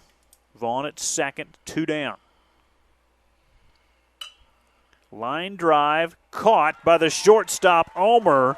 And St. Joseph post 11 knocks off Kickapoo 5-2. Wow. What an unbelievable game this was. Kickapoo was controlling their own destiny, but we have to give credit to St. Joseph post 11 as they come in here, and now they are in control of their own destiny. Kickapoo finishes pool play with a record of 3-1. Now, Kickapoo's not out of it. They just don't control their own destiny. What they need is for Ozark in the next game to knock off Post 11. If that happens, then you will have Post 11 with the record of 2-2. Kickapoo would be 3-1. They would win the pool. Kickapoo cannot be the wild card. So right now, the folks from the Prairie are the biggest fans of Ozark. And so they need Ozark to win this next game. So a lot riding on our next game coming up here, Mike. St. Joseph Post 11, 5 runs, 8 hits, 1 error, 7 left. Kickapoo, 2 runs, 7 hits, 1 error, 7 left. Brock Stegall gets the win. Anderson Underwood gets the loss. We got underway at 4:27. And we ended 6:14. 6:14, all right. 133, 147. Like those crisp ball games under 2 hours. We've had these teams have hustled in and out. We've had good pitching, and this has been a great tournament. But right now we're at crunch time in this tournament. 2 games left in Pool 1, and we still don't know who will advance out of this pool. What we do know is the wild card will not come out of this pool because Kickapoo cannot be the wild card. We are either going to have Ozark Post 11 or Kickapoo come as the team representing Pool 1. Kickapoo needs Ozark to knock off Post 11. If that happens, then we have a whole another set of situations with the Ozark team then. For Matt Coatney, for Don West, I'm Mike McClure reminding you the final score. St. Joseph Post 11 5, Kickapoo 2. Stay tuned. We've got Post 11 and Ozark coming up shortly, and we'll let you hear from our sponsors. Appreciate you joining us on Redline Media Alliance. Don't forget the Springfield Area Baseball Association's 50-50 raffle. That's right, just $1 a ticket. And on Sunday at 5 p.m. on the live stream, we'll be announcing the winner of the 50-50 raffle brought to you by SABA, Springfield Area Baseball Association. A big thank you to Flat Top Photos for sponsoring this year's 50th annual SABA Baseball Holiday Tournament. Owner, photographer Steve Rackley has been in the business for many, many years and does a fantastic job with his sports photos. You can get a hold of him at 417-425-6823. Flat Top Photos, the official photographer of the 50th annual SABA Holiday Baseball Tournament. Shout out to SFC Bank out of Springfield, Missouri for their sponsorship in this year's 50th annual SABA Holiday Baseball Tournament. Banking made easy for you, whether it's their mobile banking app that you can find or their convenient hours in the lobby 9 to 5 and through the drive-through 7 a.m. to 6 p.m. SFC Bank, 417-882-8111. Huge shout out and thank you to Guy Newcomb, or as you may know him, the Scoreboard Guy, for sponsoring this year's 50th annual SABA Holiday Tournament. Hey, find the Scoreboard Guy on Twitter, be one of his 16,000 followers, or find him on the new Missouri Sports Network. He's very excited about that. That has just launched. Guy Newcomb, the Scoreboard Guy, Missouri Sports Network. We thank you for your sponsorship. Big shout out to K-Rod's TV out of Rogersville, Missouri for sponsoring this year's SABA 50th Annual Holiday Baseball Tournament. You can find your Rogersville Wildcat Sports on TV and radio, Facebook and YouTube, as well as the JV section of this tournament. Find them on Facebook, give them a like, find them on YouTube, and subscribe. K-Rod's TV. A big shout out to Play It Again Sports out of Springfield, Missouri for their sponsorship in this year's 50th Annual SABA Holiday Baseball Tournament. A sporting good chain that buys, sells, and trades a wide variety of equipment, both new and secondhand. You can find them at 1300 East Battlefield Street there in Springfield, Missouri, or contact them before 8 p.m. at 417-883-7444. Play It Again Sports. Shout out to Scrambler's Diner out of Springfield, Missouri for sponsoring the 50th Annual SABA Holiday Baseball Tournament. Hey, whether you dine in at 1131 East Republic Road or you call ahead for curbside pickup at 417-886-4224, Scrambler's Diner will be glad to have you. Scrambler's Diner, Springfield, Missouri. Huge shout out to Digital Reminiscence out of Corning, Arkansas for their sponsorship in this year's 50th Annual SABA Holiday Baseball Tournament. They're the official film editor of this tournament, so whether it's game DVDs or maybe highlight reels of any player that we live streamed in this tournament, get a hold of them at 870-323-9051. Find them on Facebook, give them a like. Big town quality at small town prices. Digital Reminiscence. Andy Earls here with Redline Media Alliance out of Corning, Arkansas. Hey, we just want to say that we are honored to be the official live streaming partner of this 50th annual SABA Holiday Tournament. We hope you enjoy the live production, and we look forward to doing many years of live streaming this baseball tournament, this fantastic tournament. Redline Media Alliance, Corning, Arkansas.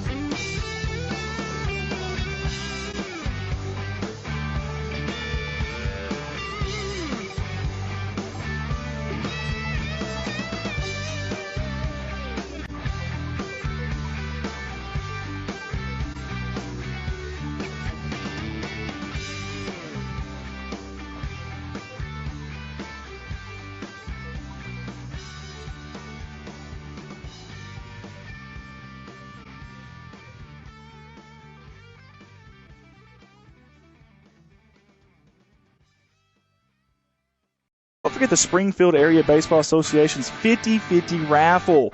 That's right, just $1 a ticket. And on Sunday at 5 p.m. on the live stream, we'll be announcing the winner of the 50-50 raffle, brought to you by SABA, Springfield Area Baseball Association.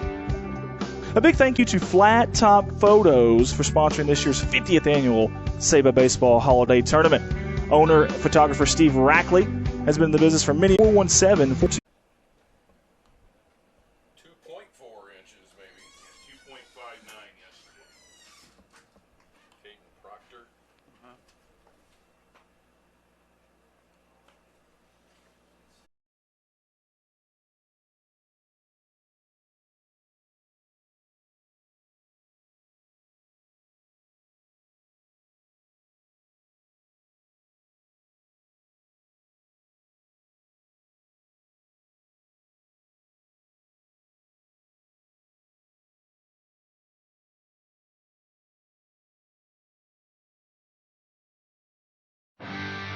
Don't forget the Springfield Area Baseball Association's 50-50 raffle. That's right, just $1 a ticket. And on Sunday at 5 p.m. on the live stream, we'll be announcing the winner of the 50-50 raffle, brought to you by SABA, Springfield Area Baseball Association. A big thank you to Flat Top Photos for sponsoring this year's 50th annual SABA Baseball Holiday Tournament. Owner, photographer Steve Rackley has been in the business for many, many years and does a fantastic job with his sports photos. You can get a hold of him at 417-425-6823. Flat Top Photos, the official photographer of the 50th annual SABA Holiday Baseball Tournament. Shout out to SFC Bank out of Springfield, Missouri for their sponsorship in this year's 50th annual SABA Holiday Baseball Tournament. Banking made easy for you, whether it's their mobile banking app that you can find, or their convenient hours in the lobby 9 to 5 and through the drive-through 7 a.m. to 6 p.m. SFC Bank, 417-882-8111. Huge shout out and thank you to Guy Newcomb, or as you may know him, the Scoreboard Guy, for sponsoring this year's 50th annual SABA Holiday Tournament. Hey, find the Scoreboard Guy on Twitter. Be one of his 16,000 followers, or find him on the new Missouri Sports Network. He's very excited about that. That has just launched. Guy Newcomb, the Scoreboard Guy, Missouri Sports Network. We thank you for your sponsorship. Big shout out to K-Rod's TV out of Rogersville, Missouri for sponsoring this year's SABA 50th Annual Holiday Baseball Tournament. You can find your Rogersville Wildcat Sports on TV and radio, Facebook and YouTube, as well as the JV section of this tournament. Find them on Facebook, give them a like, find them on YouTube, and subscribe. K-Rod's TV. A big shout out to Play It Again Sports out of Springfield, Missouri for their sponsorship in this year's 50th annual SABA Holiday Baseball Tournament. A sporting good chain that buys, sells, and trades a wide variety of equipment, both new and secondhand. You can find them at 1300 East Battlefield Street there in Springfield, Missouri, or contact them before 8 p.m. at 417-883-7444. Play It Again Sports. Shout out to Scrambler's Diner out of Springfield, Missouri for sponsoring the 50th annual SABA Holiday Baseball Tournament. Hey, whether you dine in at 1131 East Republic Road or you call ahead for curbside pickup at 417-886-4.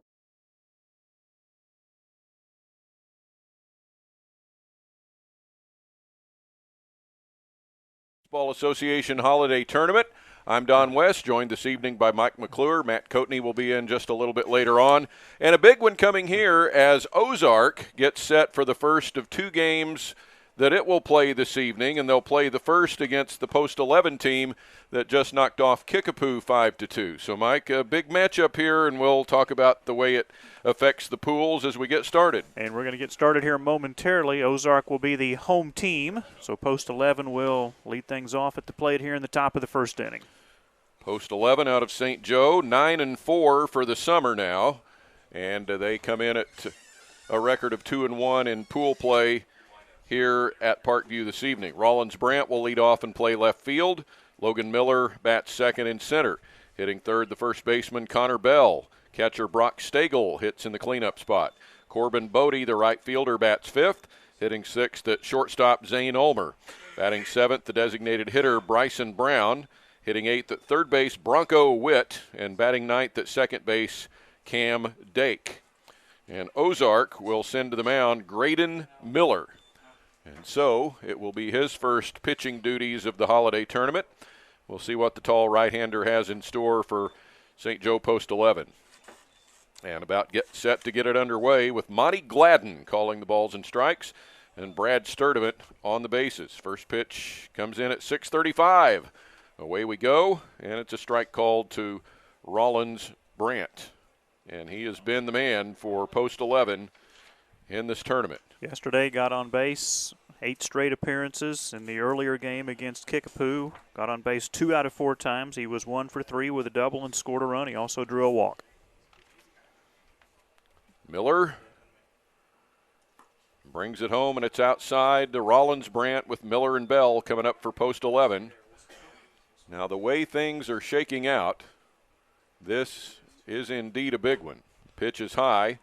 If Post 11 wins this game, they would be your pool winner by virtue of a head-to-head win over Kickapoo, and both teams would be finishing with a 3-1 pool record. But Post 11 got that 5-2 win half an hour ago. Brandt swings and hits one to short. Charging is Cannon Little. And across, safe, and Brandt beat it out. And that's what has made him of the extraordinary on-base percentage in this tournament. Cannon Little did everything right, but so did Rollins Brandt, and just hustling down the first base line. Logan Miller will come to the plate. So Rollins Brandt has 4 stolen bases in the holiday tournament. He's got a big lead. Miller will check, brings it in high. Ozark has Cash Morgan in left field, Devin Wright in center, Brock Dodd in right. Around the infield, Gage DePay at third, Cannon Little at short, Brady Dodd at second, and Brody Bauman at first. The catcher is Cooper Buvid, and Graydon Miller on the mound on the turf infield here at Parkview. Ball 2 makes it 2-0. Trevor Moss, the head coach of St. Joe Post 11. Justin Sundley coaches the Ozark summer team. Swing and a miss makes it 2-1. Logan Miller earlier today against Kickapoo went 2 for 4, drove in a run, scored a run.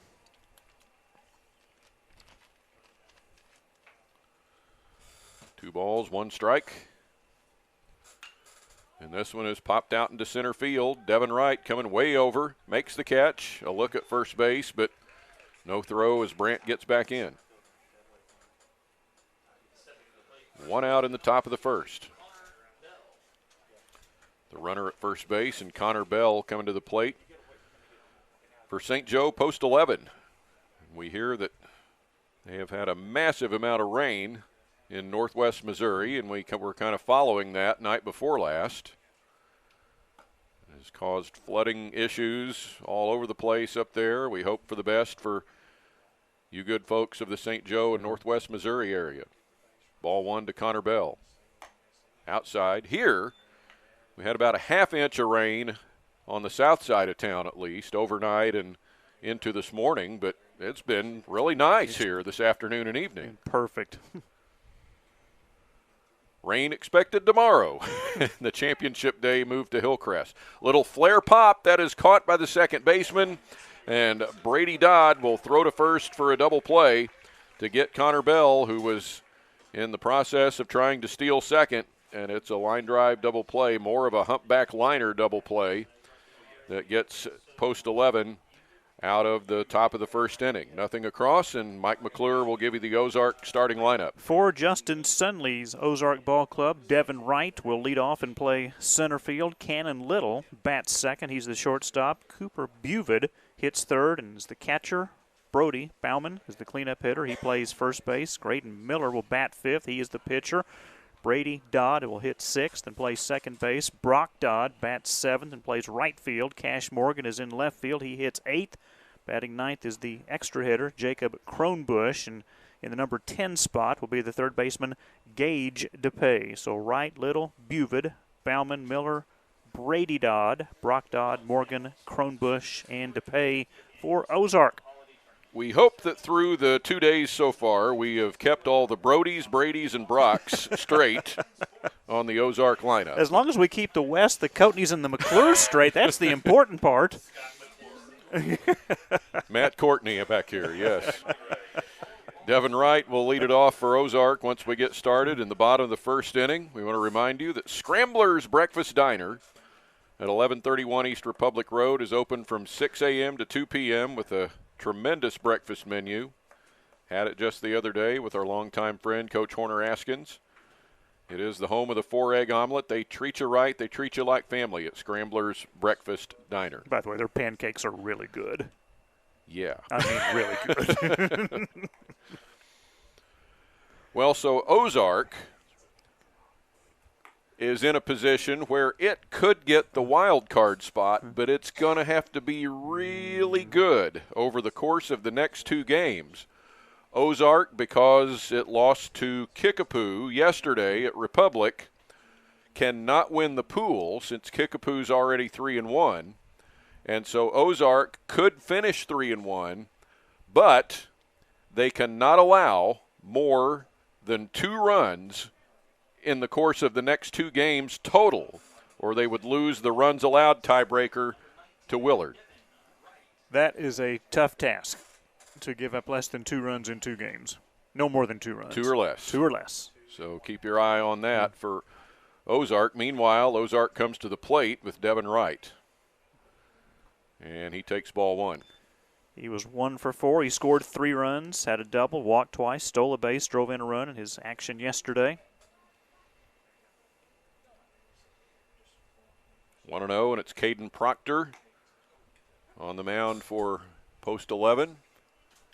This will be his first tournament action. 1 ball and 1 strike to Wright.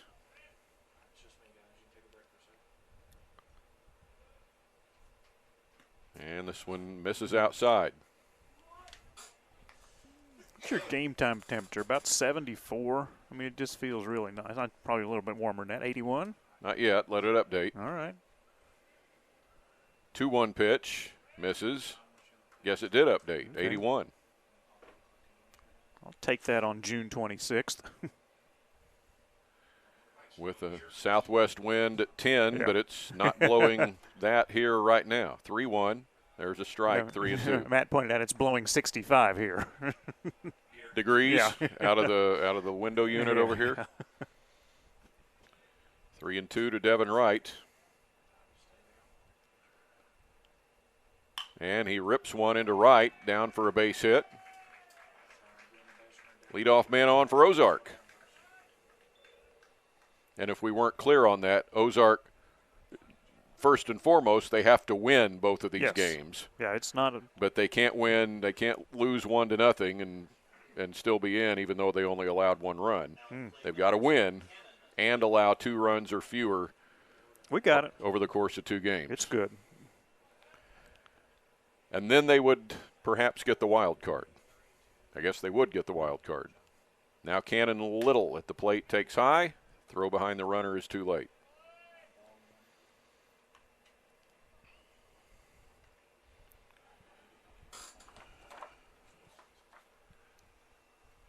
Cannon Little 2 for 5 in the holiday tournament. Scored 1 run, drove in 1. His play yesterday at Republic.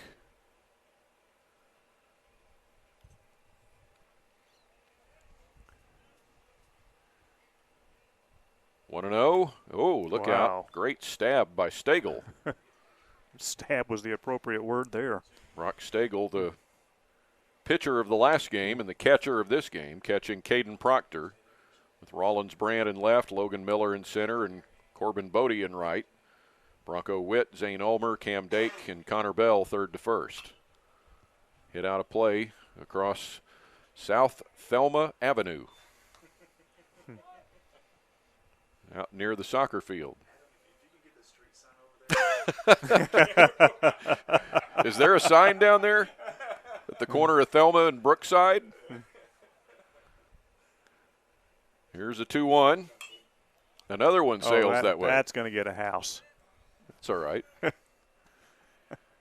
Across this part of town, when you head to the south, you used to run into Portland Elementary down there. Don't know if you saw that, but it's been demolished, and they're rebuilding on the site for the new Jarrett Middle School. Good. 2-1 pitch. That's upstairs, ball 3. And so there's the old Sherwood School at the corner of Scenic and Sunshine that's not been an elementary for a while, but it has been used by about 5 different schools that have shipped their students there while there was construction. And rebuild going on at the other schools. Yep. 3-1 pitch, low and away for ball 4. 2 on now for Ozark with nobody out.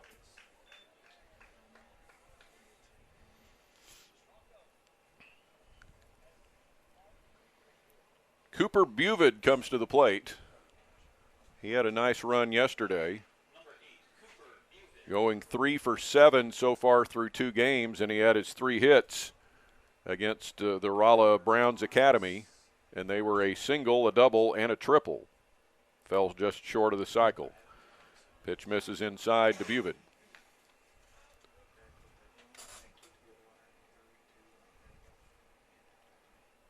He hit the triple first, then the single, then the double, and had a chance for the cycle, but reached on an error in his last at-bat.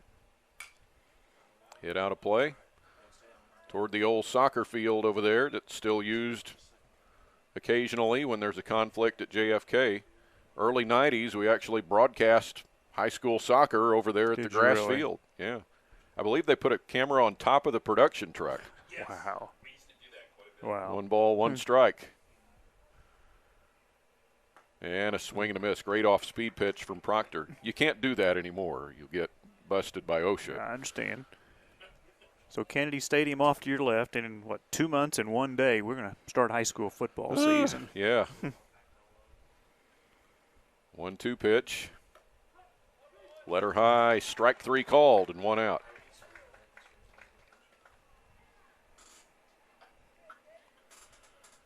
Brody Bauman will come to the plate.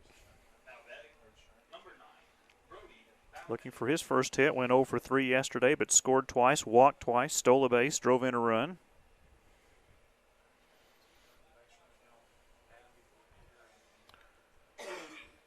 Bauman takes strike 1.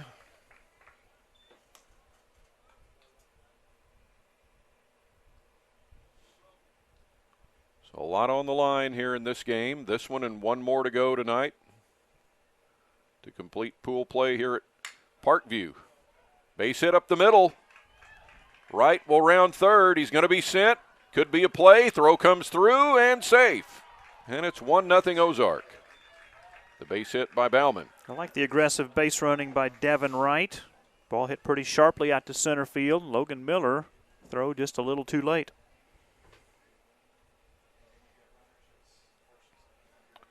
And Cannon Little held at second. Graydon Miller comes to the plate, the Ozark pitcher for this game. He had a big day yesterday. Hit 600, went 3 for 5, scored twice, had a double, drove in 2. Strike called to Miller.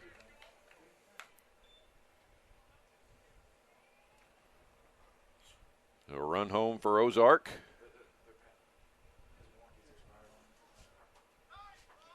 A balk. And a balk is called. Runners move up, 2nd and 3rd now. Let's take another look. The base umpire, Brad Sturdivant, calling the balk.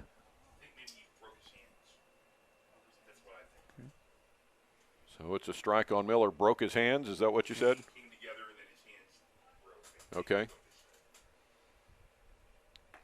0-1 pitch, strike called. See, that's why I can't umpire baseball, because I have no idea how to call a balk. I could look at one right in the face and couldn't call it. 2 strikes on Miller. And a swing and a tap foul by Graydon Miller. That's the only reason you couldn't umpire, is because you can't call a balk. We can work on that. I don't want to know how to call a balk. We can get Eddie Duggar back in here. We can do a little teaching, a little training. Wind is blowing out to left field, or more correctly, I guess, across from right field to left out of the southwest. Pitch falls outside, and it's 1-2. 2 on with 1 out, a run home in the inning. Bottom of the first, 1-0 Ozark. And a 1-2. Hit into right field and down. That'll score 1. And the second runner, Bauman, being held up at third base.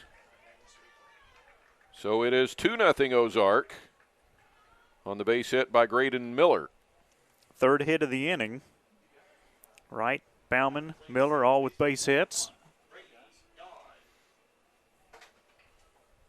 First and third, 1 away. Ozark will look for a big inning. Brady Dodd steps in.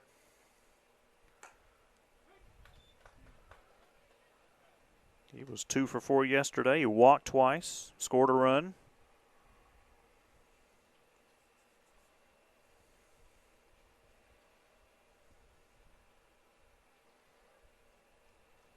Oh, 1. And a pitch misses low.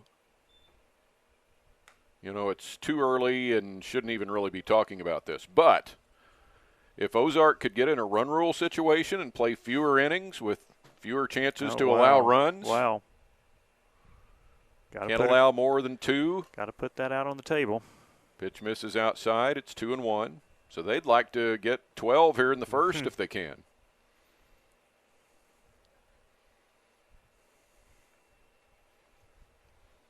Proctor comes set. 2-1 pitch. Little low, ball 3, 3-1. Understand, we're just getting started. It's 2-0. Doesn't mean it's going to be 12-0 anytime soon. But Ozark would very much like to see that. 3-1. Out of play.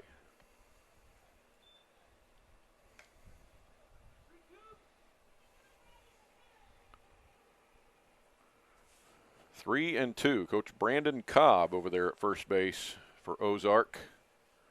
Summer baseball. And that one's out of play, too. How many have been hit that way here in the last 20 minutes? More than 1.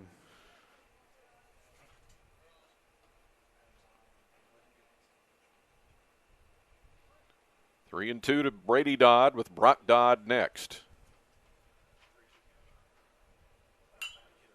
This one's down the right field line, right on the line. The catch is made, and the runner tagging. The throw is out onto the field, and it's a sac fly for Brady Dodd to bring in Brody Bauman, and it's 3-0 Ozark.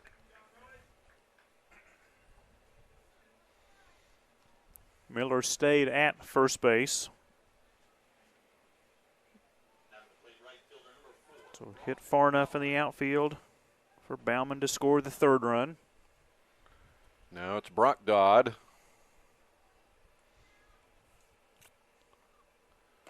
And outside for ball 1. Brock 2 for 5 yesterday, scored twice, had a double.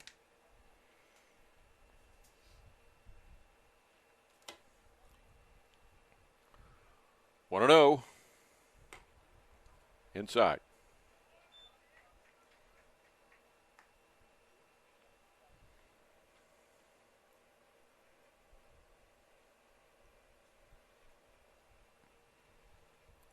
Now, and Caden Proctor ready. Bouncer to the left side and cut off by the shortstop Ulmer. Long throw across. Runner trying to make it to third. diving in and out. Graydon Miller tried to get a little too much there. It'll be an infield hit for Brock Dodd, but then Miller is thrown out by first baseman Connor Bell, going back to Witt at third. So 3-run score for Ozark in the bottom of the first. And so far, Ozark has got what it needs. Through 1 inning, Ozark a 3-0 lead over St. Joe, post 11. Thanks to all of our sponsors of the historic 50th Annual Springfield Holiday Tournament. This tournament was first won by Poplar Bluff back in 1972. SABA thanks longtime supporters Play It Again Sports, and they're located at 1300 East Battlefield for your sports equipment and clothing needs. See their sales rep for all of your team's needs. The Scoreboard Guy, follow all scores on his Twitter account, @ScoreboardGuy. And don't forget to purchase the 50/50 raffle tickets and support SABA Baseball. The drawing will be tomorrow at 5 p.m. at Hillcrest High School. You do not need to be present to win. Tickets are only $1. They will proceeds going exclusively to help SABA Baseball and making quality tournaments like the 50th Annual Holiday Tournament possible. Winning number will be posted on the SABA website, www.saba-baseball.org, and also tweeted out on the SABA Twitter account. Hope your participation there is encouraged to purchase the 50/50 raffle ticket. On to the second inning.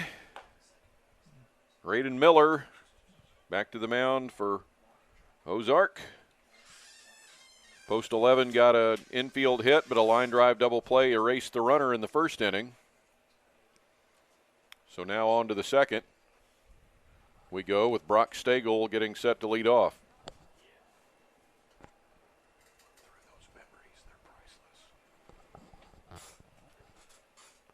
First one to Stagel is good for strike one.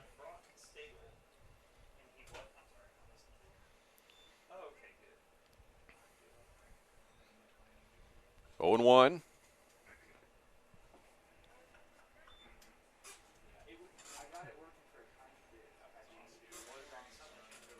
One ball, one strike.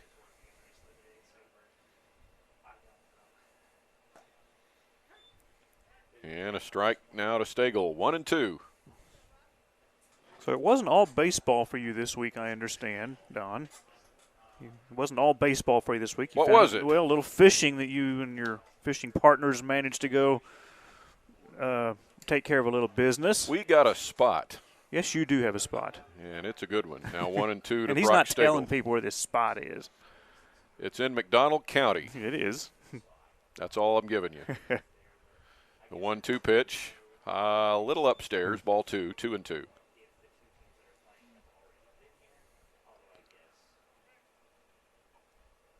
Fortunately, I have a nephew who doesn't mind cleaning fish and giving me some of what I caught. There we go. Swing and a miss by Stagel.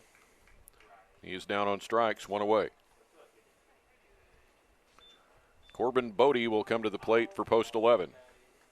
A lot of weekends growing up at Table Rock Lake, and people that had a houseboat, same place we had ours, my parents growing up. You did that a lot? Oh my gosh, every Saturday night there was a fish fry. And I mean, it's the kind of, the good campside potatoes with the onions thrown in there and the bacon bits and the fresh. Oh my goodness gracious, that it didn't get any better. Bodie pops one into center and right, coming over for a catch. And the out for the second out.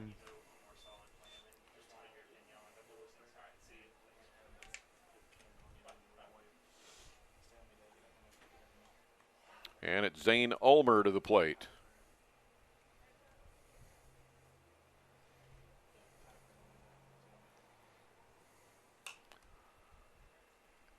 Foul back by Ulmer.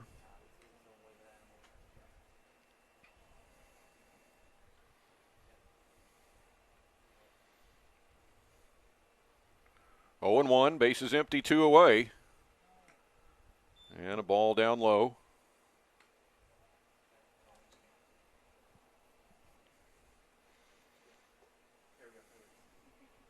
Hey, look at that.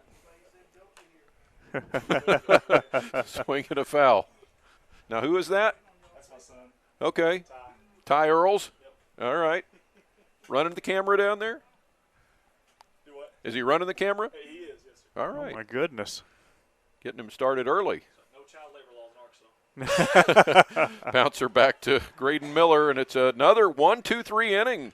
This is going well for Ozark so far, as Graydon Miller has faced the minimum through the first 2 innings, and Ozark will come to bat in the bottom of the second with a 3-0 lead over St. Joe post 11.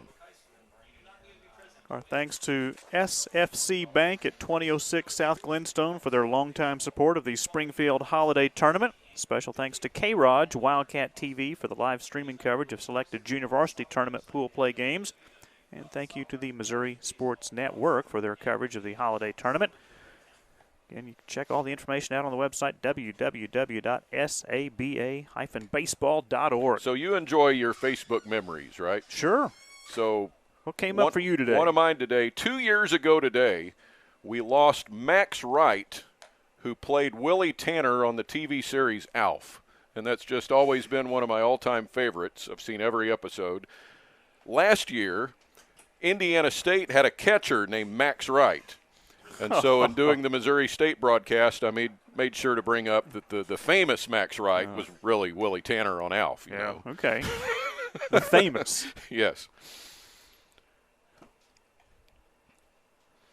To the bottom of the second, Cash Morgan set to lead it off for Ozark.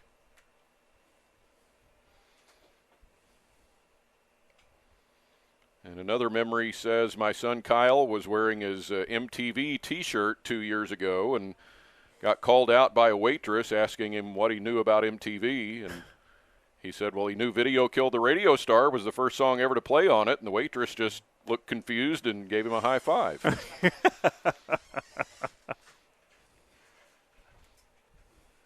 Oh, those Facebook memories. Yeah. What did we ever do without Facebook? We drank out of hoses. We rode in the back of pickups. We played ball till dark. We had a lot of fun. Yes, we did. Cash Morgan to lead it off. And he hits one up the middle. Second baseman knocks it down. Dake recovers but throws too late. And that's got to be an error on Cam Dake. Leadoff man on for Ozark. Got there in plenty of time, just didn't squeeze it in the glove. Jacob Kronbusch will come to the plate. He's the EH extra hitter batting ninth with a 10th batter coming up behind him, Gage DePay. Starting to cloud up again. What does your radar look like? We haven't talked about that, thankfully, in like 4 hours. Get an update. I don't think there's much out there this evening. Kronbusch squaring to bunt. Takes ball one. There's just not much of anything. Little shower right over your house in Monette, Okay. but that's it. Looks pretty good. Scattered stuff into Oklahoma, but that's a long way away. 2-0 now to Kronbusch. And we have been lucky. I mean, this morning I get up and there's a flash flood emergency in Seneca, Missouri, which is about 70 or 80 miles southwest of here. 2-0 pitch is low. You told Matt that story, I'm sure. Well, we were supposed to do a district high school tournament there, and the baseball field ended up with 3 feet of water on it. But we were playing the Missouri Class 3 District 12 baseball tournament in West Seneca, Oklahoma, because the baseball field for Seneca is actually in Oklahoma. Strike called to Kronbusch. Is that even legal? Can you play in another state and call it a district tournament? That's going to the rule book.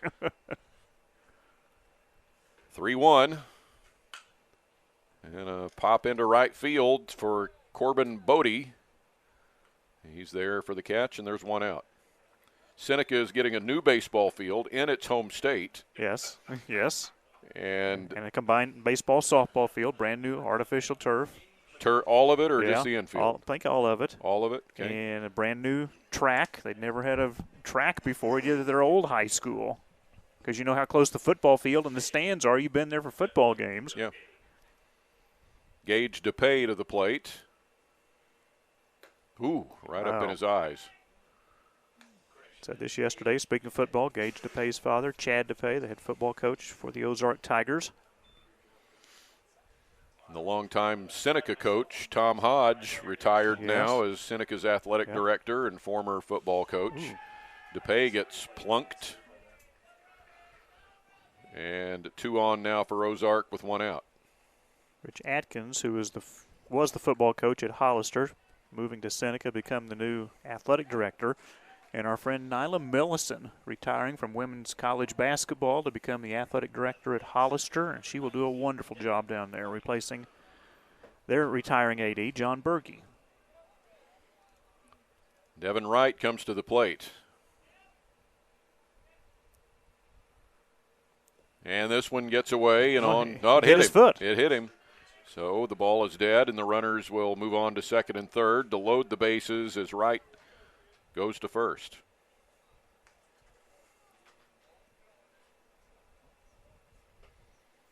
Remember the old days, they would check the baseball for shoe polish at the major league level to see if a player got hit in the foot. Cannon Little to the plate now. Bases loaded, 1 out. Ozark would like to add some here. Get that margin up here early. And high and away for ball 1. Nyla is just one of my favorite people. Yeah. And I think just as much of her parents, Bill and Roberta Wilson, who are both still kicking and in great shape, and they have been so good to my daughter Heather, especially when she was growing up when Nyla was the Lady Bears head coach. Popped up, left side. That is right on the third base line, and it will be caught in, I guess, fair territory because it was squarely on the line, and Bronco Witt makes the catch. Well, that's a big second out with the bases full.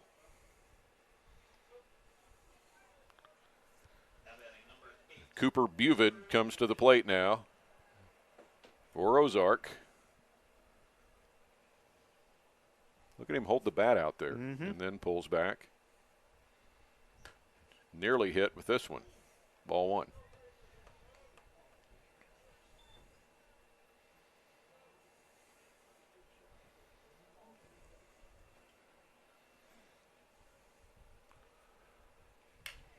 Flair out towards center and down for a base hit. Might score 2 with the runners able to run with 2 outs. And indeed, Ozark puts 2 on the board.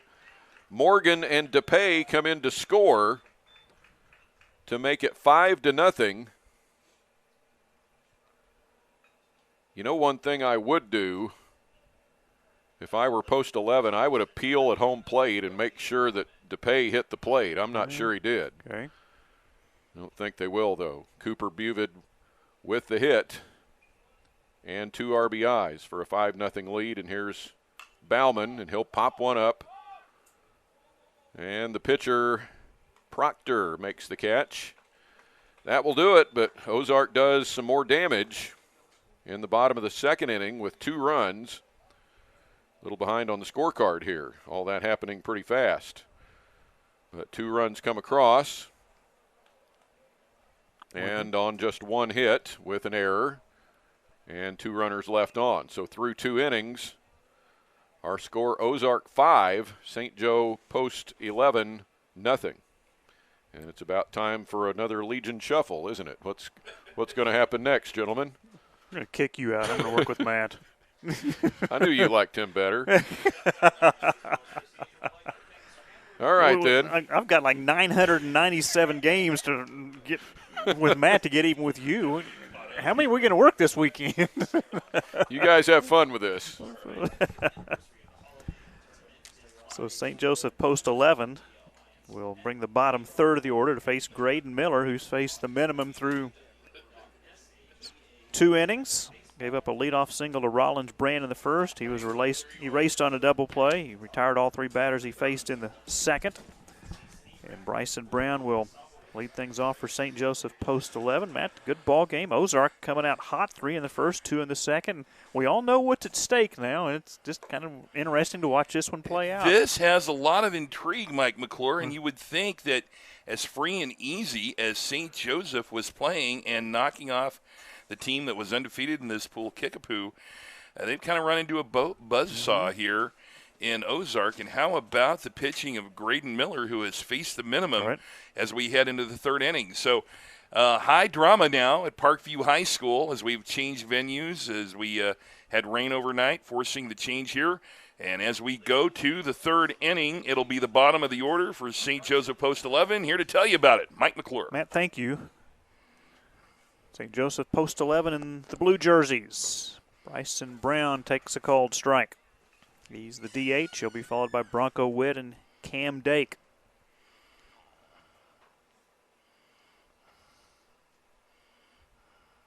Ooh, fastball up and in. Okay, you're a baseball guy. You're just an all sports. You like them all, but being I'm a baseball guy. I know. Yeah, big baseball guy. Yeah, absolutely my favorite sport. Yeah. Ooh, big fastball, big swing and a miss by Brown. Do you think the National League at some point adopts the DH? I'm kind of resigned to it. I really think that the Players Union is going to want to get more participation.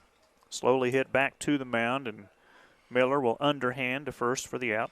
Let me just say that I hate it. I do too. And it's not because I'm old. I just think that it changes the game. I thought that back in the 70s when Ron Bloomberg was the first designated hitter for the New York Yankees. But the game of baseball that we see today is not my dad's game of baseball, and so I don't like it, but I kind of understand why they're going that way. Bronco Witt fouls the first pitch off to the left for strike one. But I will begrudgingly give the National League the designated hitter if we get rid of robots, all the replay, if we get rid of the courtesy runner rule in the post innings and the extra innings. Jammed him, soft liner back to Miller for the second out. Now, how about Graydon Miller? He has thrown 28 pitches and has faced the minimum, just allowing a leadoff single to Rollins Brandt, who was doubled up, but 28 pitches through 8 hitters in the third inning in a game that Ozark absolutely has to have. If he gets Cam Dake here on the first pitch, he'll average just 10 pitches an inning through his first 3 innings of work, and there's ball 1 to Dake. I would love to see the bunt come back into Major League Baseball. Me too. Mike. Popped up. That's going to get out of play. Everybody talks about let's legislate the shift, and I'm like, I could legislate it. Lay down a bunt. Yeah.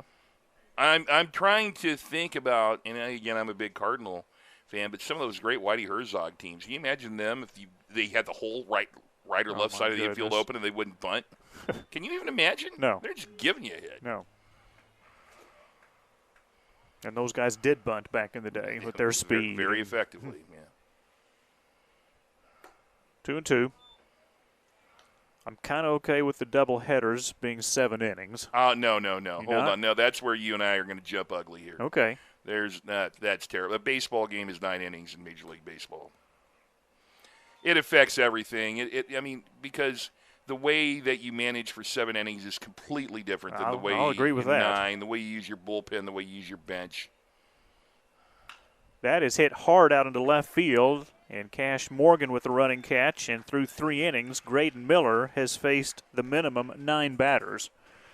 3 up, 3 down for St. Joseph Post 11. Now, we have said throughout that we encourage your Twitter interactions with this broadcast. We're nothing if not. Hold on, let me get my. I was going to get above the graphic there. We encourage your Twitter interactions with this broadcast. I feel like I'm on one of those Jason Bourne security cameras where it's like, oh, that's Jason Bourne, and you look at the camera real quick. Okay. My Twitter handle is @Coatman1, COATMAN1. We would love to hear from you. I was downstairs, Mike McClure, just a little bit ago, and one of the wonderful fans who came from Northwest Missouri said, talk to a lot of people in the St. Joseph area. They love your guys' broadcast, so thank you for everything. So wherever you're tuned in, whether you're in, let me see some great tabs up there, Craig, Nebraska, Savannah, St. Joseph, Rockport, and I know they got a lot of rain last night. We hope you're all being safe. I drove right through there coming down here for this tournament from Lincoln, Nebraska. So let us know if you're tuned in @Coatman1, COATMAN1. And then the SABA Twitter feed is @SABA04979100. You just search on SABA Baseball. If you see that @SABA with the long number, you'll know that's it. Great tournament action there. We've been having a lot of fun. Tomorrow we get to go to Hillcrest High School, where I don't know if Don West knows, Most of my cousins went to high school and graduated from there, so I have not been out on the hill in many, many years, and looking forward to it. We got to get you to Miller again, though. Oh, my goodness. Gotta go to Miller. I wouldn't be able to do the game because I would just go down in the crowd and start talking to people I haven't seen in many years. Lawrence County misses you. I miss Lawrence County. And I mean the whole county, Mount Vernon, every place down. Rescue, Avila, Halltown. Freistadt. We love the German Fest down at Erntefest. Erntefest in Freistadt, absolutely. Well, we start off with a hit by pitch in the bottom of the third, Mike McClure, and not the way Post 11 wanted to start it. So Miller on for the second time. He had an RBI single in the first. Brady Dodd to the plate, had a sacrifice fly, and drove in a run back in the first inning.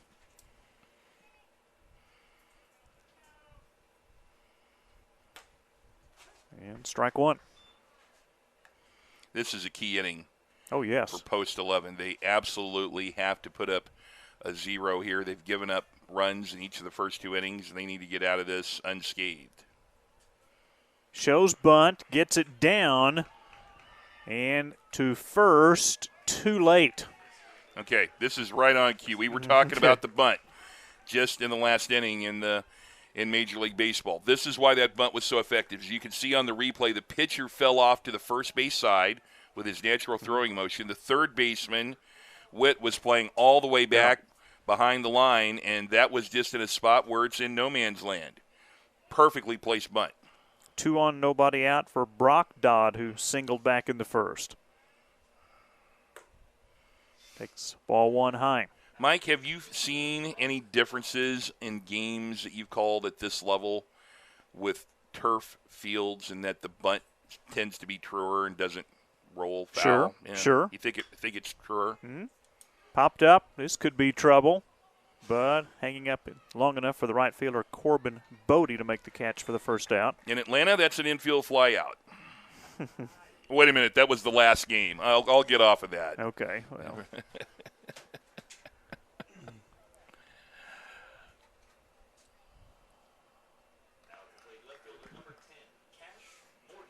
Cash Morgan to the plate. Reached on an error and scored in the second. Right now, Caden Proctor wants to throw a double play ball and get out of this inning. Ball 1. In fact, so much rain in northwest Missouri, I was told that parts of I-29 were closed, so may have to get a Red Line Media helicopter to get me home tomorrow. There you go. Or on Monday. You may end up in Des Moines, Iowa, and head west on I-80. Done it before. Breaking ball is in for a strike. Nope, make just about a yearly visit to Missouri Western and St. Joseph and to Maryville for northwest Missouri, and good people that way.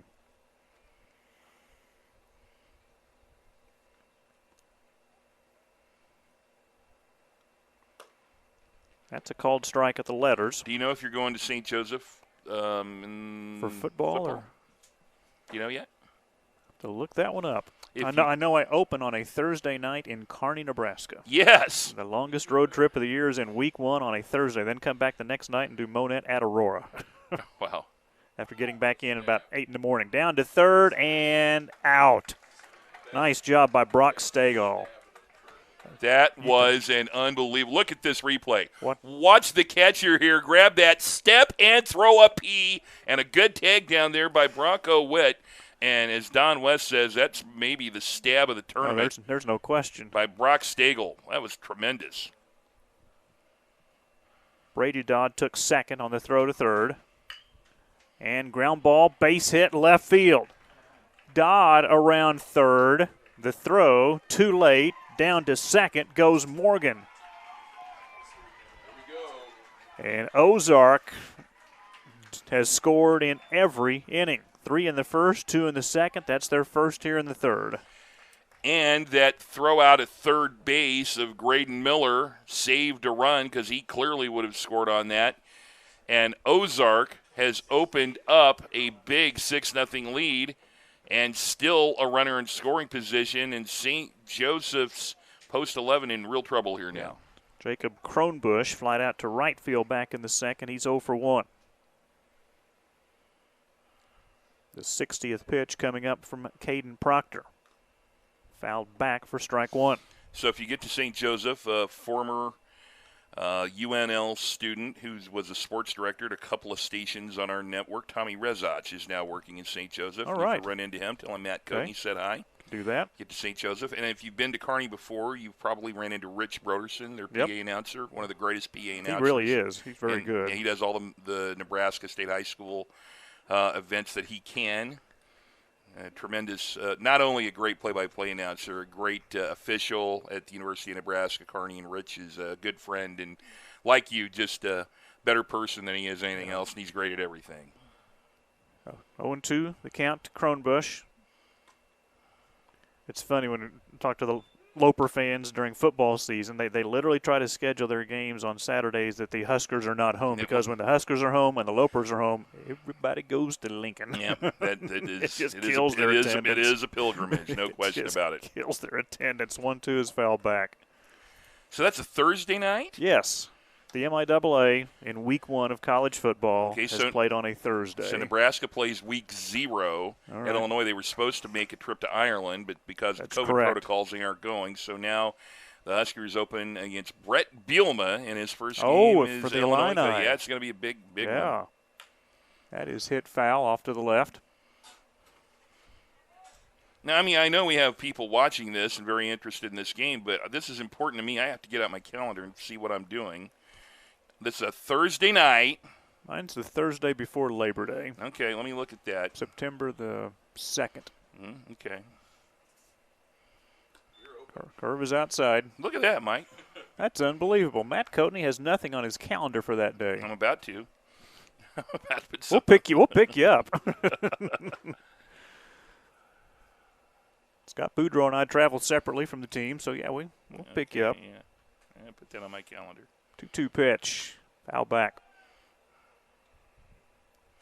Boom. Here we go. That's actually, there was something on my calendar. You'll be playing at UNK on National Blueberry Popsicle Day. Now today you had National Chocolate Pudding Day. Is Today that right? is National Chocolate Pudding Day. Oh, we must celebrate. Absolutely. 2-2 pitch again. 3-2. Nope, I got to follow you on Facebook just to know what national day it is. You hit all of them. People have asked me, they said, do you make these days up? And I said, absolutely not. I've given away my secret now. Once I find a day, I throw it on my calendar. There we go. Yeah, it's a pretty extensive list. Morgan leads from second. And Kronbusch swinging a miss for strike 3. Well, now, he could have gotten the third out, and he was concerned about keeping the runner at second, but all Stagel had to do was step and throw and try and get the out at first. Right. Ugh. Ooh, mental lapse. What do you put that one down as? Strikeout fielder's choice? That's a strikeout fielder's choice. I don't think I've ever scored it that way, but, Mike, that's how we're scoring it here. So 6-0 Ozark, 2 on, 2 out for Gage DePay, who was hit by a pitch and scored back in the second. There's strike 1.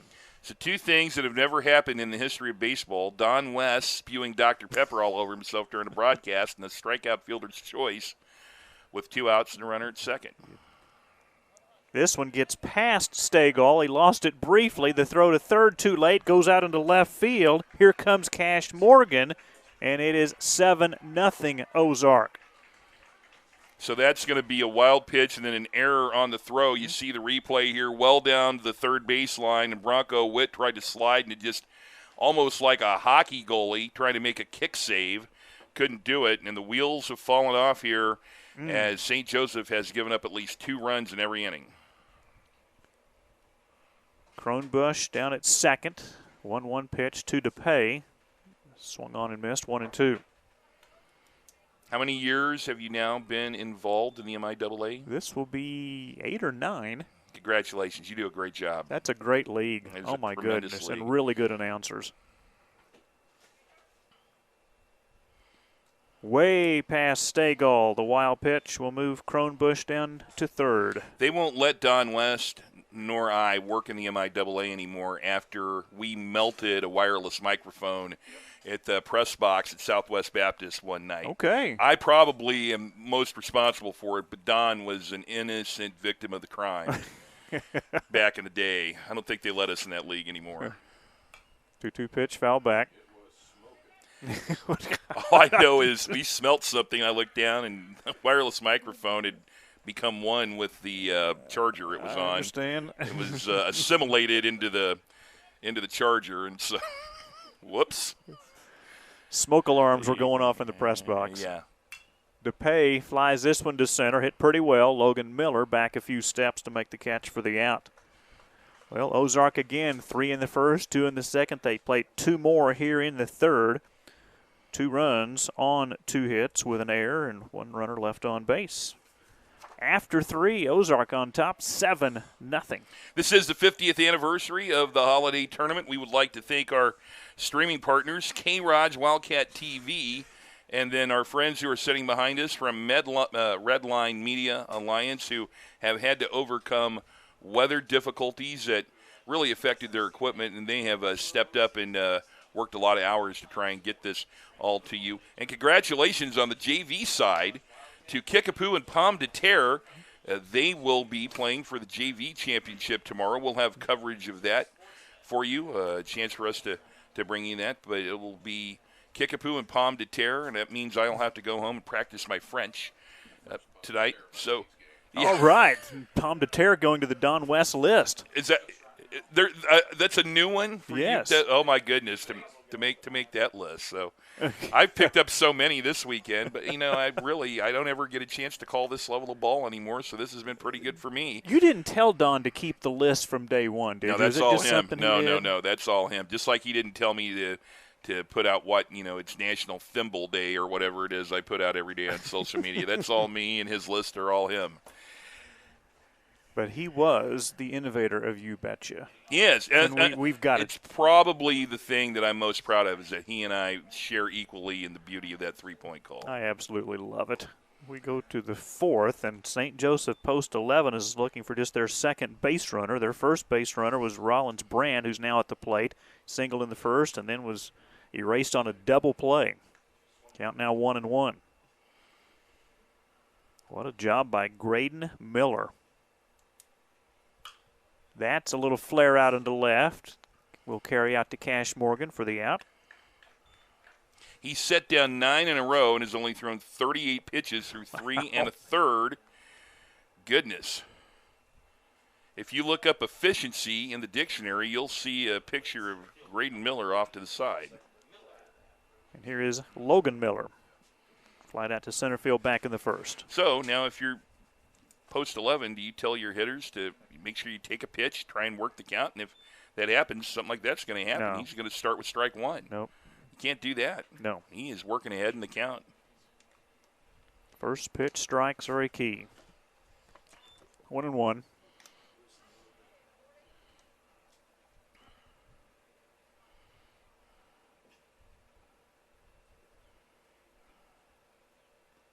One and 2. Whoa. That one bounced in front of the plate. Okay, so I'll tell you who Graydon Miller is reminding me of. And I'm going to go a long way back, but there was a Yankees pitcher who threw out his arm in the 60s, but he had a really good World Series against the Cardinals in 1964. I should know this. Called strike 3. Jim Bouton. Okay.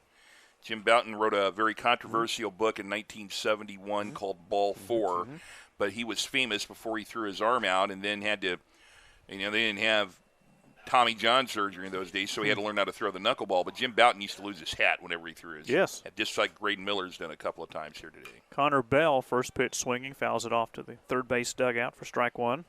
He was the one that lined into that double play back in the first. Such a controversial book by Jim Bouton in the early 70s, and now it probably wouldn't even make the bestseller list because it was too mild. Gets jammed and fouls it off his foot while in the batter's box. Yeah, he's going to have to walk that one off a little bit. He will know tomorrow morning when he gets out of the shower that he played in this game. Now, the sad part is you may go to Maryland for a Nebraska game. You hop on your charter plane. You're still back in your own bed by the time I'm like 2 hours into a bus trip back to Joplin from wherever. Ever complain about the way the Huskers travel. Guilty as charged, my friend. Guilty as charged. I always give Art Haynes a hard time about that. Here comes an 0-2 from Miller, looking to retire the side in order again, but misses a low and away. Mike, I am more than happy to take a bus trip, an Uber, or anywhere this year as long as I get to be on site. Because prior to yesterday, I had not broadcast a game on site since March 2020. That's crazy. Called strike 3 at the knees. And Graydon Miller didn't realize it's the third out. He stays on the field. Let's take a look at the replay. Well, that is the 10th in a row set down by Graydon Miller, and he has faced the minimum, but we can use the word hitter because he has given up a hit. He is throwing a one-hitter through 4 innings, and he's only the pitch count was around 40-something. Yeah, he was at 35 before the last inning, so as we go to the bottom of the 4th inning, he's been staked to a 7-0 lead, and so now – Mike McClure, we probably need to talk about the run rules in this tournament because that could come into play. 3 runs here in the inning will end it. 10 after 4 or 8 after 5. So if Ozark were to get a run and then hold St. Joseph scoreless in the top, that would do it. Or if they were to get 3 here, that would do it. So the run rule comes into play.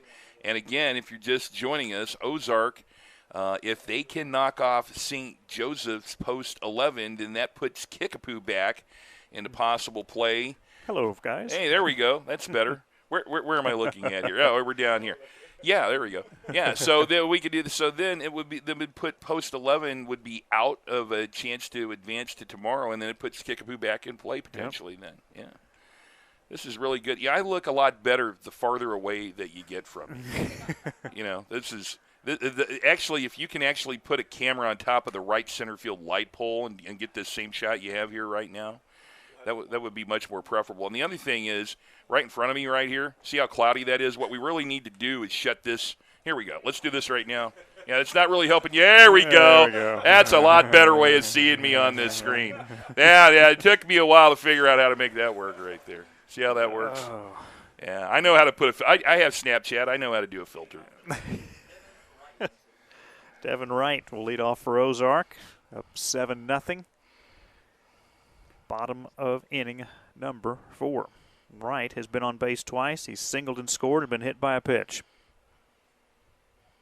I've been very impressed with Ozark today. They've gotten a superior pitching performance by Graydon Miller, and they're playing with competence right now. They know what's at stake. 2-0. And, Don West had laid it out in the pregame show that it's pretty far stretch to think that they couldn't give up more than 2 runs in their last 2 games, but look at the scoreboard right now. They've got a goose egg up there. With just 4 hits. Yeah. St. Joseph post 11 with 2 errors. You were on with Don at the time, but I was itching to dig in here and go, if you think it can't happen, welcome to the Springfield Holiday Tournament. Oh, after 50 years, yeah. Yeah, if you think it can't happen. Hit by a pitch.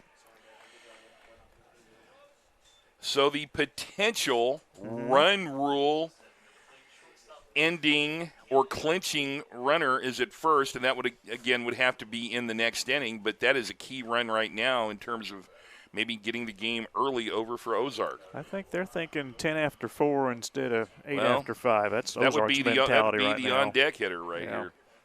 Cannon Little to the plate, walked and scored in the first, popped up to the third baseman in the second. That's ball 1. And we invite everybody to stay with us for the nightcap. Republic and Ozark. Ozark stays here on the field. That will wrap up our Saturday coverage here from Pool 1, which is moved to Parkview. Way outside, past Stegall, and down to second goes Devin Wright. And the problem for post 11 is a runner in scoring position, nobody out, and then the heart of the order is coming up here. Little, the number 2 hitter, and then you have the 3, 4, and 5 hitters. So Caden Proctor is going to have to hold Ozark at bay and hold the heart of the order. 7 runs, 7 hits for Ozark. No runs, 1 hit for St. Joseph Post 11. Breaking ball is in for a strike.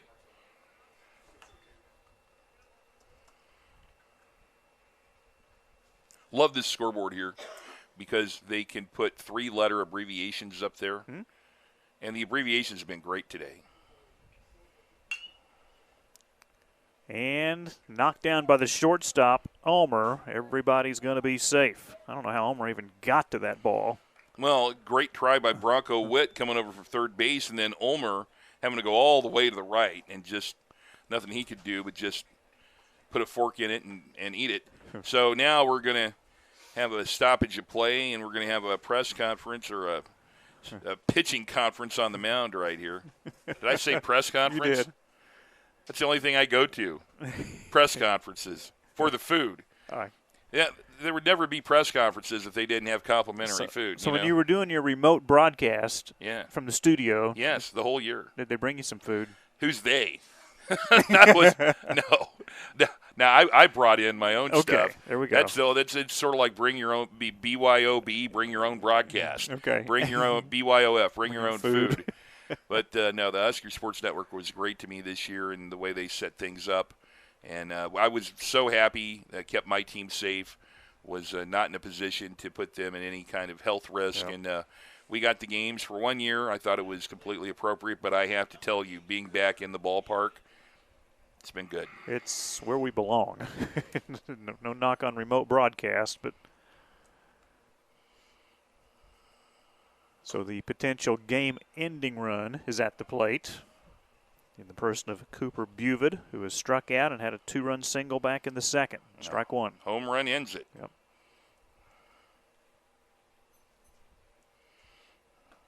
Nice curve from Caden Proctor. He's ahead in the count 0-2. I was going to say, have you ever seen those scoreboards? They put 3 letters up for an abbreviation. You have no idea what the abbreviation is. Ted, our scoreboard operator down here, has done a good job. I mean, you know that's St. Joseph and Ozark. Or if you don't, you don't know. And I like the fact that there's hits and errors on that as well instead of just the runs, because I've seen those scoreboards look at too. Yeah, great. Look at this. This is a scoreboard, my friends. I mean, everything you need right there. You don't need any fireworks or anything else. That's hit pretty well to center field. Logan Miller goes back a few steps, makes the catch. Wright will stay at second. Little stays at first with 1 down. Now, do you think Buvid He knew. was trying to end it with nobody out? Probably not a bad idea. Brody Bauman, RBI single in the first, scored a run, popped up in the second inning. He's 1 for 2.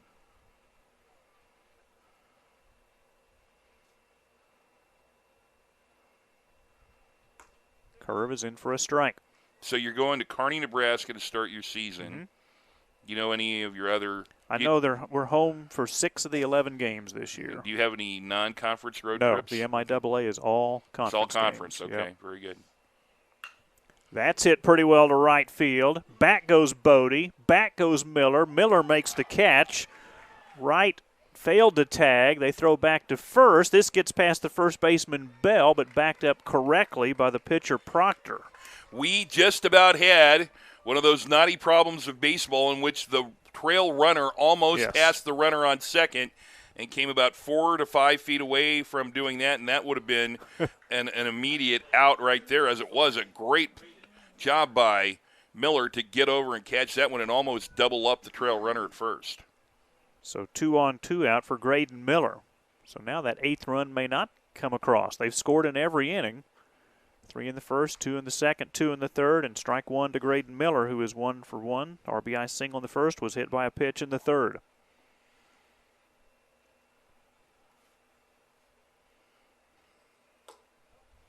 One and 1. We obviously are very neutral here, but it's a tournament rule that if you think you're going to get a run rule and you have multiple runners on and nobody out, not happening. Nope. Never happens. Swing and a miss, 1 and 2. Boy, he pulled the string on that one. Way out in front. Bleachers just about full of Ozark fans there, as you can see down the Lots of red T-shirts. third base line. to left field. Rollins Brandt going back, and it's over his head. Wright will score. Little around third. He will score. It's a 2-run double by Graydon Miller in his 9-0 Ozark. Is there anything that Graydon Miller has not done today? He has pitched a gem, and he has just potentially knocked in the run rule ending runs for his team to make it 9-0, and I believe we're going to have a pitching change here now, Mike. Caden Proctor will be removed from the ball game. The potential game-ending run is at second with 2 outs, and Brady Dodd will be the batter for Ozark. And we'll get a new pitcher here for St. Joseph, post 11. Yeah, I think this is going to be just a straight switch. Give these guys some lobe. Right here. Right here. No, right here. Here's your lobe. There we go. We're going to get some. That looks like a Breaking Bad, the periodic table. I don't remember what periodic element, LO. I tell you what. You should. Art Elbert, they taught you that my at science teacher at Kickapoo High, would be so mad at me because I don't know what chemical element is LO lowercase VE. But thank you guys very much for the love or the lobe. We are more than happy to be here. Connor Bell, by the way, the new pitcher coming in from first base. And we've not seen Connor Bell on the mound here today in this tournament, but he's been very, very effective for St. Joseph post 11. That's very good. Earlier they did the trivia question about who was wearing the New Balance, and I thought I didn't have any Adidas on. Well, I didn't even look down below, but look here, I've got on Adidas. Oh, no, you did. No, I have that, and I have the Adidas and the socks on. Yeah, no, you're all Husker. I don't it's good. think since 1999 I've went a day without wearing something that said Adidas on it. So I just wanted to make it clear to everybody I've got Adidas here today. Wonder if you have. I'm sure you have more red than I have green, but there's a lot. Because Cardinal red is also thrown in there for you. My goodness, yeah, no, it's my kids know for my birthday anything that my daughter Hannah, you were so nice to thank me on my the occasion of my daughter Hannah and marrying Devin Schroeder, but they got gifts for the parents, and you know what they got me? They got me a powder blue Cardinals pullover jersey. Because they saw me admiring it at the team store when we went to the Cardinal game against the Angels last year. Albert Pujols' first appearance back. Now, there you go. Look at it. Now we're looking at shoe wear out in the field. Very nicely done by our crew here. The high socks too. Yeah. Give me that look. Yeah. There we go. See, no one wears stirrups anymore. That's a shame. Yeah. No stirrups. You wear sanitaries with stirrups. That's old school right there. Absolutely. Now, I will say I've kind of given into the ankle socks here in the last few years. I used to wear the high knee socks back in the day. So Brady Dodd could end it here.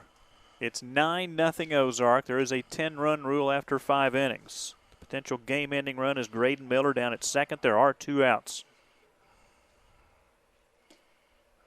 First pitch from Connor Bell. Misses, ball 1.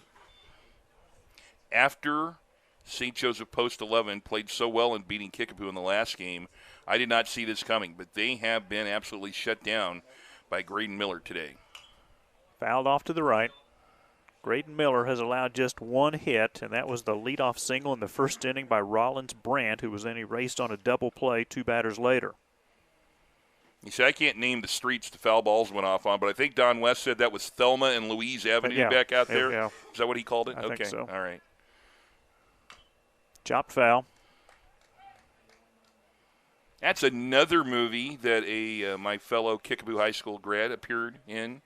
We want to start talking about movies. We talked about baseball movies yesterday. Can we throw Bad News Bears in there? Oh, what a great one. Walter the original Walter Matthau.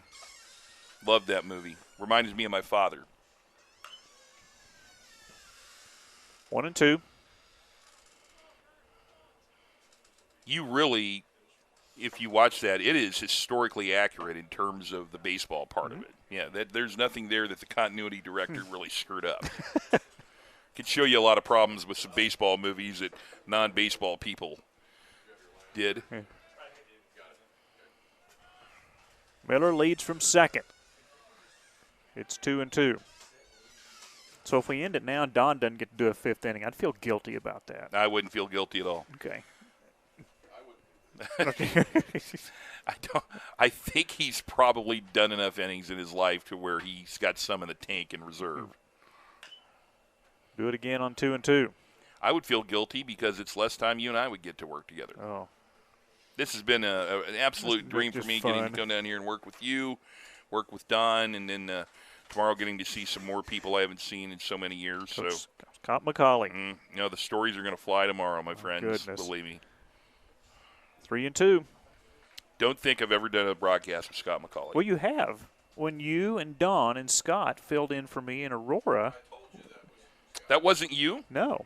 Because it was my Was that in-laws' Scott? 50th wedding anniversary I had to go to in Aurora that day. For some reason, then you guys have to tell me everything. That's all right. Ground ball. Knocked down by the shortstop, but safe at third. That was not a force out at third. And good hustle by Miller to just look at this, win the race to the bag. Yeah, it was. It was a foot race, and he slid underneath the tag. And so the potential game-ending run now on at third base. Fielder's choice. I'm going to go single? No, I'm going to go single because right. you can't assume the out at third base. That's fair. Yeah, it's not a fielder's choice. He wouldn't have thrown the person out. I'm giving him a base hit. Got to be careful here. Pass ball or wild pitch, and a terrific block by Stagel for ball one. Brock Dowd now at the plate. Game-ending run is at third base with 2 outs. Brady Dodd at first. His run means nothing.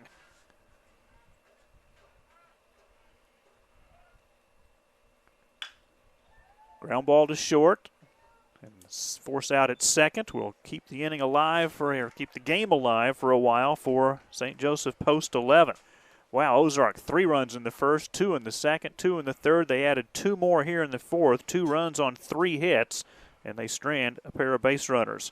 Don West will come in and join Matt for the 5th inning, and after 4 complete, it is Ozark 9, St. Joseph post 11, nothing. I think what I'm going to do, since Don has pretty much moved his basement into the left side here, and you're going to watch this pro move right here, I'm going to do what I did earlier today. I shown an earlier audience how to do this, but when Mike takes off his headset, I'm going to move my water down here, and this right here, this way we keep some audio on the air.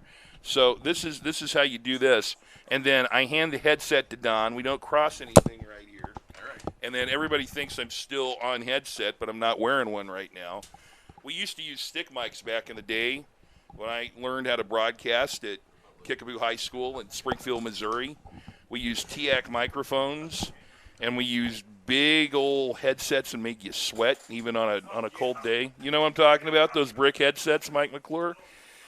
Well, Don West, welcome back to the broadcast. Here we are. You may only be here for 3 outs. Well, that's okay. Get the appearance with you anyway. No, that's fine. So tell me a little bit about if this score holds, what's that do to this pool? So post 11 would take their second loss, right? Yes. That would make them 2-2. Ozark would improve to 2-1, and what Ozark has done is that they have, at least for now, put themselves in position to perhaps steal the wild card spot in this tournament, because they needed to go 2 games without allowing more than 2 runs total, and they haven't allowed a single run here in this one yet, and they're in a position for a run rule unless post 11 can score at least 2. Graydon Miller with a pitch inside to start the 5th inning. He has faced the minimum. He started the game off giving up a leadoff single to Rollins Brandt. He was retired on a double play, and that has been it for St. Joseph post 11. He has struck out 3 and not allowed a walk, has Graydon Miller, and he has pitched to Jim, and due to the run rule, he is 3 outs away from giving Ozark a very impressive win over a very good team. The count is 3 balls and no strikes, so he is behind Brock Stagel, who has struck out in his 1 plate appearance. And a pitch on the way, right down the middle for a called strike. And the outfield is playing straight away. The infield at normal positions for Brock Stagel. Only 51 pitches early in the 5th inning. And this one bounces in, and I have jinxed Graydon Miller as he has given up a leadoff walk. An Ozark win would also give Kickapoo the pool. Yes. So we can get the graphic ready, the CNN graphic ready, that we are projecting Kickapoo, the winner of this pool, in 3 outs possibly. So stay by for that. Corbin Bodie at the plate, flight out to center in his only previous plate appearance. He lays down a bunt, hits it to third. DePay throws to second for one. On to first, safe. On the attempted bunt for a base hit, I don't think that was a sacrifice bunt, and Bodie beats it down to first base on the fielder's choice. That's going to go 5-4, and a really good turn down there by Brady Dodd to make what I didn't think had any chance of being close, pretty close and down a there. Bunt that was just way too hard out to DePay, and he had the presence of mind to go to second base and get the lead runner. Here's Zane Ulmer at the plate, bounced out to the pitcher, back in the second inning. Double play. 9-0. Ozark, here's a one-hopper to shortstop. Will flip it to second for one. Has to make a tough turn to first. And safe at first base is Ulmer. The second baseman, Brady Dodd, had to make a complete 360-degree turn to get anything on that throw. But it's 6-4 getting Bodie at second. So now Bryson Brown will come up, and he is a potential game-ending out. He is 0 for 1 today. 9-0 Ozark. Graydon Miller trying to throw a complete game with the run rule here, and he has pitched to Jim. The first pitch is outside for a ball. Ozark with a chance to continue with a possible wild card opportunity in this tournament. And to bring Kickapoo with him as the pool winner if Ozark gets one more out. Hat flies off of Miller on that pitch that's fouled off. The count now 1 ball and 1 strike. Graydon Miller has pitched among the best pitching games we've seen in pool play here. Of course, we've not seen the other 2 pools, but hard to imagine anybody's been as dominant as he has been today. He steps off and will do it again. We've seen a home run, and we've seen, in the earlier game, we've seen a couple of home runs. We've seen a balk here today. This pitch is outside. Snap throw to first. Will that end the game? No. Going to be safe. Pretty close there at first base, and what a snap throw there by Cooper Buvid. And if they would pick off Ulmer at some point here, that would give Miller the minimum through 5 innings. Yeah, good point, Don. 2 balls, 1 strike, 2 out. Here's the pitch. Bounces in the pellets. And it's 3 balls and 1 strike. I'm going to do everything I can not to say that word that starts with a D and rhymes with ert, because Don West will get mad at me. 3-1, 2 out. Ozark leading post 11, 9-0. Here's the pitch. Fouled back towards Thelma Street. Is that right? Thelma Avenue. Thelma Avenue. I knew I'd have it wrong. North, south, or avenues in Springfield. Exactly right. 3-2. And a dandy game pitched by Graydon Miller today. They and his Ozark teammates will take on Republic in the nightcap here tonight. Next pitch home. Strike 3 called. That will do it. And Kickapoo has won Pool 1 by bases of Ozark, knocking off St. Joseph post 11. 9-0. The game ends on a called third strike. The 4th strikeout of the game by Graydon Miller, who pitches a gem. He throws 5 innings, allows only 1 hit. He had 1 walk, and what a dandy game that he threw here today. And our final today, 9-0 Ozark, stays in contention for the wild card. As you can see on your screen, the Pool 1 winner, Kickapoo. They will advance to play in the semifinals tomorrow at Hillcrest. Our final today for Ozark, 9 runs, 10 hits, no errors. They left 6 on base. And for post 11 out of St. Joseph, no runs, 1 hit.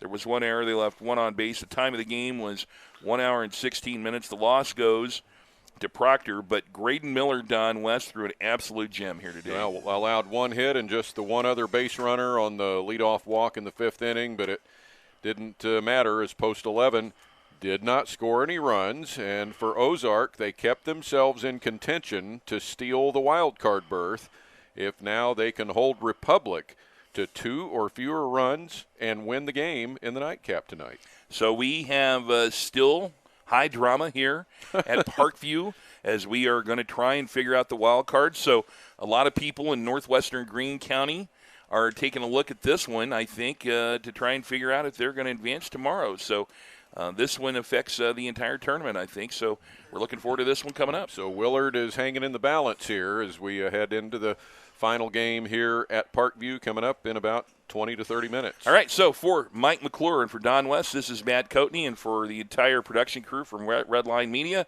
we are going to pause. In the words of Jay Randolph, Mike Shannon, Bob Starr, and Jack Buck circa 1975, so long for just a while. Don't forget the Springfield Area Baseball Association's 50-50 raffle. That's right, just $1 a ticket. And on Sunday at 5 p.m. on the live stream, we'll be announcing the winner of the 50-50 raffle brought to you by SABA, Springfield Area Baseball Association.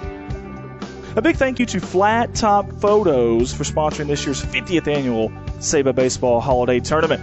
Owner, photographer Steve Rackley has been in the business for many, many years and does a fantastic job with his sports photos. You can get a hold of him at 417-425-6823. Flat Top Photos, the official photographer of the 50th annual SABA Holiday Baseball Tournament. Shout out to SFC Bank out of Springfield, Missouri, for their sponsorship in this year's 50th annual SABA Holiday Baseball Tournament. Banking made easy for you, whether it's their mobile banking app that you can find or their convenient hours in the lobby 9 to 5 and through the drive-through 7 a.m. to 6 p.m. SFC Bank, 417-882-8111. Huge shout out and thank you to Guy Newcomb, or as you may know him, the scoreboard guy, for sponsoring this year's 50th annual SABA Holiday Tournament. Hey, find the scoreboard guy on Twitter, be one of his 16,000 followers, or find him on the new Missouri Sports Network. He's very excited about that. That has just launched. Guy Newcomb, the scoreboard guy, Missouri Sports Network, we thank you for your sponsorship. Big shout out to K-Rod's TV out of Rogersville, Missouri, for sponsoring this year's SABA 50th annual Holiday Baseball Tournament. You can find your Rogersville Wildcat Sports on TV and radio, Facebook and YouTube, as well as the JV section of this tournament. Find them on Facebook, give them a like, find them on YouTube, and subscribe. K-Rod's TV. A big shout out to Play It Again Sports out of Springfield, Missouri, for their sponsorship in this year's 50th annual SABA Holiday Baseball Tournament. A sporting good chain that buys, sells, and trades a wide variety of equipment, both new and secondhand. You can find them at 1300 East Battlefield Street there in Springfield, Missouri, or contact them before 8 p.m. at 417-883-7444. Play It Again Sports. Shout out to Scrambler's Diner out of Springfield, Missouri, for sponsoring the 50th annual SABA Holiday Baseball Tournament. Hey, whether you dine in at 1131 East Republic Road or you call ahead for curbside pickup at 417-886-4224, Scrambler's Diner will be glad to have you. Scrambler's Diner, Springfield, Missouri. Huge shout out to Digital Reminiscence out of Corning, Arkansas, for their sponsorship in this year's 50th annual SABA Holiday Baseball Tournament. They're the official film editor of this tournament, so whether it's game DVDs or maybe highlight reels of any player that we live streamed in this tournament, get a hold of them at 870-323-9051. Find them on Facebook, give them a like. Big town quality at small town prices. Digital Reminiscence. Andy Earls here with Redline Media Alliance out of Corning, Arkansas. Hey, we just want to say that we are honored to be the official live streaming partner of this 50th annual SABA Holiday Tournament. We hope you enjoy live production, and we look forward to doing many years of live streaming this baseball tournament, this fantastic tournament. Redline Media Alliance, Corning, Arkansas.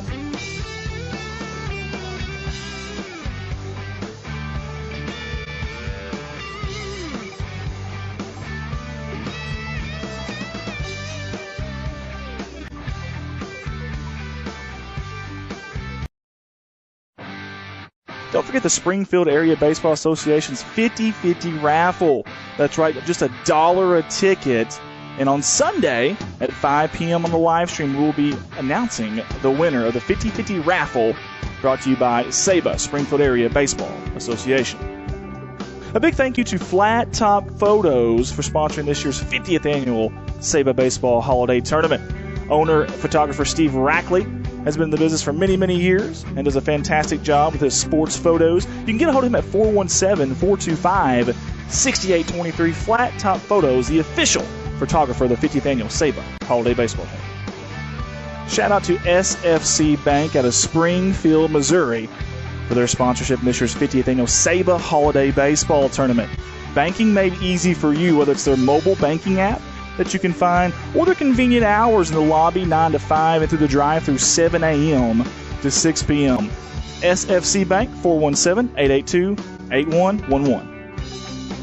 Huge shout out and thank you to Guy Newcomb, or as you may know him, the scoreboard guy, for sponsoring this year's 50th annual SABA holiday tournament. Hey, find the scoreboard guy on Twitter, be one of his 16,000 followers, or find him on the new Missouri Sports Network. He's very excited about that. That has just launched. Guy Newcomb, the scoreboard guy, Missouri Sports Network. We thank you for your sponsorship. Big shout out to K-Rod's TV out of Rogersville, Missouri, for sponsoring this year's SABA 50th annual holiday baseball tournament. You can find your Rogersville Wildcat Sports on TV and radio, Facebook and YouTube, as well as the JV section of this tournament.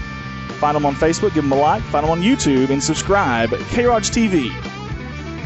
A big shout out to Play It Again Sports out of Springfield, Missouri, for their sponsorship in this year's 50th annual SABA holiday baseball tournament. A sporting good chain that buys, sells, and trades a wide variety of equipment, both new and secondhand. You can find them at 1300 East Battlefield Street there in Springfield, Missouri, or contact them before 8 p.m. at 417-883-7444. Play It Again Sports. Shout out to Scrambler's Diner out of Springfield, Missouri, for sponsoring the 50th annual SABA Holiday Baseball Tournament. Hey, whether you dine in at 1131 East Republic Road or you call ahead for curbside pickup at 417-886-4224, Scrambler's Diner will be glad to have you. Scrambler's Diner, Springfield, Missouri. Huge shout out to Digital Reminiscence out of Corning, Arkansas, for their sponsorship in this year's 50th annual SABA Holiday Baseball Tournament. They're the official film editor of this tournament, so whether it's game DVDs or maybe highlight reels of any player that we live streamed in this tournament, get a hold of them at 870-323-9051. Find them on Facebook, give them a like. Big town quality at small town prices. Digital Reminiscence. Andy Earls here with Redline Media Alliance out of Corning, Arkansas. Hey, we just want to say that we are honored to be the official live streaming partner of this 50th annual SABA holiday tournament. We hope you enjoy live production, and we look forward to doing many years of live streaming this baseball tournament, this fantastic tournament. Redline Media Alliance, Corning, Arkansas.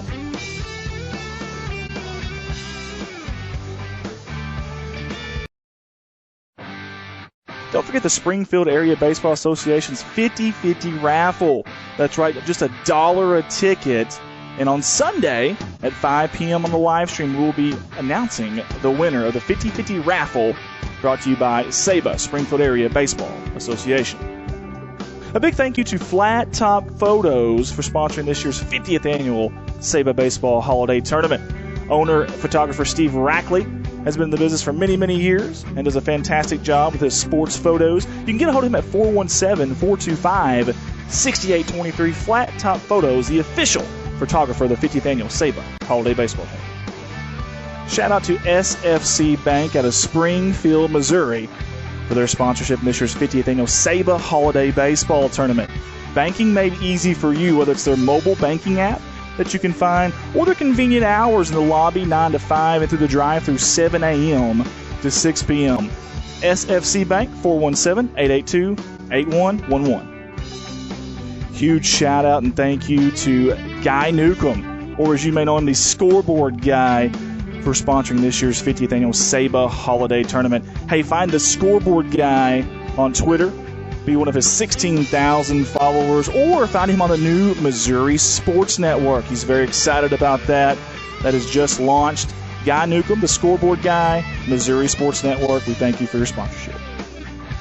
Big shout out to K-Rod's TV out of Rogersville, Missouri, for sponsoring this year's SABA 50th annual holiday baseball tournament.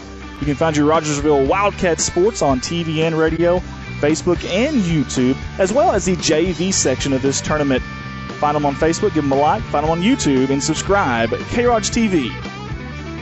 A big shout out to Play It Again Sports out of Springfield, Missouri, for their sponsorship in this year's 50th annual SABA holiday baseball tournament.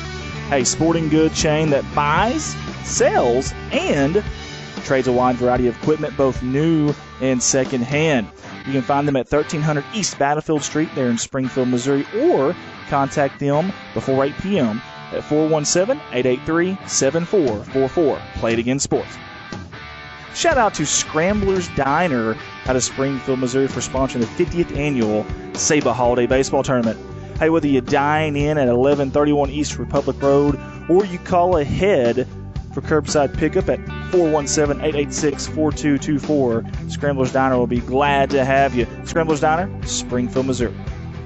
Huge shout out to Digital Reminiscence out of Corning, Arkansas for their sponsorship in this year's 50th annual SABA Holiday Baseball Tournament. They're the official film editor of this tournament, so whether it's game DVDs or maybe highlight reels of any player that we live streamed in this tournament, get a hold of them at 870-323-9051. Find them on Facebook, give them a like.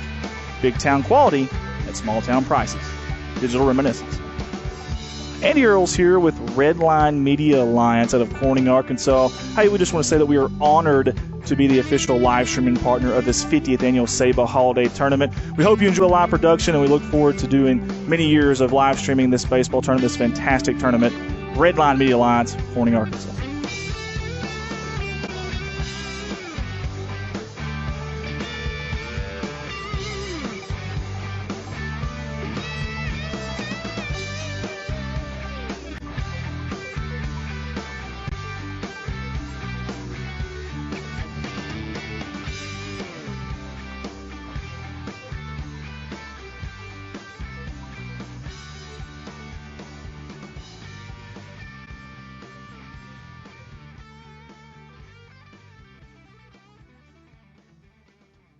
Don't forget the Springfield Area Baseball Association's 50-50 raffle.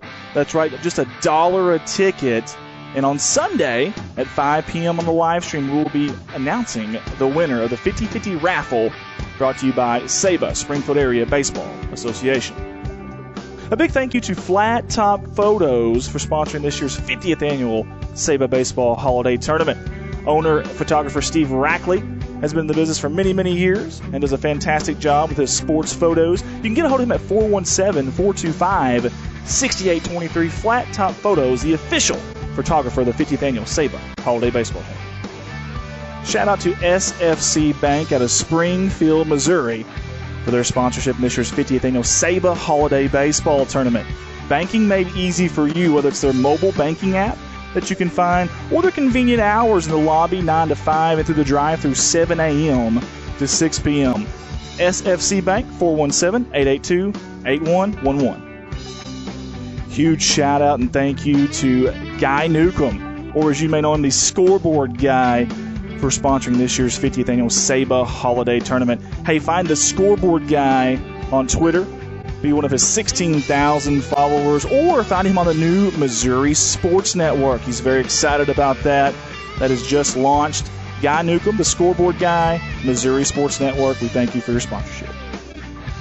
Big shout out to K-Rod's TV out of Rogersville, Missouri for sponsoring this year's SABA 50th Annual Holiday Baseball Tournament. You can find your Rogersville Wildcat Sports on TV and radio, Facebook and YouTube, as well as the JV section of this tournament. Find them on Facebook, give them a like, find them on YouTube, and subscribe. K-Rod's TV. A big shout out to Play It Again Sports out of Springfield, Missouri for their sponsorship in this year's 50th annual SABA Holiday Baseball Tournament. A sporting good chain that buys, sells, and trades a wide variety of equipment, both new and secondhand. You can find them at 1300 East Battlefield Street there in Springfield, Missouri, or contact them before 8 p.m. at 417-883-7444. Play It Again Sports. Shout out to Scrambler's Diner out of Springfield, Missouri for sponsoring the 50th annual SABA Holiday Baseball Tournament. Hey, whether you dine in at 1131 East Republic Road or you call ahead for curbside pickup at 417-886-4224, Scrambler's Diner will be glad to have you. Scrambler's Diner, Springfield, Missouri. Huge shout out to Digital Reminiscence out of Corning, Arkansas for their sponsorship in this year's 50th annual SABA Holiday Baseball Tournament. They're the official film editor of this tournament, so whether it's game DVDs or maybe highlight reels of any player that we live streamed in this tournament, get a hold of them at 870-323-9051. Find them on Facebook, give them a like. Big town quality at small town prices. Digital Reminiscence. Andy Earls here with Redline Media Alliance out of Corning, Arkansas. Hey, we just want to say that we are honored to be the official live streaming partner of this 50th annual SABA Holiday Tournament. We hope you enjoy live production, and we look forward to doing many years of live streaming this baseball tournament, this fantastic tournament. Redline Media Alliance, Corning, Arkansas.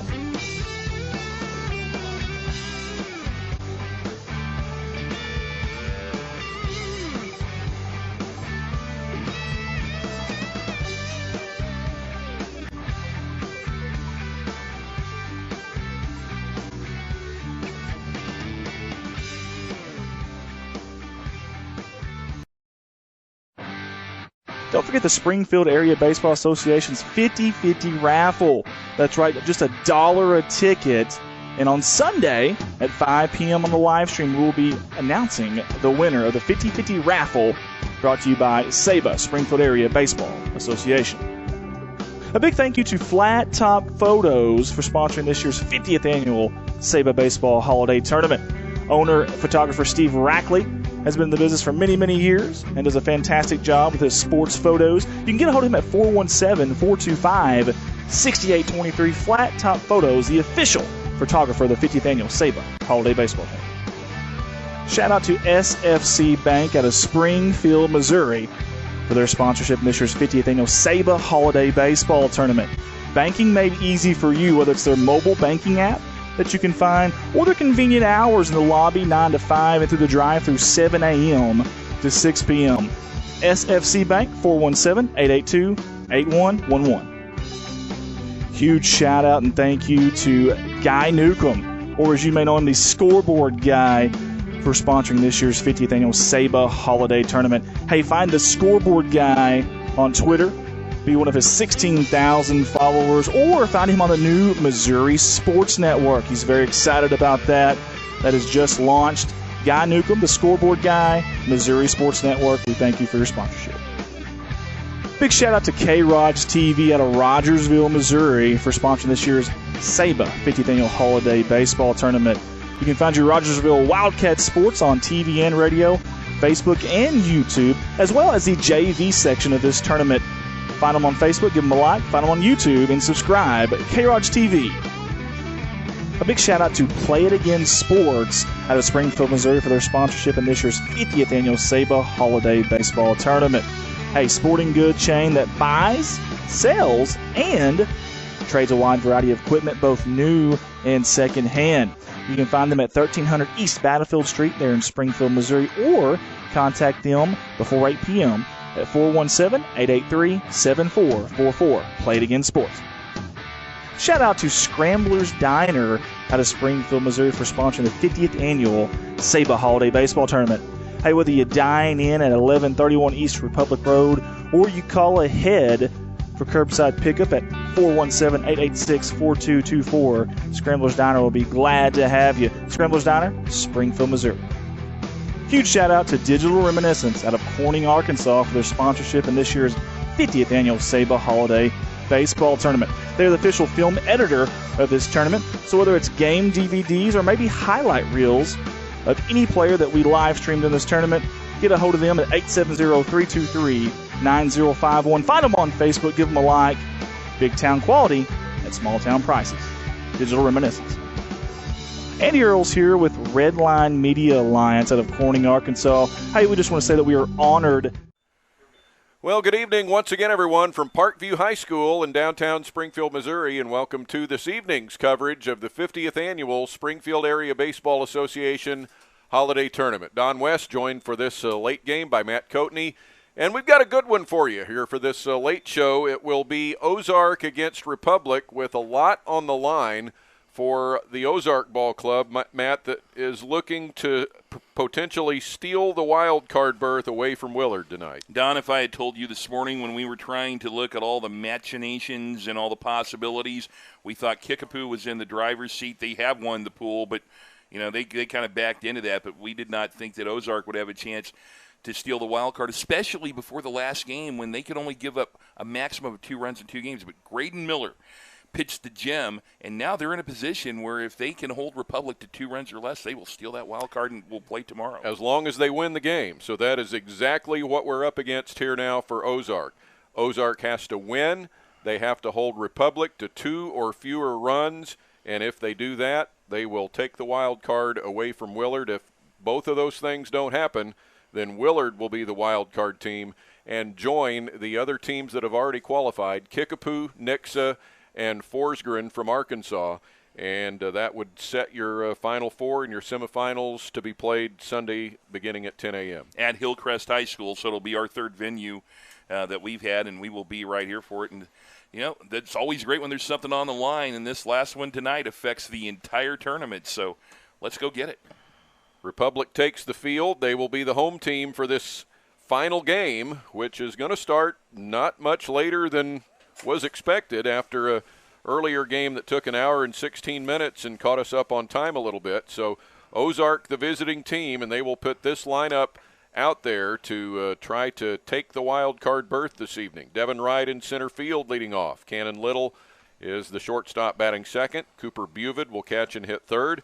Batting fourth at first base, Brody Bauman. Hitting fifth, the right fielder for this game, Graydon Miller. Batting sixth, Brady Dodd at second base. Hitting seventh, the left fielder, Brock Dodd. Batting eighth is the third baseman, Cash Morgan. And batting ninth, the EH extra hitter, Jacob Kronbusch. I hope I didn't miss anybody there because I only have 9 on the lineup card for Ozark. And then Gage DuPay is going to be hitting after Jacob Kronbusch. Oh, he is in the batting order. He is in the batting order. Okay, so I didn't put that down. So batting 10th is Gage DuPay. He'll be the pitcher, but will bat for himself, and that's why it's an EH, not a DH, above him with Kronbusch for Ozark. So there you go, 10 in the batting order for Ozark. And defensively for Republic, and indeed thank you to everyone who's been with us for these first 2 days. We hope to bring you baseball tomorrow morning at 10 and end this tournament on Sunday. Forecast, well, like today, didn't look good, but here we are tonight. So we'll see and take our chances about 12 hours from now and see where we are. The defensive look for Republic with the pitcher Dylan Gallup getting his first action in the holiday tournament. Dean Markham is the catcher.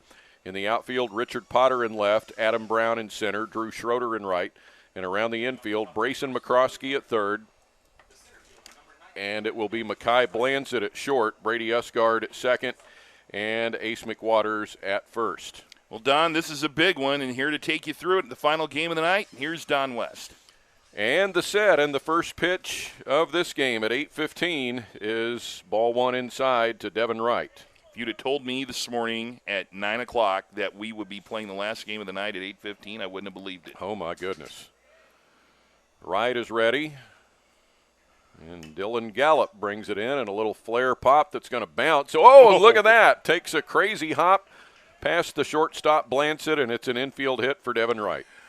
You know, usually you get a true hop on turf, and I'm sure that was a true hop, but not at all where Blanchett thought that was going to go.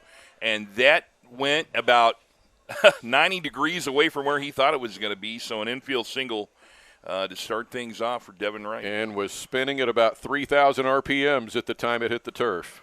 You hear a lot about spin rate these days in baseball, but not like that. Cannon Little to the plate for Ozark. He wants to bunt and pulls back and takes ball one. Now, the good thing about Republic and their chances here is they've had the whole day to rest. They played the early game, and then they're having the nightcap here tonight. Everybody else has played 2 games straight the way the pool play has worked. Throw to first to check Devin Wright. And that was the one game we were unable to bring here because of the technical situation of moving with the weather. So our first chance to see Republic in terms of video streaming today. 1-0. Little puts the bat out there and takes it back and looks at ball 2. And a very, very comfortable evening for ball here tonight. Wind not an issue. We don't expect this one to be affected by rain. That doesn't mean that there's not rain in the forecast, but we think it'll hold off and we'll get this one in. 79 degrees at the start. Heat index is down to 83. This one gets by Dean Markham. On to second will go Devin Wright on a wild pitch. That one just bounced away, and already Ozark with a runner at scoring position and nobody out early in this game. What a competitive pool this has been, though, Don. I mean, really, you know, everybody has accounted well for themselves in this, and there's been some surprises and some great pitching performances throughout. 3-0 and very high and away to Cannon Little for ball 4, and 2 are on for Ozark to get it started in the top of the first.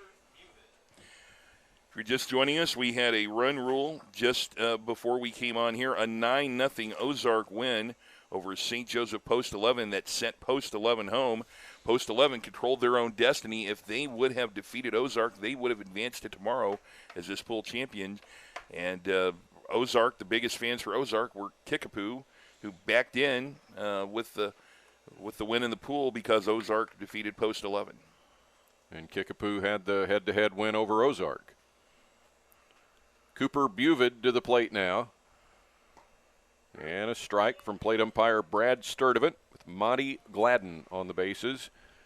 Here at Parkview as dusk is upon us. Some sunlight out near that left field foul pole. But not much else. Instead of an 0-1 pitch, a look at second base. And you can follow me on Twitter at Coatman1. We will love to hear from you wherever you are tuned in tonight. 0-1. And that's outside. 1 ball and 1 strike to Cooper Buvid. You can also follow Saba Baseball at Saba 04979-100. They just tweeted out this great information about the tournament. If Ozark wins the last game of the night, which you're watching, and holds Republic to 2 or less runs, they will win the wild card. Foul back. They'll play Nixa at 12:15 p.m. tomorrow at Hillcrest if that happens. And Ozark loss, or if they don't hold Republic to 2 runs or less, Willard wins the wild card. And Willard would play Kickapoo at 10 a.m. at Hillcrest. So that's the official update from the Saba Baseball website and Twitter feed. 1-2. The runner at second and a runner at first. And the pitch misses. 2 balls, 2 strikes. I'll have to say, there's no one you would rather do a tournament with than Don West, because he had it all figured out a long time ago how this was going. And he called that Ozark had a chance of possibly stealing the wild card, a remote chance, but he called that possibility, and that's where we are right now. 3-2. That's what 30 years of working this tournament gets you. A real sense of how this plays out.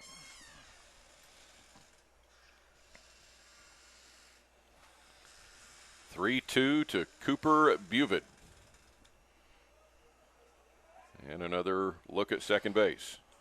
So you've had a chance to take a look at the forecast tomorrow. It's more than a 50% chance of rain the entire morning, so not what we want to see. Foul but back. We've talked about it throughout that, this time of year we've had you deal with weather. A tournament this big, you're just going to have to. But it's a real possibility. No sense ignoring it or trying to hope it doesn't rain. These are the facts that, with the scientific forecast these days, there's a good chance we're going to have to deal with some more flexibility tomorrow. So just stay tuned to the Saba website, and they'll have those updates. 3-2. Another foul. And if it happened to be the chance that it would spill into Monday looks rainy too. Well, good luck with that, Don. Because you won't be here. I will be on my way back to Nebraska. But you have a large bullpen of quality announcers that can join you for that if that happened. We hope it doesn't, but. Another 3-2, and that's strike 3 called to Buvid. What a great pitch. Painted the outside corner. I don't think Cooper Buvid was looking for that one, and that was a big time out for Republic and Dylan Gallup. And now it's Brody Bauman. 2 on and 1 out for Ozark in the top of the first. So the plan tomorrow is for Scott McCauley to join the two of us. You and me. Uh-huh. Yeah. There are going to be some stories told tomorrow. Just fair warning. From a new Missouri Sports Hall of Fame broadcaster, Scott McCauley. Swing and a miss. Partial swing anyway by Bauman. And did he say he went? I guess he did. Yeah, strike 1. Yeah. And the reason I'm going to say there's a lot of stories is there's never been a time that I've been around Scott McCauley that there wasn't a lot of stories, whether there was a microphone in front of us or not. So this will just be an extension.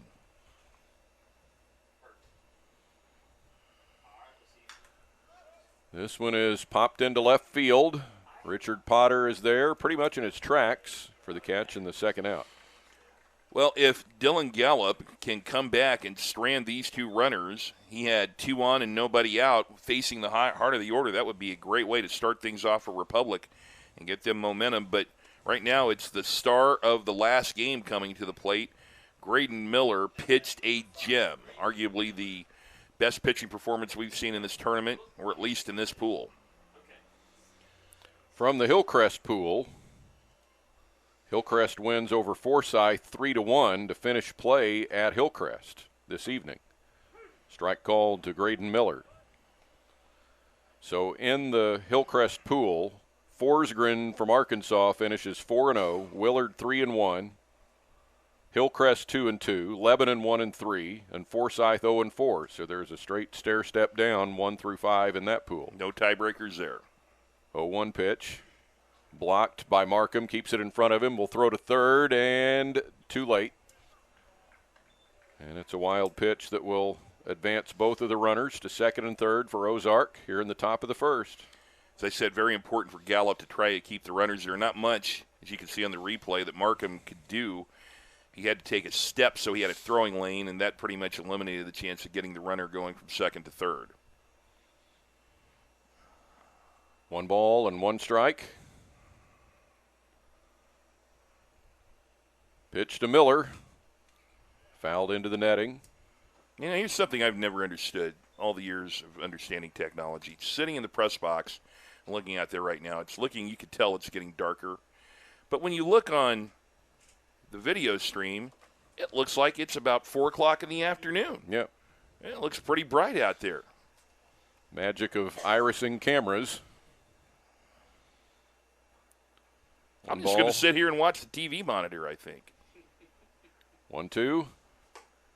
High 2-2. Remember a few years ago, I think it was when Rory McIlroy won the U.S. Open, I think. Oh, yes, yes. And they said it was so dark you couldn't see to putt on the 18th green, but it looked like this on exactly, TV. Yeah, yeah, I know exactly what you're talking about. 2-2. Fouled off. Now, here's one of the issues that Republic is going to have. Dylan Gallup has already thrown 20 pitches and is not out of the first inning. So it might be Johnny Fullstaff out there tonight for Republic, because this game, while important to the tournament, not necessarily that important to Republic. So you could see a lot of twirlers. This one hit down the left field line and fair. 2 runs will score for Ozark.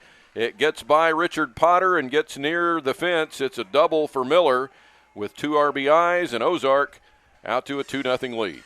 So we have been trying to champion who the all-tournament team people could be, and certainly Graydon Miller is going to be on that list after the pitching performance he had. But look at that hit right there. It's frozen rope down the line, and Ozark, their momentum continues, and they are on the board and chasing another one.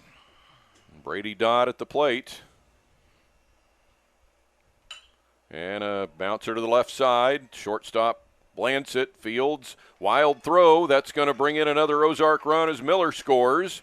On to second goes Dodd. On his way to third. Here comes the throw. And he is out.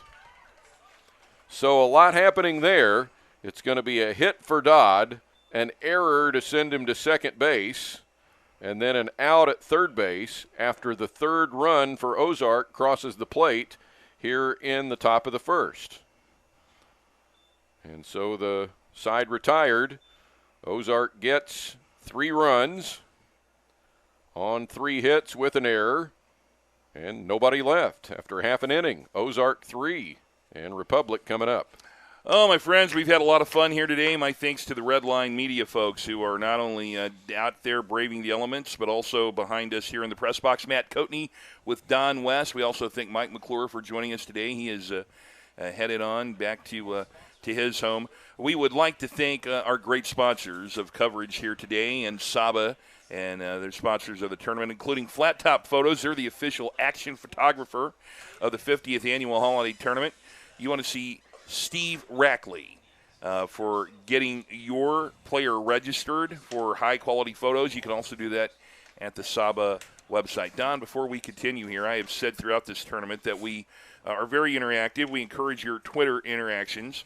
And last night, during the Republic game, I didn't see this till after the game, but Diane Schroeder, whose grandson, I assume is Drew Schroeder, sent me a message at Coatman1, Coatman1, and he said, she said, these grandparents from Lakeland, Florida have enjoyed your calling of tonight's game. Great job. And so thank you very much, Diane. We appreciate it.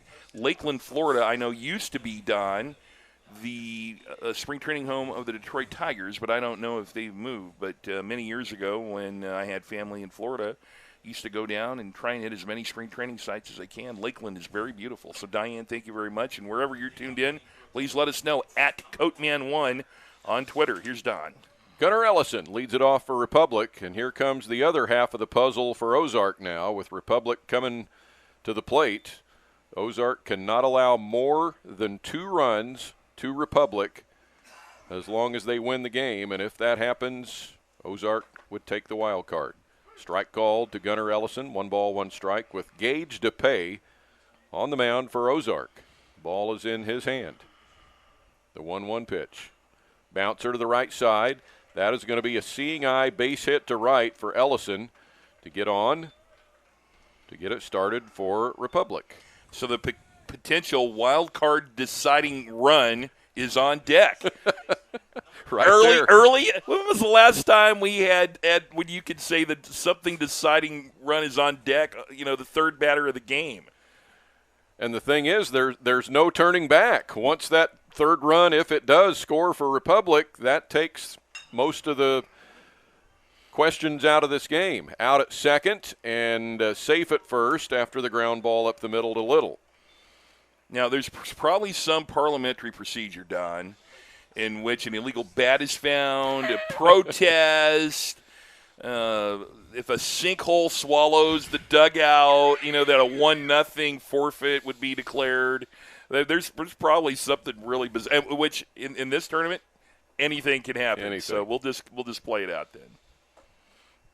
Strike 1 to Adam Brown. And so based on that, a big hearty SABA hello to everybody tuned in Northwest Greene County and Willard, they're paying attention to this. This is the most important game in the tournament right now to Willard. Oh, the 0-1 hits Adam Brown in the back.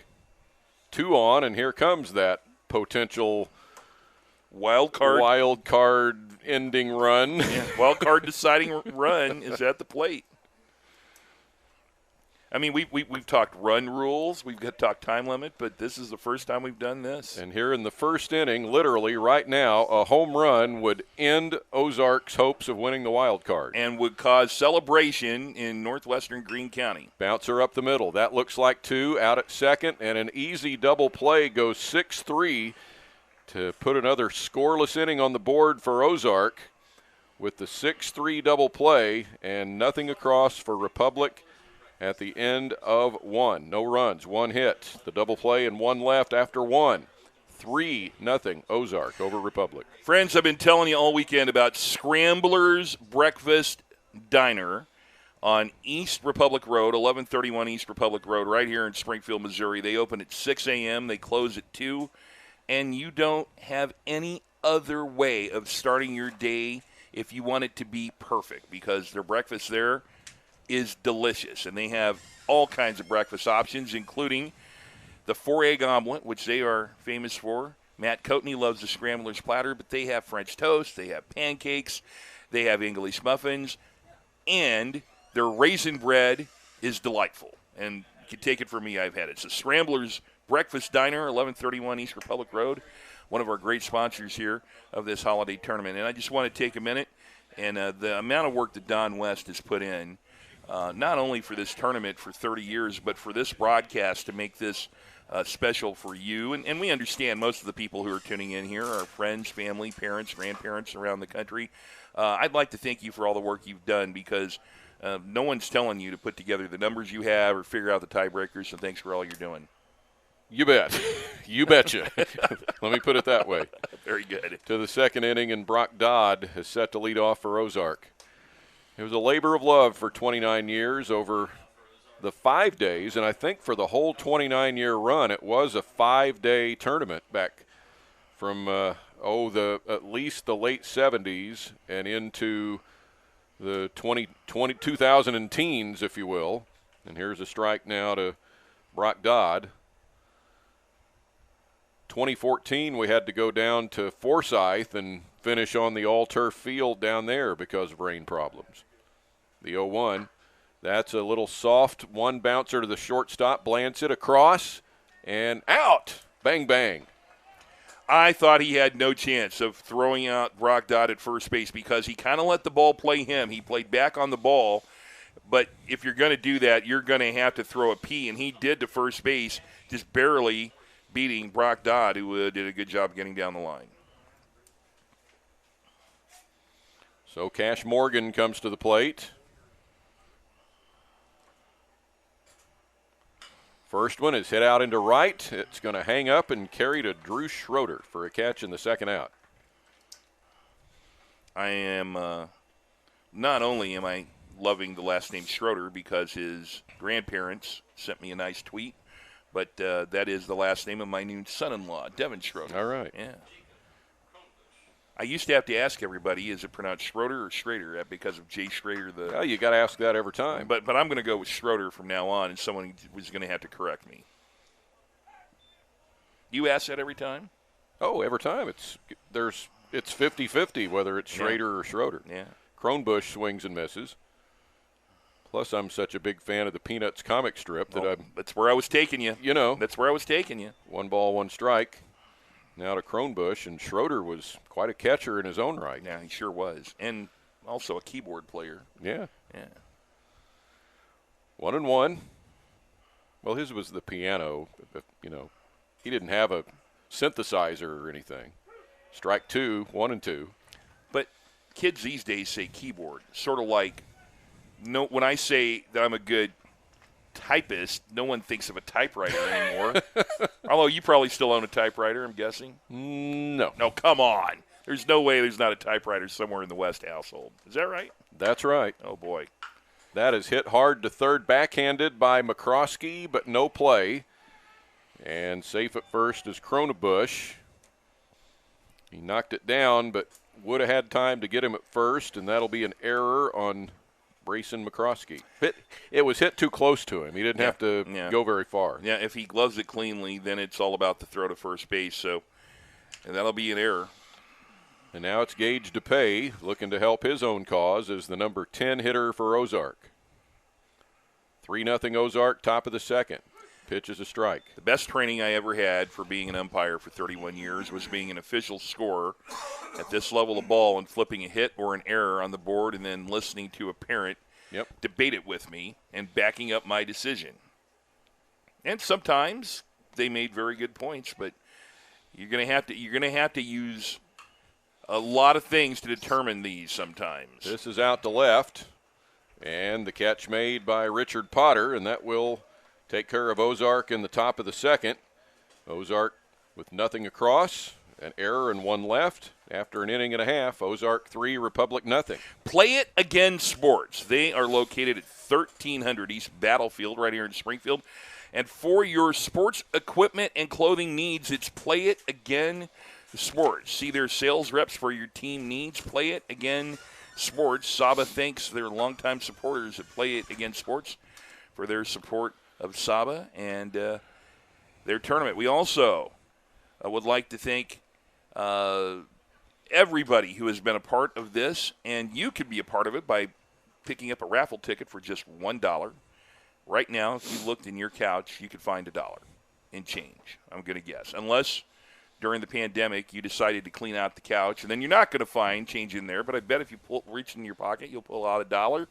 You get a raffle ticket, and then tomorrow at 5 o'clock, we're going to draw, weather permitting, to see who gets 50% of that pot. Saba keeps 50%, and you will have enough money to have a really nice dinner, I guarantee you. So at Scramblers, at least breakfast. Yeah, breakfast there, or I could, and actually, if I come back to town and you can't find anybody to go to dinner with, give me a call or find me on Twitter at Coatman1. I will have dinner with anybody and have in the past. So, but come on out, get that 50-50 raffle ticket. It'll help the tournament and Saba out. Dean Markham leads off for Republic in the bottom of the second. So how many hours until the first Nebraska football pregame show on the network? I got to sit here and think about that. Well, we don't have a start time for week 0 against Illinois, but that would be, we see 28. Let me figure that one. So that's 59. And what is today, Don? The 26th, about 4. So about 60. What is 63 days times 29 hours? That'll be a pretty rough estimate.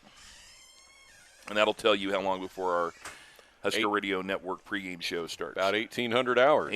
So the countdown is on. No question about it. Okay. And looking forward to it. 1-1 to Dean Markham. Here it is. And that's down the right field line. It'll be foul and uncatchable.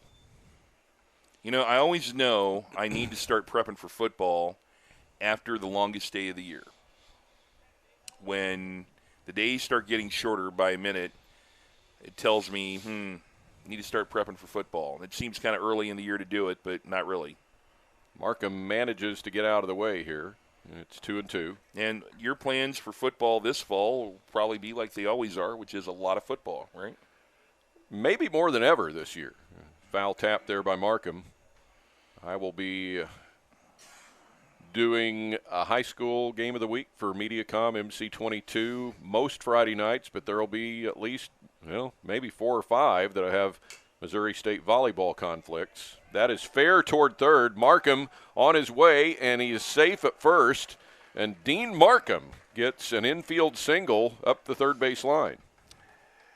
Well, anytime you can hit a 563 hopper to third, you've got a chance. And that's what happened right there.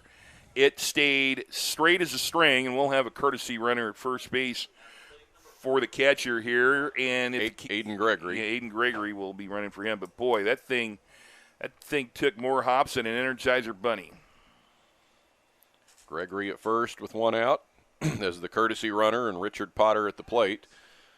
So high school most Friday nights, probably 3 to 4 Missouri State home football games, and about 3 to 4 Evangel University home football games on MediaCom MC22. Strike called now to Richard Potter. So when you say Missouri State volleyball conflicts, who do you work with on those broadcasts? The legendary coach herself, Linda Dollar. One of my favorites. And have since we started doing this, and even, the year after she retired, she and I did the conference volleyball championship match on Fox Sports Midwest. I got to see that in my living room. It was one of my favorite things on TV. 1996. Yeah. And Richard Potter takes strike 2, and it's 0-2. And since then, I've done about 90 games with Linda Dollar, volleyball matches. 0-2. Low and away. Ball 1. I would think volleyball on TV is much easier than volleyball on radio. We have got the best volleyball announcer in the nation on radio with the Husker Radio Network, and John Baylor. And I've had to fill in for him every once in a while, and I know he's already asked me to fill in on one this year, and I may have to start preparing for that tonight. Swing and a miss by Potter. Down on strikes. Well, in this area, there's Husker volleyball royalty with a team in this tournament, Willard, with Lori Endicott, who was a part of really when Husker volleyball really started getting going good under Terry Pettit. And so everybody in Nebraska very familiar with Lori Endicott from down in this part. Lori Endicott Vandersnick, still now very active in local volleyball with what used to be the Community Olympic Development Program, now operating under a different name. Strike 1 now to Cole Isles, with a runner at first and 1 out. And Lori has worked with me on 13 or 14 volleyball matches as well. Chopper to DePay at first. He'll get the out with a runner moving up to second with 1 away. 2 out now. Yeah, just as good as a sacrifice bunt because moves the runner up to second base. But as you said, 2 out now for Brayson McCroskey. But just as good as a bunt to get the runner moved up. 2 hits in the game now for Republic. And spinning out of the way is McCroskey, looking at ball 1. 3-0 Ozark.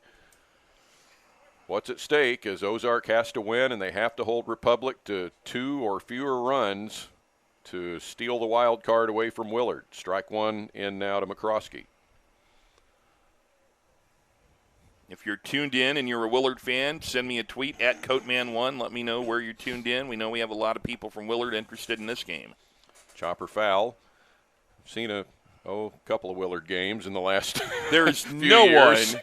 no one more competent to talk about Willard athletics than my broadcast partner, Don West. Once I heard from Trevor Bowling who they had playing on the summer team, I thought that they were a pretty good bet to make it to Sunday in this tournament. Ball hit into the air in right field to Graydon Miller, and he is there, and that is 2 scoreless innings authored by Gage DePay to keep Ozark right where they want to be with the lead and with Republic still scoreless through 2. No runs, 1 hit, 1 left. And after 2, Ozark 3, Republic nothing.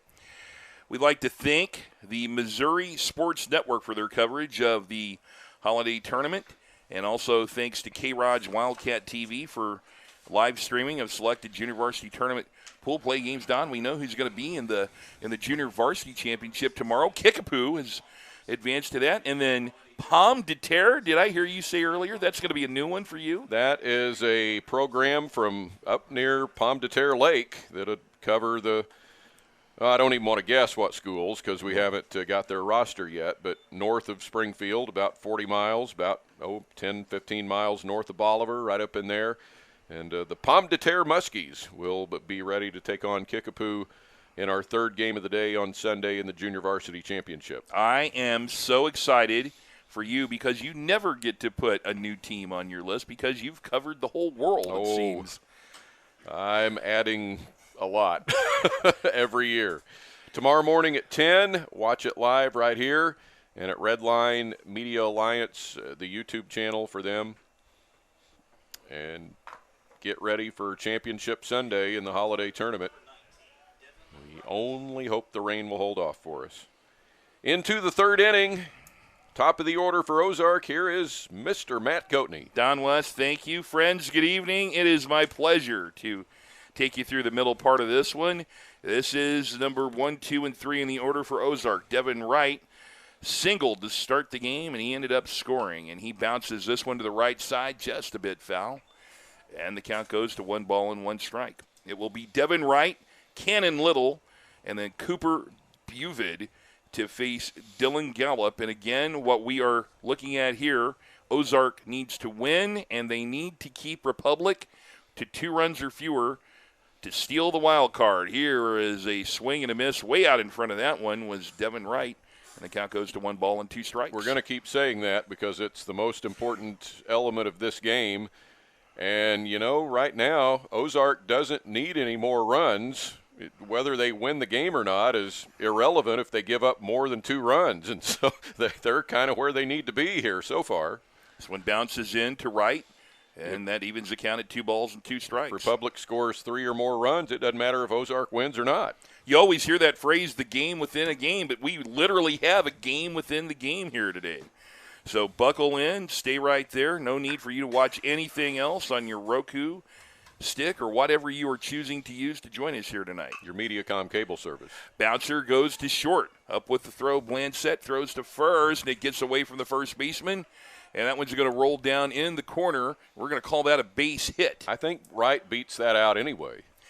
It would have been extremely close, and I think you're right. I think he would have been safe at first base. So, again, Wright singles to the shortstop area for the 2nd time. He has a leadoff single, and here comes Cannon Little.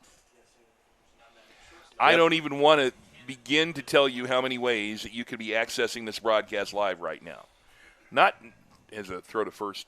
Not to mention how many people are watching this archived days, weeks, or months later. It can happen. Yeah. That's where we live now in this world. That's right. Cannon Little at the plate. Right-handed bat, swears to bunt, lays it down, and fouls it back to the screen. And Devin Wright will go all the way back. The thing I like about the way the Republic infield, see, he doesn't even know that was a foul ball. Does anybody know the runner on second has to go back? He's See, and Republic's not going to tell him. about to find out. Really? Okay. Did he not make contact? Wow. Okay, so apparently the broadcaster, who's only been doing games since 1978, didn't realize that. That will be a wild pitch. I thought he had contact. I was going to say the Republic shortstop's not going to tell him. No need to give that away. Did you think that was a foul ball? You know, I'm going to defer to you because I'll take that as a no. I was looking at something else. I'll take that as a no. I was looking Don down. West is too good of a friend to throw me under the bus. That is a bunt contact, and Cannon Little jumps over the ball. She goes down to first base. Wow. No one argued it, so apparently I was. Remember how Fonzie he couldn't say wrong back on Happy Days back in the day? I was incorrect. I was confused. I was inaccurately informed by my eyes. 1 ball, 2 strikes, nobody out, top of the third. Ozark at the plate. The runner at second is Devin Wright. Here's the pitch to Cannon Little, and he lines one into left field for a base hit. Don't think it's going to get the runner home, however, and it will be first and third on a single by Cannon Little, which moves Devin Wright up to left field. And that was a quality at bat by Cannon Little because he tried to bunt twice, and he ended up getting a base hit. Cooper Buvid comes to the plate. He was called out on strikes in the first inning. He takes a long look and gets a lot of signs down there. Going to put this out here again now in the third inning of this game. Ozark would like to get a bunch of runs and run rule Republic and give them fewer chances to score runs at the plate. The pitch from Gallup outside, stolen base attempt, and what a smart play here by the catcher, Dean Markham, as they threw a defensive play at Ozark to see if something was shaking on a delayed steal, and he just threw it right to the shortstop, Blancett, who came in and fielded the throw. So that'll be a stolen base for Little. No balls and 1 strike. The pitch was called a strike. Like that play. They made it look like they were throwing through, but they weren't. Tried to deke the runner. Here's a base hit into center field. This might get 2 runners home. The lead runner comes home. Here's the throw home. It's cut off, and 2 runs are home, and it gets away from the catcher. And the batter, Buford, will go to second on the throwing error, and it is 5-0, Ozark in the lead. I'm going to debate with you on that because that ball was right into Markham's glove, and he just took his eye off of it. No, so that error's got to be on the catcher. Oh, no, I'm not. There's a throwing error, whether you call it on the catcher or the center fielder. It's you don't hear catching error. Well, On the catching error on is the what error. on the error, well, we'll say that. But on the error, which will be assigned to the catcher, the runner goes to second. And here is Brody Bauman, the first baseman. Here is a fly ball. The center fielder didn't move at all. Now he goes to his right quite a few steps and comes up with a catch. And there is 1 out in the inning as Bauman flies out.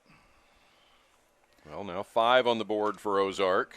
This is still going as good as it could possibly go for the Ozark Ball Club looking to get that wild card berth. And the player of the day in this pool is Graydon Miller. He threw a gem in the last game. He bats now. He has a 2-run double and has scored a run in this game.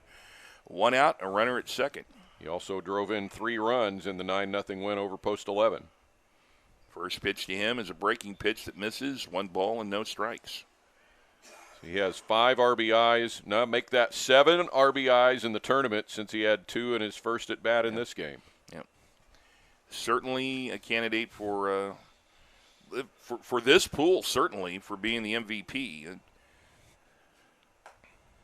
And a strike called. I think the leadoff hitter for Post 11, Rollins Brandt. yeah. Rollins Brandt certainly would be in the people you and I and Mike McClure have seen in this pool that have impressed us the most, and not just for their offensive numbers, but just pass the eye test here also.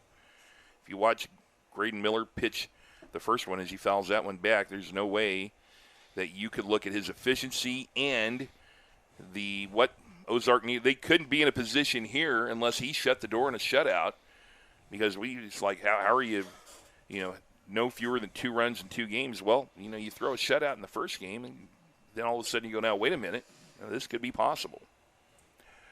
1 ball, 2 strikes the count, 1 out. Here's a pitch high and away for a ball. The runner at second is Cooper Buvid, who singled home 2 runs and advanced to second on an error after the throw home was not handled by the catcher, Dean Markham. You okay with that description? Sure. Yeah, okay, very good. Thank you. I wasn't listening, really. Creighton Miller, the right-hander, deals. This one is popped to the right side. The second baseman, Usgard, fades to the clover, right where the turf meets the grass, and he corrals that for the second out of the inning. Pop out to the second baseman. I remember the great Missouri umpire-in-chief Kermit Daniel giving me some advice, talking about clover right here, Don West, as our hitter Brady Dodd comes to the plate. He was singled and stranded back in the first inning. It's 5-0 right now, Ozark in the lead. But he talked about how to run a three-man officiating crew in softball. It's the same for baseball, basically. Pitches in for a strike. He said if there is a fly ball to the outfield, somebody is going to go out and take a look at it. But if you turn your back, stay out. I don't care what you do. Count the clover, whatever. And I thought, count the clover? Yep. Well, guess what? You can count the clover here today. Because there is clover that is lining the edge of where the turf meets the outfield grass on the right side. That pitch is fouled away, and it's no balls and 2 strikes. You know Kermit? I know I should, and I'm sure I've met him. Monett, Missouri area. I can't put a face to him just yet. And great football official, basketball official, but really one of the premier softball officials in the state. Was the Missouri umpire-in-chief for many years. Stepping off was Gallup. We did our first Evangel University softball this past spring. I'm going somewhere with this. Okay, here's the windup and the pitch. This is a skied fly ball popped to the right side behind first base. Coming over is the second baseman Upgard to grab that one, Usgard, and that will end the inning. But damage done with 2 runs for Ozark. They come up with 3 base hits. They have 6 hits in the game. They have a runner stranded, and there was an error in the inning. There are 3 errors by Republic in this one. And as we go to the bottom of the 3rd inning, it is 5-0 Ozark. Where were you going with the story? Well, so we can bring up stories with 2 outs because we're keeping it here between innings. Yeah. So we were doing our first Evangel University softball coverage, and it was early May, I think. And through MediaCom protocol, we're wearing masks, and the umpires come down the hill, and they're wearing masks, and one of them says, "Hey, Don West." I said, "I can't see you, but who are you?" It was Frank Gardner. Oh, no way. Oh, yeah. My buddy Frank Gardner? Oh, yeah. Oh, my gosh. He's still out there on the field. Did you tell him hi for me? Oh, sure. Oh, goodness. Well, what a great softball umpire. I've called so many big-time softball games. I've got a lot of Frank Gardner stories. Unfortunately, I don't know what we could do here. We've got a largely scholastic audience, so we're just going to keep those stories. But just let me just say that Frank Gardner is one of the all-time great umpires and a really good fast-pitch softball player. He was a catcher, and so his knowledge of the strike zone, you'll find catchers make great umpires. Don Freeman was somebody I worked with who was a really good catcher. I have to think your dad, Ted West, who was a legend in fast-pitch softball in this area, if he ever had any designs on being an umpire, he would have been a tremendous one because he understands the strike zone. He liked arguing too much, though, to be an umpire himself. Don, I will tell you, there's nothing I enjoyed more than talking softball when your father, who was one of the nicest people to me ever, and he and I knew a lot of the same people, and I always enjoyed talking to him. All right, we go to the bottom of the 3rd. Republic has the bottom of the order, and Mackay Blanchett, Drew Schroeder drew up, and then the top of the order will come up with Gunnar Ellison. Here's Blanchett, his first plate appearance. 5-0 Ozark. They are trying to hold Republic to 2 runs or less. If they can do that, since they already have 5 runs, they will win the game and advance to tomorrow's semifinals as the wild card in this tournament, something that we really didn't see coming when the day started, so credit to Ozark. Blanchett, the shortstop, is at the plate. The count is 0-1, and the pitch is home, and he bounces one that hits the mound fortuitously right to the shortstop. Little throws to first and 1 out. Did help him out a little bit, didn't it? Redirected a little bit more toward Cannon Little. That was the Moscone bounce, or the Minnesota Fats bounce, in terms of using the action of the bumper to direct the ball where you want it to go. Here's Drew Schroeder, right-handed bat. Pitch is outside for a ball.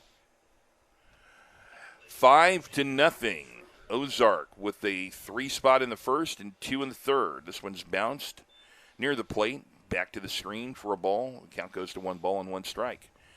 They play Schroeder straight away. The flag in center field is not blowing at all, completely limp. Next pitch is high. 2-1. Looks a little different than yesterday, doesn't it?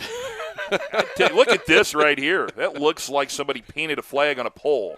Strike on the outside corner makes it 2 balls and 2 strikes. I got home yesterday, and friends, you've seen me all weekend.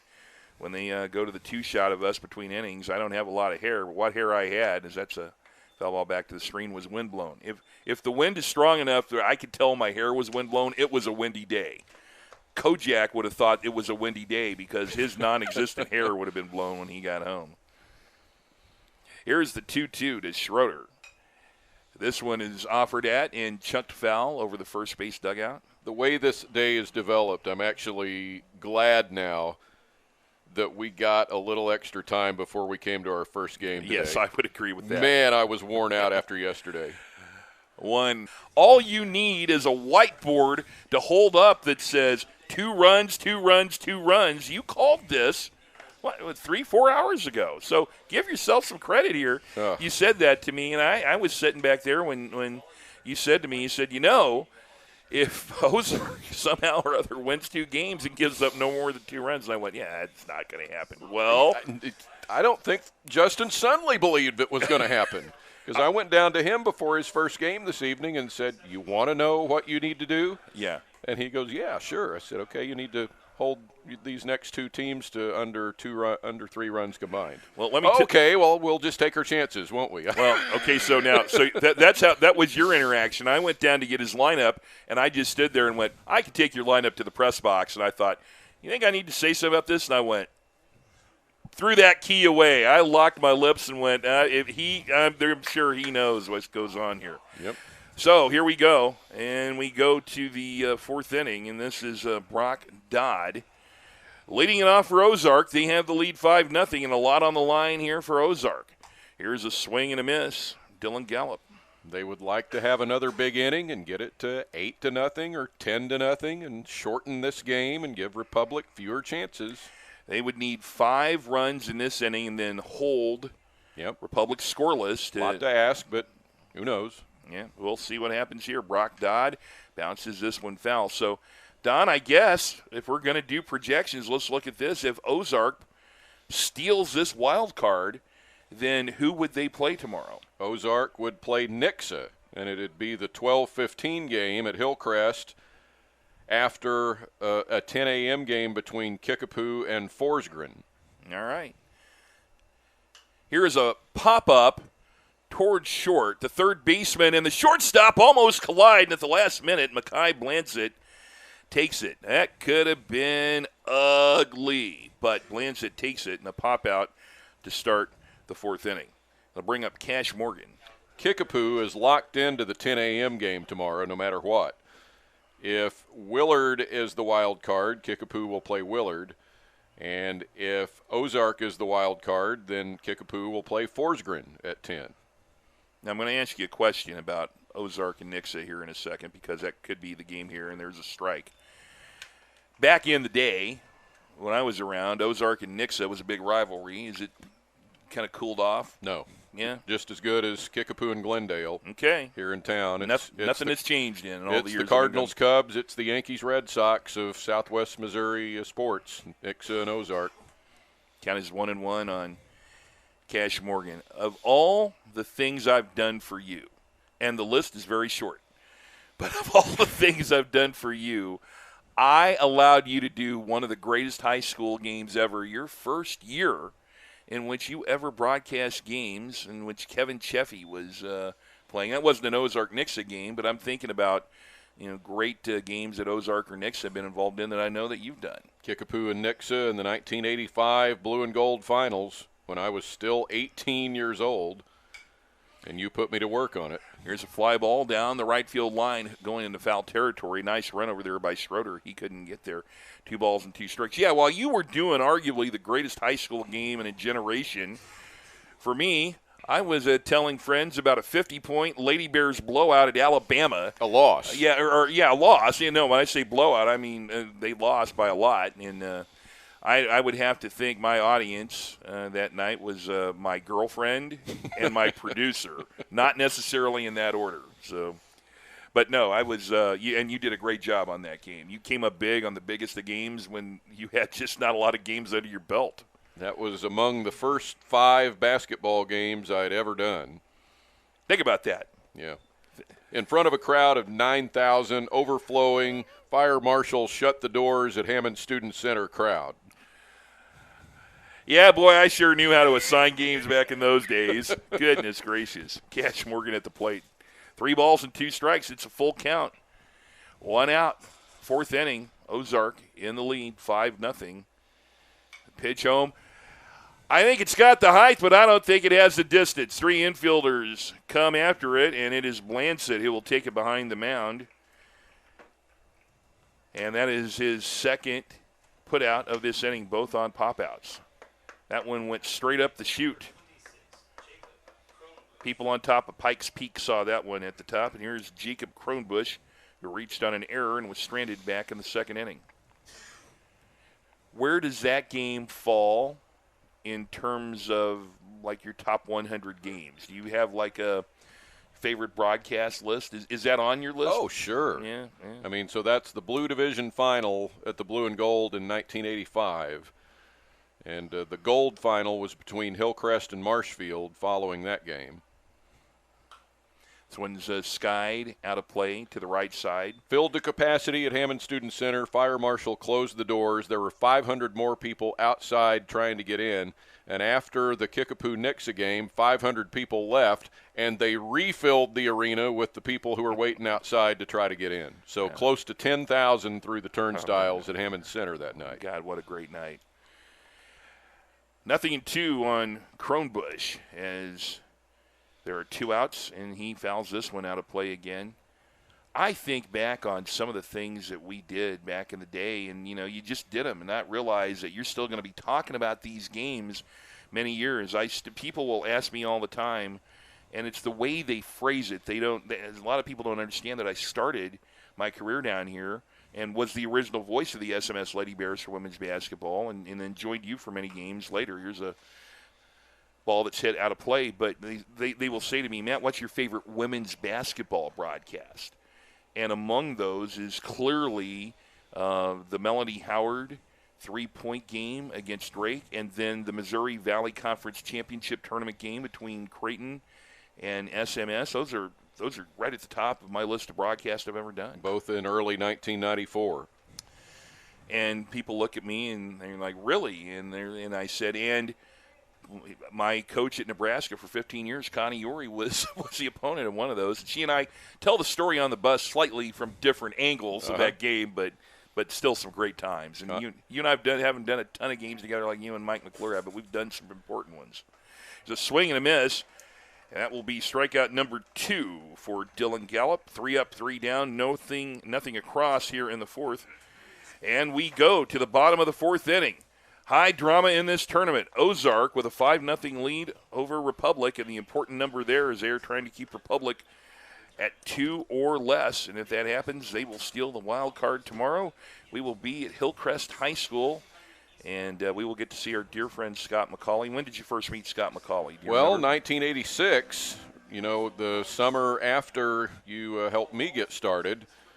I'm working a weekly American Legion baseball game like you did in 84 and 85, and then turned it over to me. And I was working with Steve Jenkins, and he had to umpire, and we knew we were going to need somebody, and he pointed down to that guy that was raking the mound and getting the field ready and said, that's your guy right there. And it was Scott McCauley. Wow. Yeah.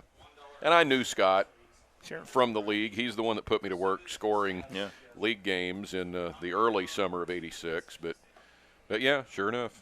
You know, Scott McCauley and I have been on many, many road trips with what was Keith Gutton's SMS Bears. And, you know, we have stayed in many hotel rooms together, sometimes 3 or 4 to a room. I've helped Scott McCauley do laundry in the middle of the night. Scott and I have been literally all over the country with baseball, so what a treat for me tomorrow getting to work with the two of you. So, again, thanks for putting together the crew you have. This is like a not only special in terms of the 50th tournament, but special for us and kind of a reunion, reliving a lot of great memories. All right, Republic is the home team on the scoreboard as a result of the coin flip. They'll bat here in the bottom of the fourth. It'll be 2, 3, and 4. Brady Esgard looks at a strike on a breaking pitch. That quality pitch there for Gage DePay. Here's the wind and the pitch. This is line. Base hit. Fair down the third base line. He's digging. He'll round first. He's going to motor into second with a stand-up double for Brady Esgard. And now Republic has a runner in scoring position with nobody out here in the bottom of the fourth. So that is a huge development in this game. That one was about 3 feet inside the bag, roped down the third baseline, and now Adam Brown comes to the plate. So not since the first inning has Republic been at least in the hunt for getting that run that would end the hopes of Ozark to the plate. Now, if you're just joining us and you think, well, okay, so there's a runner at second, who cares? Well, here's the situation. Not only does Ozark need to win this game, to advance to the wild card tomorrow, they have to hold Republic to 2 runs or less. So Ozark could win and still not make it to tomorrow. So the runner at second is very important. Here's a foul ball, and the count is no balls and 2 strikes. Gage DePay is coming off the heels of a superior performance and one of the best pitching performances in this tournament by Graydon Miller, who shut out St. Joseph Post 11, 9-0 in a run rule effort earlier today. Here's a pitch outside and a pretty quality pitch on 0-2 to see if Adam Brown would chase it. Runner at second is Brady Esgard as Republic bats in the home half of the fourth with Ozark leading 5-0. Next pitch inside. That evens the count at 2-2, and DePay does not want to lose Brown, and the last thing he wants to do is put another runner on base. So look for this to be a quality pitch. Curveball high, and now it's 3 balls and 2 strikes. And never in my broadcast career have I had the intensity I have in a 5-0 game in the fourth inning, but that's where we are, friends. Check of the runner at second. Here's the pitch home. Bounced up the middle. Going to be a tough play for the second baseman. Gloves it. Throws to first. In time for the out. What a play by Brady Dodd to get Adam Brown at first. The runner at second, Esgard, moves up 90 feet, and he will be at third with 1 out as Ace McWaters comes to the plate. And that is a big run out there at third now for Republic, and a chance to get him home with 1 away for McWaters. 0 for 1, he's hitting to a double play. The potential wild card clinching run for Willard on deck. Ace McWaters looks at a pitch low, bounces in, 1 ball and no strikes. McWaters hit into a 6-3 double play back in the first inning. Our situation here, Ozark looking to advance to the semifinals and a date with their rivals Nixa tomorrow at Hillcrest. Here's a windup and a pitch. This one is blocked before it can get away by Cooper Buvid, and the count now 2 balls and no strikes. And you would think traditionally that it wouldn't be a bad idea to just put the fourth hole hitter on first base and set up a double play, but that is not what Ozark needs. Swing and a miss at a pitch that's high, and that makes the count 2 balls and 1 strike. Anybody who's on base potentially is terrible for Ozark right now. It is. Yeah, they want to keep runners off base. They have to hold Republic to 2 runs or less to advance. Next pitch, bounced foul down the third baseline, and we'll do it again at 2 balls and 2 strikes. This is as odd a situation as I've seen, but not uncommon for pool play. Any of you who've had baseball or softball players and you've played in pool play, this is the kind of thing that happens, but this is the first time we've ever televised games in this tournament. Next pitch on the way. This is bounced towards first. Corralled by the second baseman, but there will be no play, and a run will score on an infield single by Ace McWaters. And Republic is on the board with their first run. An RBI single scores Brady Esgard, and Ozark leads at 5-1. That is a huge run because now Ozark can give up but one more run, and that's it. They could win the game, but if Republic gets 3, that will end Ozark's run in this tournament. Here is the catcher, Dean Markham, who's singled back in the second inning. Check of the runner at first base. And the pitch home. Markham skies a ball to deep right field. Graydon Miller goes back, makes the catch. That's the second out of the inning. Scampering back to first is Ace McWaters. So the potential wild card clinching run for Willard is on deck now. Cole Isles on deck. Richard Potter would have to keep the inning alive to bring Cole Isles to the plate. Potter, a strikeout victim in his only previous plate appearance in this game back in the second inning. A check and the pitch. The outside corner for a strike. It is 5-1. Ozark in the lead. But they are trying to keep the runner at first there. They cannot give up 3 runs in advance. That one's fouled back. It's no balls and 2 strikes. And the run rule right now, not really likely with only a 4-run deficit here, Don West. So indeed. Yeah, we may have to look at time limit. Here is a pitch that's fouled out of play. This game started right at 8:15. We are just exactly at the 1 hour mark, 3-2-1 mark of this game time. But remember, the time limit starts with the first warm-up pitch, which was 8:13. So we'll see if that comes into play. Here is a pitch that swung on and missed. It hit the plate and bounced back, and that's going to be a wild pitch on a strikeout. And so Potter advances on the third strikeout by DuPay, but a strikeout wild pitch. And now, Willard fans, your favorite player is Cole Isles.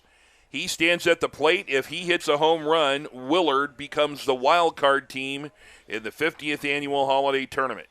Isles bounced to the pitcher in his only previous appearance. Here's a check of the runners and a pitch home, high, 1-0. Ace McWaters is the runner at second. Richard Potter is the runner at first. 5-1 Ozark as we are in the bottom of the fourth. The runner at first is the person that could change things up. Base hit to right field. Potentially the second run, rounding third. Coming home. They let the throw come through. Gonna be close. He is out at the plate. That ends the inning. Out at the plate. And how about that throw by Graydon Miller? Let's take a look at it at replay. He threw a P home. Great job of getting the ball by Cooper Buvid. And out at the plate was Ace McWaters. And what a huge defensive stop for this Ozark team as they do not give up that dangerous second run. Oh, Don that West could save the tournament for Ozark right there at home plate. And the throw by Graydon Miller further solidifies that he may be the MVP not only of this pool but of this tournament right now. That was one of the plays of this tournament, and you saw on the replay, and a great job by our Red Line media friends to show that replay. He came up throwing, and the catcher, I want to make sure I give some credit here to Cooper Buvid, had to tell the first baseman, Brady Bauman, let it go, because the first baseman has to have someone communicating with him. That catcher is lining it up, and they made a good decision to let that come through and not cut it off. And that's how you play defense, and wow, what an exciting play, Don. In the fourth inning of a 5-1 game, that's as exciting as it gets, Matt. Whew. You know, I saw that developing right there, and I thought there's no way they're going to get him at the plate. So we're going to go to the fifth inning, and Ozark with a 5-1 lead, but the story here is how many runs can they give up? They can give up but one more and still have a chance to advance. To tell you about the fifth inning, let me send it back to my broadcast partner of many years. Here's Don West. And 3 more chances for Republic in the 5th, 6th, and 7th, but right now it is Ozark to the plate with Gage DePay to lead things off, the number 10 hitter in the order for Ozark. First pitch, bunted toward third. They're going to have a hard time getting him. Bare hand, but not cleanly by McCroskey, and that will be a bunt single for Gage DePay. Well, no question about that being a base hit, because even if McCroskey comes up with that cleanly, I mean, Nolan Arenado would have a hard time throwing that one out. So leadoff single for Ozark, who, boy, tell you what, some adrenaline was flowing defensively in that last half inning. Devin Wright comes to the plate. You know what you could see later on in this game? Ready for the pitch to Devin Wright. And he bunts, and that's going to be picked up by Gallup. The throw to first is wild and backed up by the second baseman. Play at third. Oh, look at that throw, and out. The throw from the second baseman, Usgard. Look at the replay here. How about the second baseman, Usgard, backing it up, and then he threw the ball probably 120 feet to get the out. It goes 4-5 to get Dupay, and that we've seen some great throws in the last 2 or 3 batters here, Don. Whew, one away.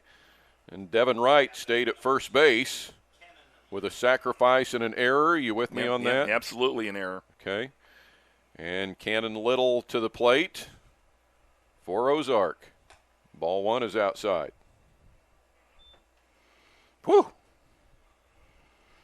I've not seen a pull play 5-1 game in the middle of the game be this exciting ever. There's a lot on the line here. So let me tell you what could develop later on. Yes. Cannon Little at the plate here, 1-0 the count. Runner going. The pitch is low, and there's no throw from Dean Markham, and it's a stolen base for Devin Wright. You could see it doesn't matter if Ozark was up 5-1 or 8-1 here in the 5th or 6th inning. They might bring the infield in if Republic gets a runner at third. Yeah. How about that?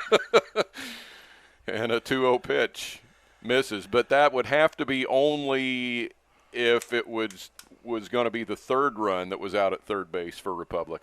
They wouldn't do it on the second run. Okay, I'm gonna throw another one at you. 3-0 here to Cannon Little. And he'll look at a strike. Let's say there's one out and a runner on third, and Republic has 2 runs, and there is a fly ball, and the runner scores. Do you appeal the play at third regardless? You might as well. You got nothing to lose. I mean, we could see that, in a pool play game. We haven't seen an appeal yet today. Or might a shallow fly ball in foul territory be dropped with a intentionally let go? Absolutely. I mean, we could see some things here.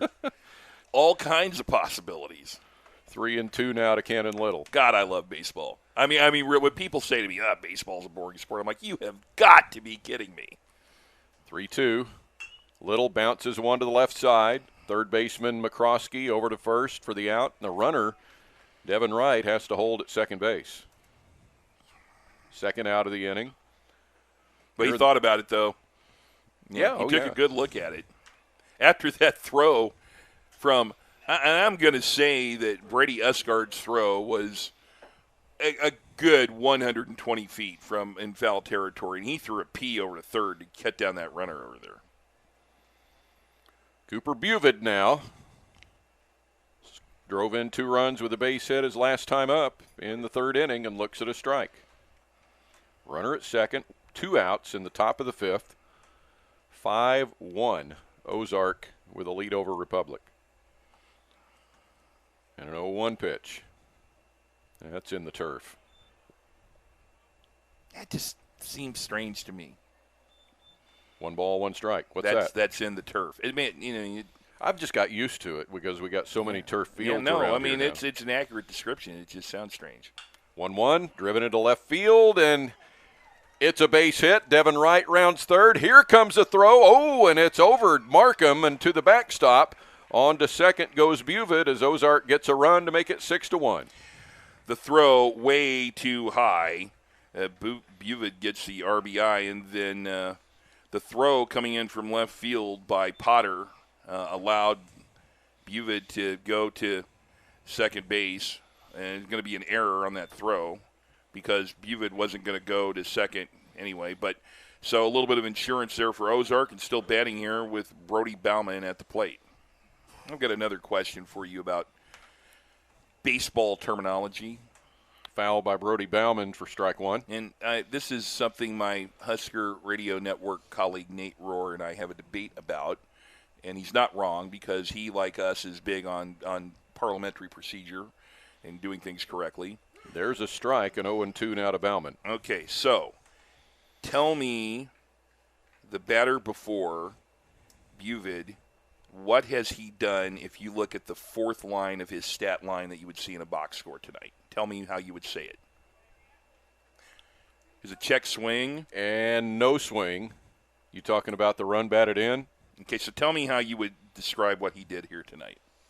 Yeah, exactly. That's what I'm talking about. You would say that he is. So Cooper Buvid has 3 RBIs tonight. Okay, and that's how I say it. But Nate Rohr says it is not runs batted ins. No. It is runs batted in, therefore you say RBI. Popped into short center. In fact, it's barely going to be out in the clover. And a catch for Brady Usgard to end the top of the 5th inning. This discussion can go on after Matthew tells you about a sponsor or two of the holiday tournament. It is 6-1 Ozark as we go to the bottom of the 5th. Well, Don West, one of our great sponsors, is Flat Top Photos. They're the official action photographer of the 50th Annual Holiday Tournament. You can see Steve Rackley or go to the SABA website and register your player today, whoever your player is, and you will get high-quality photos available to you. Steve Rackley is who you need to see on that. Also, one of our great sponsors here is Play It Again Sports at 1300 East Battlefield. Play It Again Sports for your sports equipment and clothing needs. See their sales reps for your team's needs. I'm Matt Coatney. That's Don West for the discussion here. And again, Nate Rohr is the premier softball announcer on radio in the country and one of my great colleagues. But when he says this, he would say that Buvid has 3 RBI today. And, and he makes a very good case, but I'm just going to say it doesn't sound natural to me. That's right. So I'm going to defer to you because no one, and you are always my authority on what is correct. And I know sometimes you come to me for an opinion on things, but I do defer to you usually on these kinds of things. And I will tell you that Nate Rohr is a guy I would defer to also, but he and I have a difference of opinion on this. I know that there's a new school, a new age out there that's younger than us that does that. But did you ever hear Harry Carey say RBI? Did you ever hear Jack Buck or Mel Allen say RBI? No. Now, if you would have left Harry Carey out of this, I would have agreed with you. But he also said Joaquin Andujar pitched for the Cardinals. So I don't know if that's the guy you really want to be using. Did you ever hear Bob Costas say RBI or Jack Buck or Vin Scully or Scully. Bob Prince or all those guys? I mean, I'm deferring to those guys, and I've said it my whole life, and I'm never going to change. You and I are on the same page, no question about it. Good. Bottom of the 5th inning, Brayson McCroskey for Republic. Strike 1 to him, and here we go with the high drama again in the bottom of these innings as Republic comes to bat with one run across the plate. If they get more than 2, then Ozark is out of the wild card. There's a base hit down the right field line for Brayson McCroskey to get it started for Republic in the bottom of the 5th. So the person at the plate, Mekhi Blanchett, now represents the potential wild card clinching run for Willard. Willard needs Republic to score 3 runs, and they'll be the wild card. Ozark needs to hold Republic to 2 or less, and they will be the wild card. It's Mekhi Blanchett to the plate, 0 for 1, grounded to short. The throw to first. So at the moment, Ozark still has that slim margin for error. Not literally, but if another run scores for Republic, that margin is gone. The pitch is up and in to Blanchett. And maybe we should make it clear if you're just joining us, there's 3 pools. The 3 pool winners have been decided. They fill 3 of the 4 semifinal spots tomorrow. We're just trying to find a wild card winner. Base hit to right field for Mekhi Blanchett. McCroskey will round second, kind of stumbled, gets his footing back, throw into third, and safe, and on to second, and safe there is Blanchett. A single to second on the throw, second and third for Republic, and there's that wild card clinching run for Willard out at second base for Republic. Okay, so the strange things we've talked about in the 5th inning, do you intentionally walk this hitter to set up a force play at the plate? You would never do this in a 6-1 game. A swing and a miss by Drew Schroeder. I would consider it because I would too. Here comes the infield in for Ozark. I would consider walking this hitter to set up a force play at the plate. 0-1. That's a strike called to Schroeder on the inside very edge of the black to make it 0-2. Oh, boy, here it comes on 0-2. Schroeder swings and fouls it off. Infield in for Ozark. They would never be in a normal game situation right now. Yeah. This is anything but normal in pool play. Here's the 0-2. Swung on, hit to third. Runner's going to have to hold.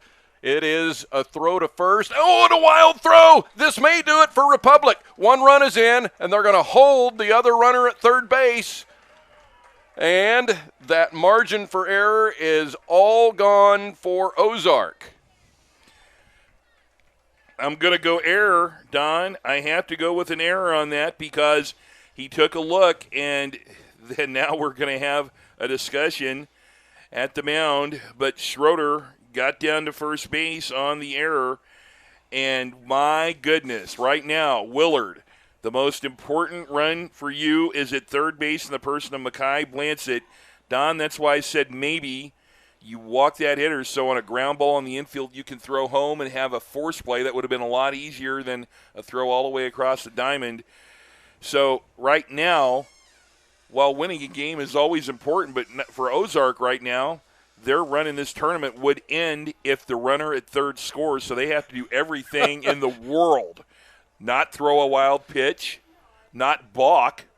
They got to bring the outfield in. Yeah, I mean, right now they got to play in front of the co-ed line, if you will, out there.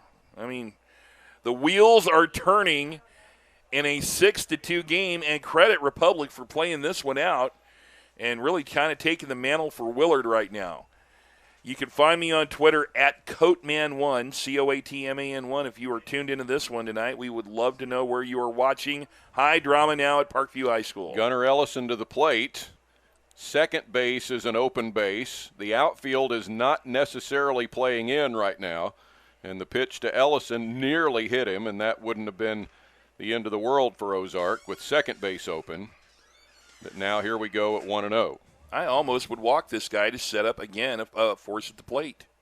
Could be.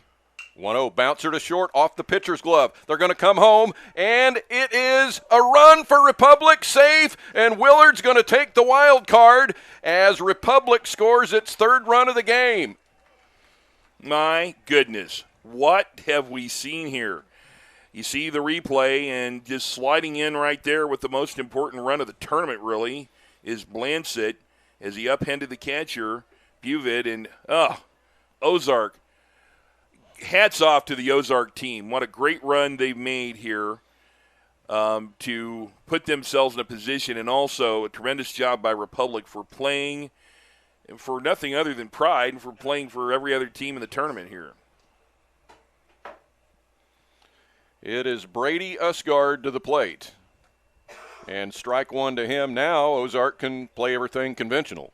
Yeah, I mean, at this point, it's like, well, okay. Play to win the game. Yeah, now you're trying to just go back to just winning the game because the number of runs you've given up, Swing and a miss. It doesn't make any difference anymore. So congratulations to Willard, and so now our semifinalists are set tomorrow.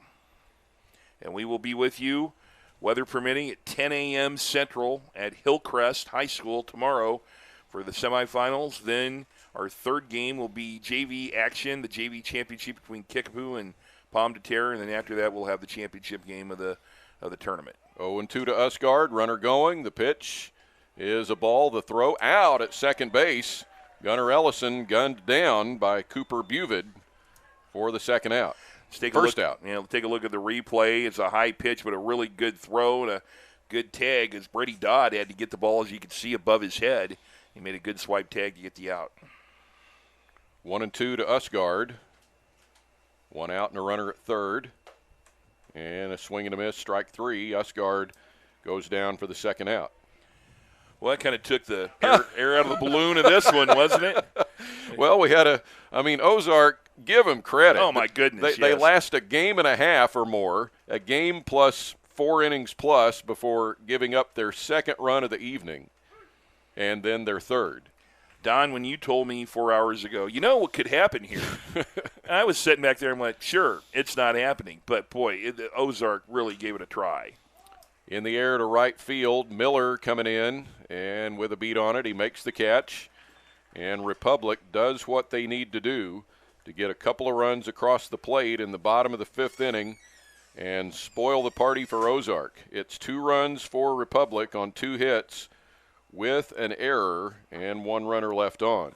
And that will send us to the 6th, with Ozark leading over Republic 6-3.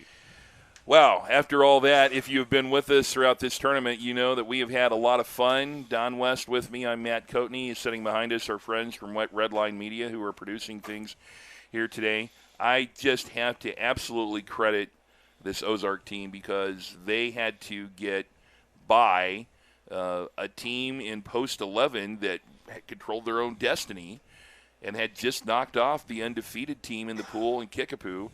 And so then Ozark comes in here with a real chance if they could hold Republic to 2 runs or less. And they had done that, through the first 4 innings of this game. So we said, how strange could this be? Well, we saw the infield come in, and, we were talking about, do you intentionally put this person on in a 6-1 game? But then also I want to credit this Republic team because they are not going to advance on in this tournament. And they were playing for nothing else and playing the game correctly and, playing the way the game should be played. So my hat's off to both of them. It's been great. This will send us to the 6th inning, and Graydon Miller will lead off. And for the 6th, we'll give it back to Matt Coatney. All right, Don, thank you very much. And wherever you are tuned in, thank you for being with us.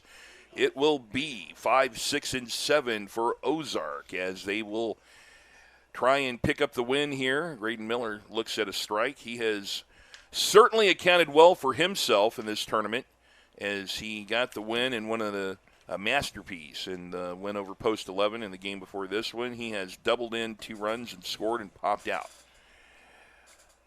Here's the windup in the pitch, and this is sprayed foul down the left field line. Pulled toward the restrooms over there to Kennedy Stadium. 6-3 is our score for Ozark.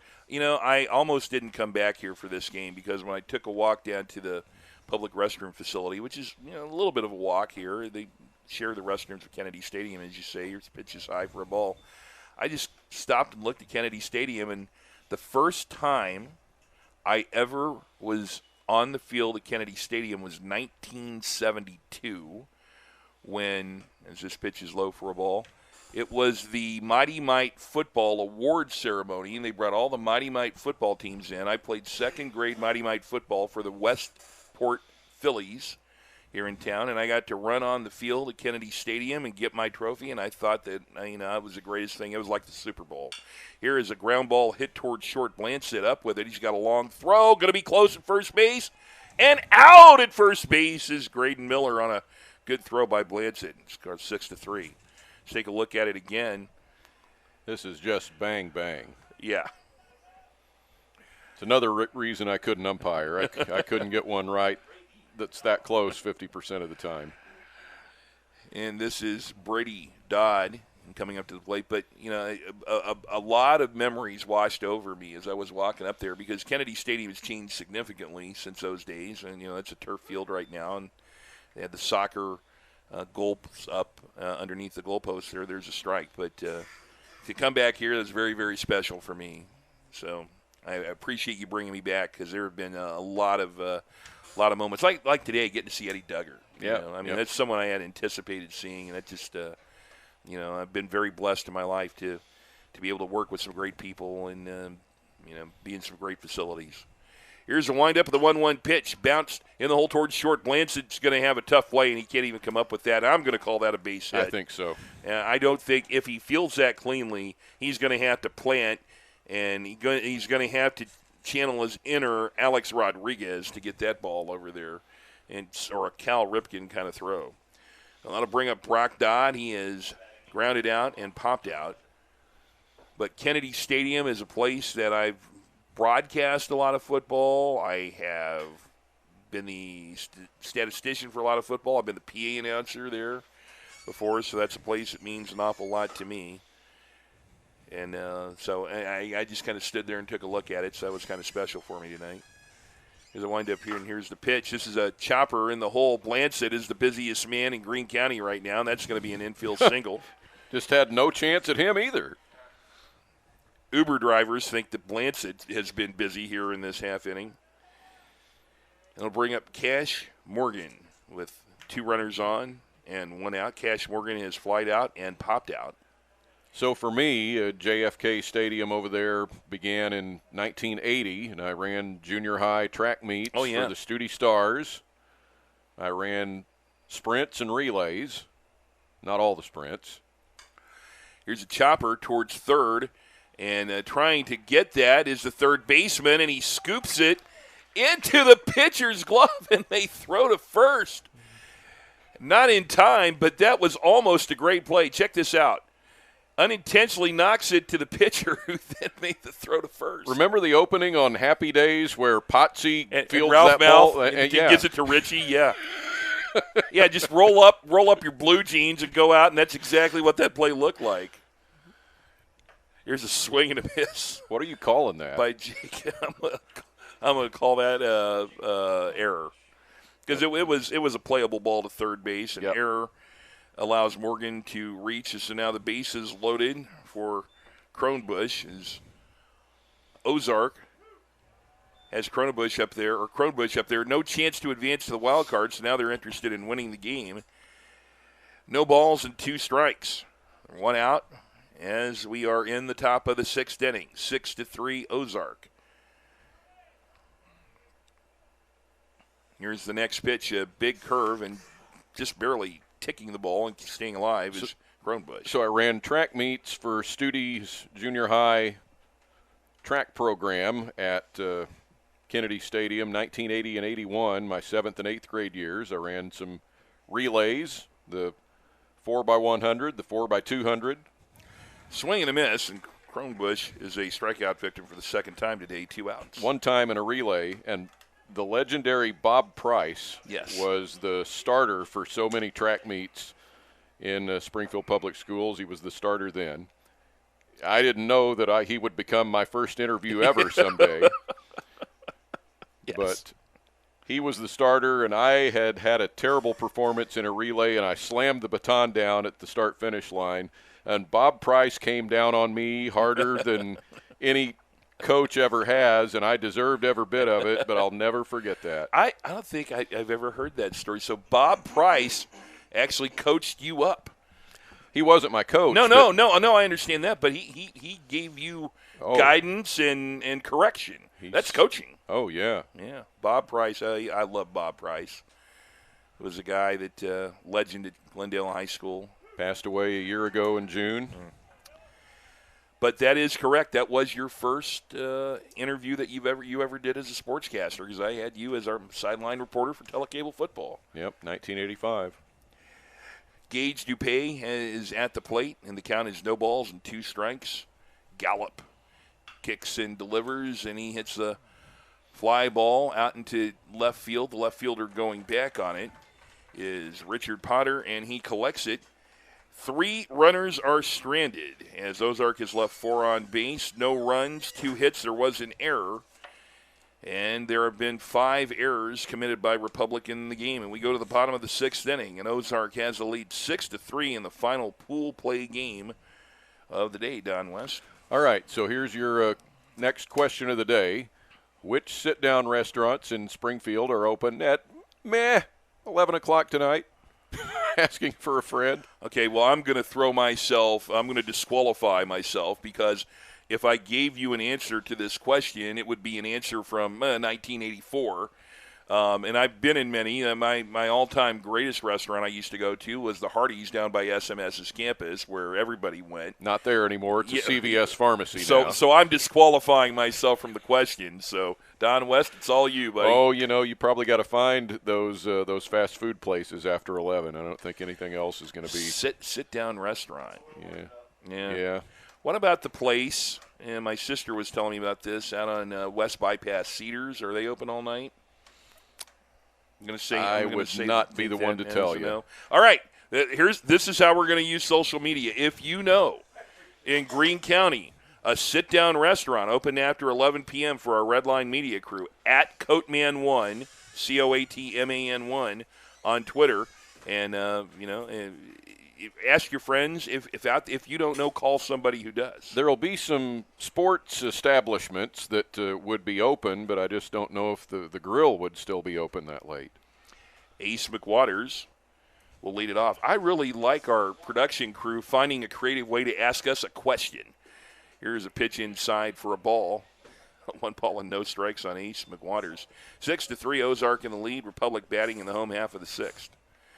Wind up in the pitch for Dupay.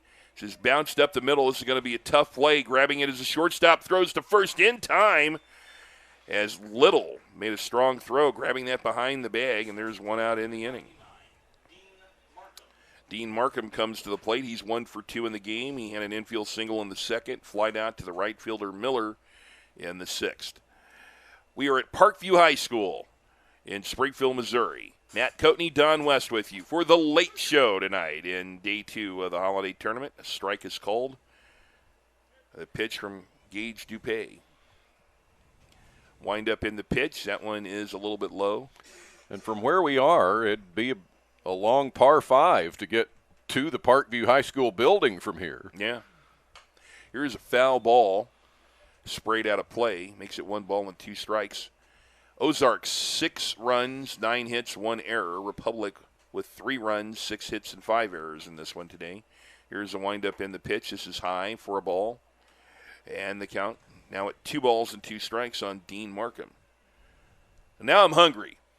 I was doing fine till they put that trivia question up there. This ball is smoked into deep left field, but running over to make the catch is Brock Dodd to retire Dean Markham on a loud out to left field. Oh, my goodness. Back in the day, after this tournament right now, I remember Shoney's being open very late. I mean, Ebbets Field would be open, but I just don't know if they would cook that late. Yeah, that's the thing is you're kind of looking at diners, I think. Oh, this pitch is over and behind the head of Richard Potter, who ducked out of the way of that, and it might have hit the bat, and it did. That'll be called a foul ball. He trying to get out of the way of it. The ball found the bat, and it's no balls and 1 strike. You don't see that every day, but at the holiday tournament, you'll see everything. Here's a pitch away for a ball. 1 ball and 1 strike. Have you seen that video that's on YouTube from about the last year or so? It's when I saw it. Batter's holding the bat behind his head, just normal. Ball hits the bat. He doesn't swing. It rolls out fair, and a squeeze play goes on, and the runner scores from third base. Have you seen that? Yeah, that pitch is behind the head of Potter to win a game? To win a game, yeah. Unintentional squeeze play, basically. Yeah. So 2 out in the bottom of the 6th, and here's a pitch. This is hit a mile high. This will play for Cannon Little. And he will come under it and make the catch. 3 up and 3 down, and we go to the 7th inning. 6-3, Ozark has the lead as we continue to talk about food. And you talked about Ebbets Field, so that brought up something about looking for food. You may remember, you the longtime voice of the Lady Bears, back in the day when I used to travel with the Missouri State Lady Bears, I used to love and get breakfast before the game at Ebbets Field across from the Hammond Center, our good friend Nick Russo, the original Ebbets Field restaurant. So we were going on a road trip to southern Illinois, and we left at 9:30 in the morning, so I got there a little bit early, and I thought I'll just go over to Ebbets Field and get breakfast. And I opened the door, and Nick Russo, the restaurant owner, was sitting at a table, and he was balancing his books. He said, "Matt, what are you doing here?" And I said, "Well, I just want to come in and get some breakfast. We're going to go play Southern Illinois, getting on the bus." And he goes, "What do you want?" And I said, "Well, I love that omelet you guys make here." He goes, "Oh, well, I'll go back and get that for you." And so he brought it out to me. He goes, "You need something to drink?" And I said, "Love some orange juice." And so Nick and I, longtime sportscaster here in Springfield, I ate my breakfast, and I said, "How much do I owe?" He goes, "Oh, it's on the house." And I said, No, Nick, you run a business. I'll pay for that." He goes, "Matt, I don't know how to tell you. We don't serve breakfast Monday through Friday. We're not open." Nick made me breakfast. I just walked in, and Nick Russo went back and scrambled me some eggs and got me some orange juice. So, guys, if you know anybody in town, they might fire up the grill for you if you talk nicely to them and you feign that you didn't know you're from out of town. We go to the 7th inning. Ozark with the lead at 6-3. And the final game of the Saturday pool here, we will be at Hillcrest tomorrow, weather permitting, at 10 a.m. That assumes that Don West and I don't go all old man because our combined ages are almost 4 digits. So we hopefully our bodies get out of bed and get it. I don't know how we used to do 7 games a day, 5 days in this tournament. We had newer birth certificates back in those days, my friend. So couldn't do it anymore. So as we go to the 7th inning of play, it is my pleasure one more time. Our lead announcer for all of these games in the Springfield Holiday Tournament. He's working his 30th one, which is some kind of a record. Here's Don West. Thank you very much, sir. It's Devin Wright, top of the order for Ozark, and he has not been retired in this game. A couple of singles, one of them an infield hit and a sacrifice bunt, and he reached on an error in the 5th inning. So Wright will take Ozark with a 6-3 lead into the 7th inning. And it's still Dylan Gallup, and the pitch misses for ball 1. Did I see that right? Yeah, that's right. He is approaching the 100 pitch mark, and he should get that maybe on this batter. No pitch count rule in this tournament. It's up to the coach. Time is called now, and Markham will go out. Now, I was a little upset at you last night since we're talking about food, and I can tell this story now. But I gave you a deadline of when I wanted to be finished with our post-game work last night. Do you remember that? Yeah, you said I need to be done by 10. Yeah, so the reason for that is there is a restaurant across the street from my hotel that I was interested in visiting. They turned off the menu light as I pulled in, which I think had more to do with them knowing I was there than anything else. This is hit into left field. Potter coming in, lost his hat, makes the catch, and there's one out. Now, a lot of people would blame you, but I won't. I will blame the restaurant. Okay. Because in my mind, I knew if I leave here at this time, I should be able to get through there. But no, that's not how that went. Cannon Little comes to the plate. And he hits one fair past third base. Little with his second hit of this game. Heads for second without even slowing down, and he is safe. Great hustle. No, you've got it exactly right. The reason he was able to get to second is he did not slow down. Look at the replay. This is a really good throw from Potter, sliding in and getting around a pretty good tag over there by Usgard, who dove and tried to get the tag on, and so really good play on all ends that time. And pitch number 100 from Dylan Gallup, about to come in to Cooper Buvid. Runner at second, one out. Top of the 7th and a 6-3 lead for Ozark. Ball 1.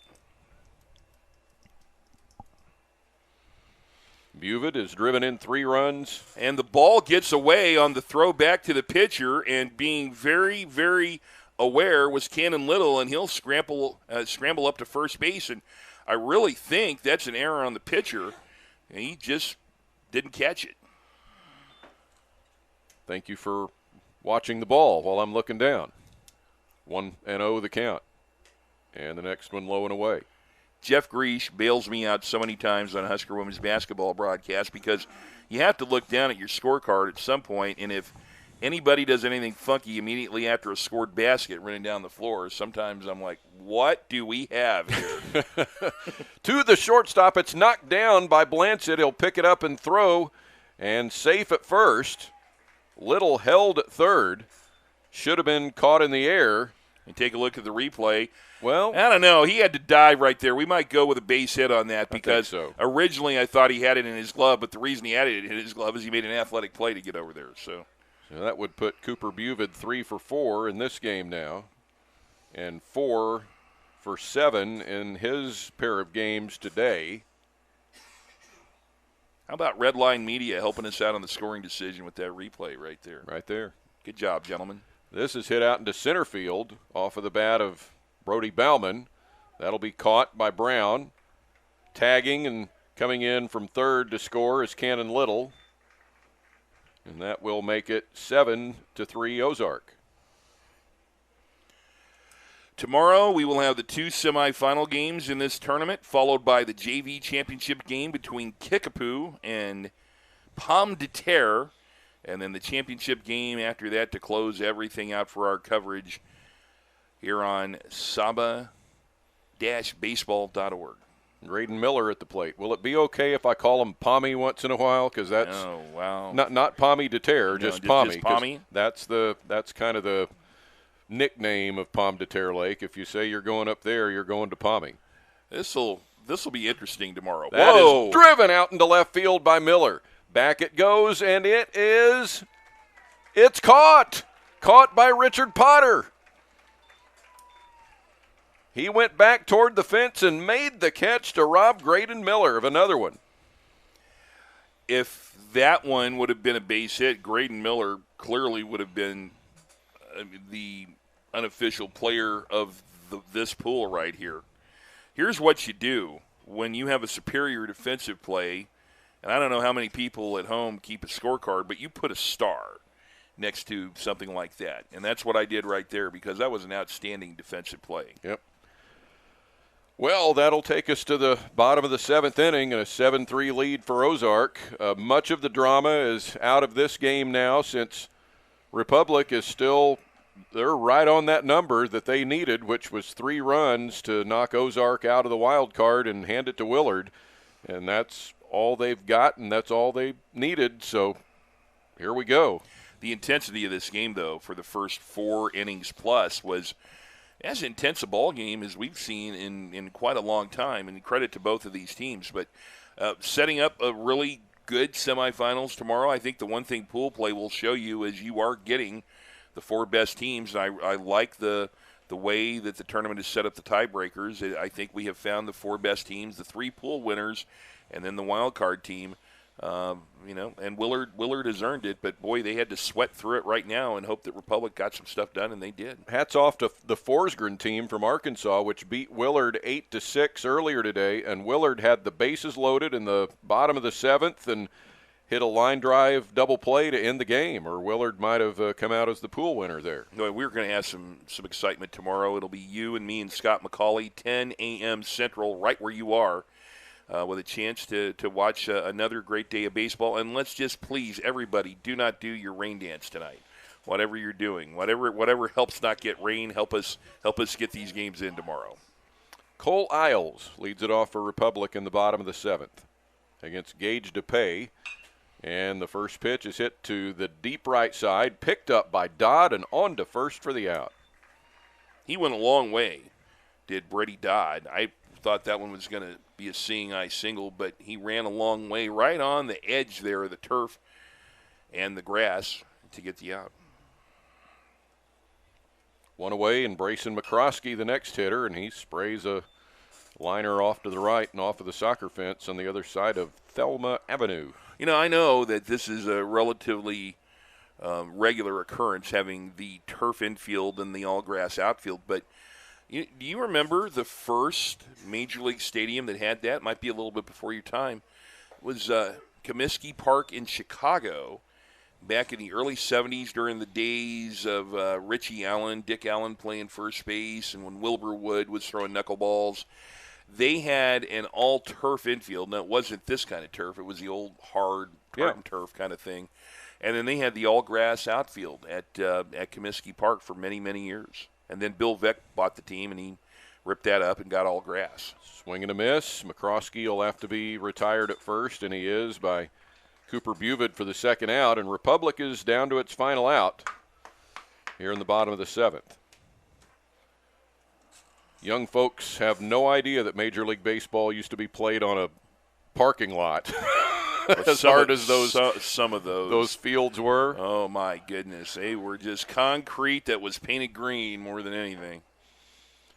Mackay Blancett is the last hope for Republic. And ball 1. Ozark looks to finish their tournament with a 3-1 record and a very close call and trying to make it to the finals day, but they're going to be 1 run allowed short. 1-1 to Mackay Blancett. And a foul off to the right, and Republic is down to its last strike.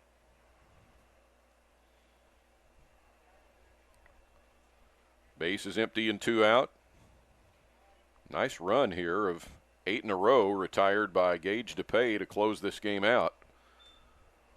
A pitch over Blancett's head, and it's 2-2. DePay looking for the finish, and he hits Blancett. keep it alive. Yep, that not exactly what you want to do to close out a game, no question about it, but we have more baseball and never argue about more baseball. Drew Schroeder comes to the plate, the number 10 hitter for Republic. Number 10, Drew Schroeder. Taking high, throw to first. Back in there is Blancett.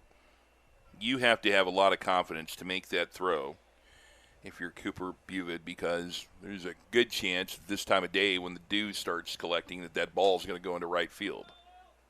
Out of play, 1 ball, 1 strike.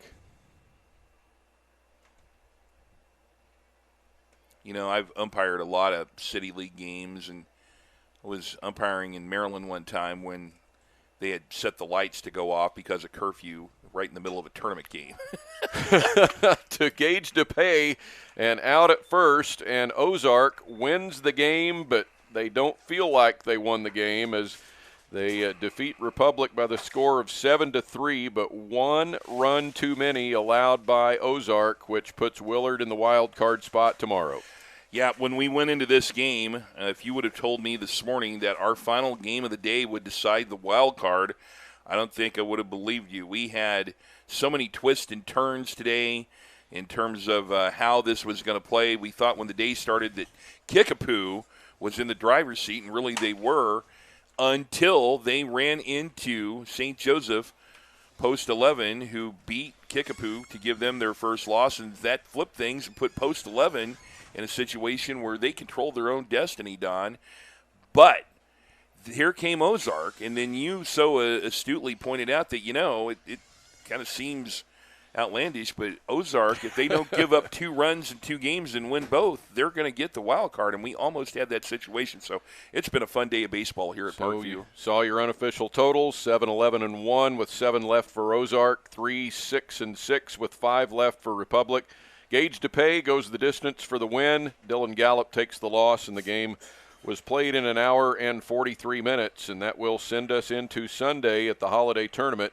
Our first game on Sunday at 10 a.m. at Hillcrest will be Willard against Kickapoo, and following that will be the second semifinal between Forsgren from Arkansas and Nixa. After that, the JV championship between Kickapoo and Pomme de Terre, and after that, the varsity championship. It's a 4-game day, weather permitting. We hope for the best tomorrow morning and hope it's not raining too hard. My hats off to this SABA tournament crew. I just thought they've done a great job of adapting to the weather, moving some things around in the JV bracket, this great facility at Parkview being available for this tournament. Our good friends at Redline Media who suffered some pretty substantial equipment losses, and we want to make sure that we don't have any we don't say too many funny things, because they've actually suffered some things here, and we appreciate all their considerable efforts here today to bring you this action. But that said, tomorrow sets up to be a very exciting day to finish things up, and I cannot wait to get to Hillcrest High School. Hope you can join us beginning at 10 a.m. Central Time on Sunday. If we're not there, it's because it's raining too hard in Springfield, so we will see. Follow the SABA SABA website and the SABA Twitter account for updates on what's going to happen Sunday with the final day of the 50th Annual Springfield Area Baseball Association Holiday Tournament. Until then, for Matt Coatney, for Mike McClure, for our producer, Andy Earls, and all of our crew with Redline Media, I'm Don West. Thanks so much for joining us, and good evening from Parkview High School in Springfield.